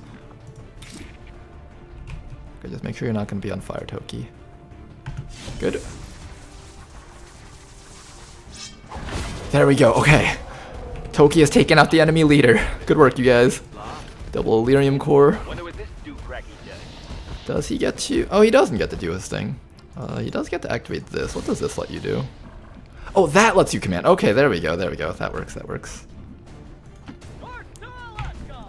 Okay. Still learning some of these abilities here, but we can do the things. Nice job to the squad, you guys. Does the Muton have a gas shotgun? No, that's like some sort of particle life annihilating gun thing. I don't know what it is, but quite frankly, I don't care enough. All I need to know is that it's dead.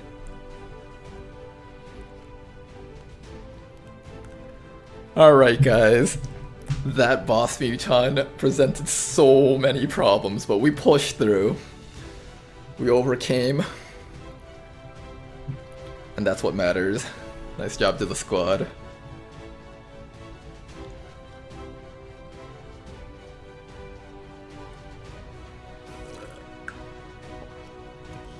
Let me read some YouTube comments. I have a bad feeling about this mission, wondering if this attempt should have waited until you had some more deeps and higher level soldiers. No, I think we were good enough. The map was kind of bad. It was one of those weird maps where, don't worry, it does this normally. Just give it some time. After the network tower reveal, it like zooms in on the Avengers' foot for whatever reason, and then like you give it some time. Commander, I've updated our current objectives based on the most recent findings. That was about normal rank to do that type of mission. I think the main thing was we didn't have the usual technicals, and it was a really bad map for stealthing. It was incredibly hard to even get the opportunity to get Toki all the way up there. And even then we got like caught halfway. But if you guys were also wondering why I made Toki into a captain, was because he was my first sergeant. And I really badly wanted to just have a person who could just take people on missions and auto-promote them. So this bypasses the EXP requirements to reach sergeant, or any other squad below that, or any other rank below that, and just auto-promotes them. I feel that having a trial by fire soldier really early on, especially in a campaign where you're going to have a lot of soldiers, is really important. Oh yeah, Danker dude, we're gonna do that.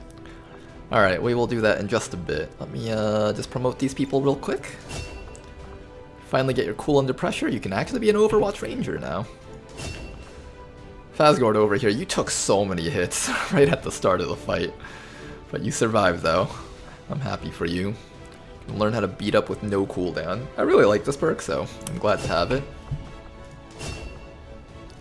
Danny over here, on his first step to becoming the shotgun madman that he's gonna be. Take it close and personal. Isbal back here. Now a fully fledged Sergeant Sharpshooter. Very happy with that.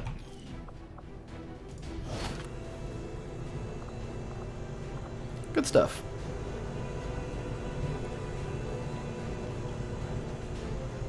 How much money do you think you're saving Advent by reducing their head count? Yeah, 2 really tough missions today, Toki. Incredibly tough ones, and we managed to pull through each one of them. I'm very happy with that. Good job to everyone in that squad. definitely another one of those team effort squads where the entire team pushes through together. Very happy with that one. Okay then, well, we are about at the end of the stream. However, before we end the stream, Danker Dude has a video preview for the next episode. For those of you guys who have been keeping up with the YouTube side of things, Danker Dude has been coming out with videos on the which campaign was it? The Liberate All Regions Long War, the Chosen campaign. So this will be a great chance for us to see what he's up to. All right, let me bring this up.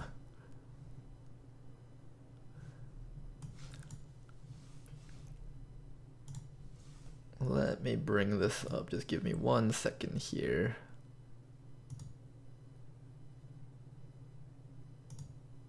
Here we go. All right. Let's see it.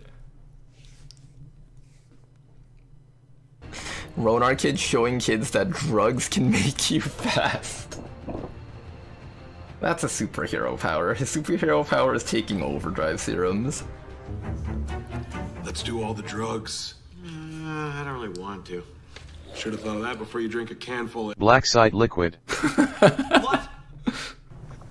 Alright, and with that we have access to the base. Alright, cool. Only 44 enemies in this base. This base is fucking pathetic. Most pathetic base I have ever seen. Weakness disgusts me.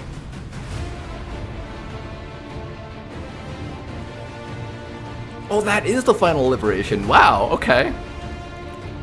I wasn't sure how far we were in the YouTube series, but apparently this is actually the final region that needs to be liberated for that. So look forward to that. That's going to be coming out very soon. Let's get our game back up here. Alrighty then. Well, that is about the end of the stream right now. How's it going, Mubark? You actually came right at the end of the stream. So, unfortunately, you'll have to probably catch the next one, but nice meeting you, though. Alright, this campaign has gone on for quite a bit now. I mean, at the pace that we're going, we've been moving really slowly, but we're about at the first liberation. We've only lost 1 soldier and a Shiv so far. Oh, the Shiv doesn't have a portrait? Unfortunate. And of course, Mistress dying on that incredibly intense mission. But other than that, we've been doing a really good job of keeping the entire squad alive. The issues is the random bleedouts that we've been getting all over. I'm just saying, Ronar, if you could let me know a day or so in advance, that'd be pretty cool. Alright, I'll let you know a day or so in advance when I'm going to stream next, so you can get the video thingy ready. And we can all watch it together on stream. Sounds good.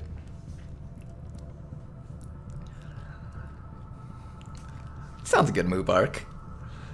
Well, that's going to be the end for today's stream. I've been streaming for approximately 8 hours, actually. Dang, 8 hours. And we've actually got quite a few viewers in chat right now, so hopefully everyone enjoyed today's stream. It was lots of fun, but I need to take a break now because it's currently 10 o'clock and I haven't even eaten dinner yet, so I completely lost track of time. And also, we have this. Assault facility. That will be for next time, though. Thanks for watching, you guys. Till next time, bye-bye.